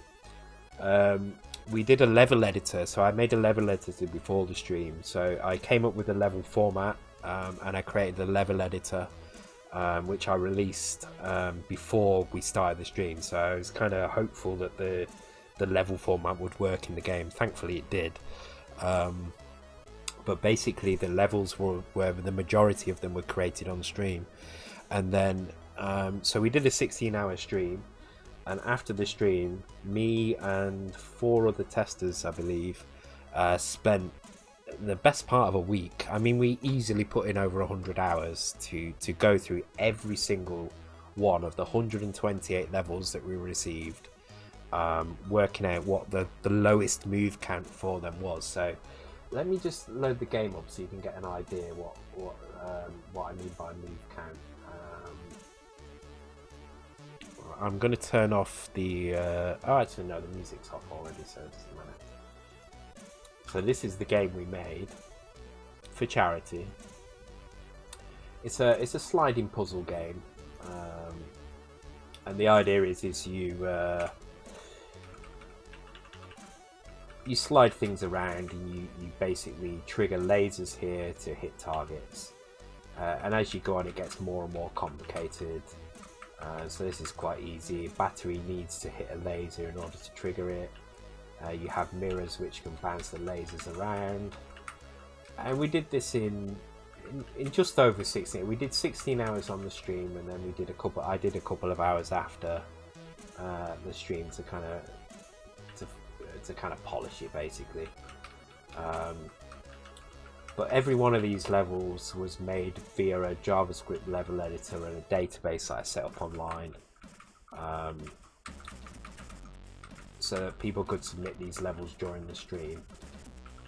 And honestly, 16 hours to develop the game plus 2 or 3 hours here or there after the stream. Let me get that link for you. The majority of the time was testing it, so we went through every single level, and 4 people, thank you Akmafin, 4 people gave it a difficulty rating and also the lowest number of shifts that they could do it in.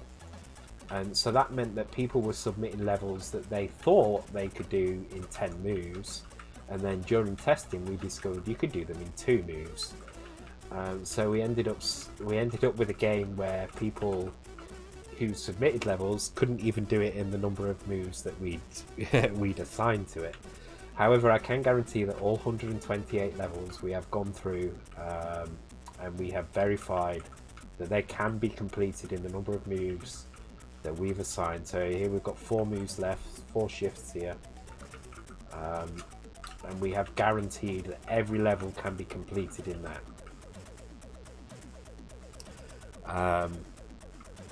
Yeah, it was quite fun. Added the link in Discord general channel. Oh, okay. So this is the COVID-19 link. Let me take a look. And welcome to the Discord, by the way, Wopo System 1. Let me just drag that into the main screen. Oh, wow. Okay. Oh, I've not seen this before. This is a nice looking site. See, unfortunately for me, when I see a site like this, my first instinct is to look at kind of how this site is constructed, and this looks really interesting. So Singapore, right, now I'm going to show my ignorance here. I believe Singapore is around here, right? No. What's that?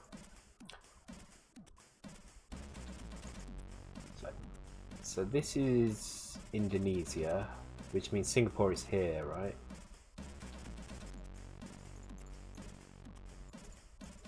It's not actually showing me any information. Oh, hang on, let me get rid of that. Maybe I got that. Singapore's around here, I would assume, because this is Indonesia, right? So under Malaysia, yeah. This is Indonesia.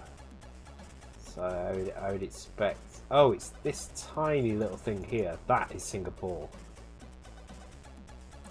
Am I right there, Wopo System 1? I believe that is Singapore. Tiny, tiny little thing under Malaysia. I think that's it anyway. So, yeah, correct. Yeah, I thought so. So it's not even showing on the top list. So let's have a look at Singapore. So Singapore has got 802 confirmed cases, only 2 deaths as well. That's pretty interesting. No plus, recovered 198, so you've got like a 25% recovery rate already, which is pretty good. Wow, okay, that's pretty good. And what sort of yeah, I know, right? This is epic data collection. So what sort of restrictions have you got in Singapore? Because I'd imagine as a kind of such a small nation, it's fairly easy to close your borders, things as well. Oh, so click to select region. Okay, so I'm gonna look at Asia. Okay, and let's get rid of.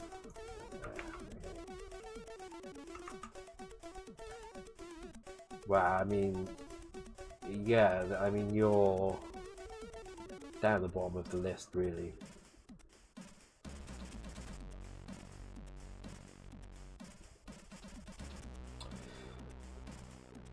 This is really cool.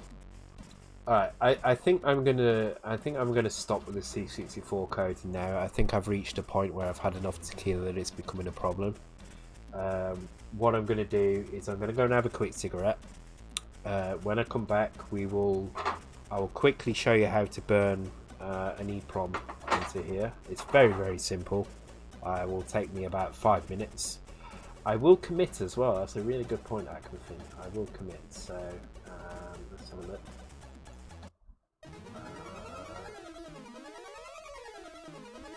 So what have we done? We've done door player door exit mechanics.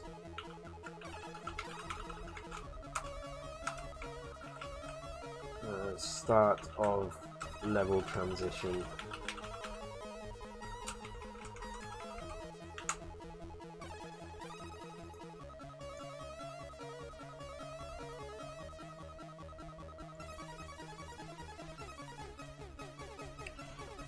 We done stuff commit. You know, this is the first commit I've done all night, so I'm quite impressed with myself. Alright, I'm going to take a couple of minutes break, guys. When I come back, we'll spend a couple of minutes just showing you how to build these C64 cartridges, which hopefully my C64 is turned on, which it is, which is good. Just make sure that actually works properly. Yep, okay, cool. So we'll burn a little test cartridge to here based on one of the donators game lists that we've done. So we'll do a quick test on that. We'll make sure that it works on the main machine, just to show you how it works and how simple it is and how you should be literally buying these yourself and burning these yourself. You really don't need a lot of soldering skills. Just to show you, all you need to be able to do is solder those points on the back. 32 points here, I think you've got 16 here, and I think you've got 12 over here as well. It's not difficult, it's really not. As far as soldering goes, this is one of the easiest soldering jobs you'll ever see. It's a lot. I mean, if you're used to just soldering 1 or 2 things here, it's a lot. I mean, you've got to solder 60 points or something like that, but it's not difficult at all. So I'll show you how to do that and how that works, and then when we've done that, if I can, I'll give it a try. I'll have a go at trying to load up Doom Eternal, having a go at that. Alright, so I'll be back in about 2 or 3 minutes, guys. Alright, be right back.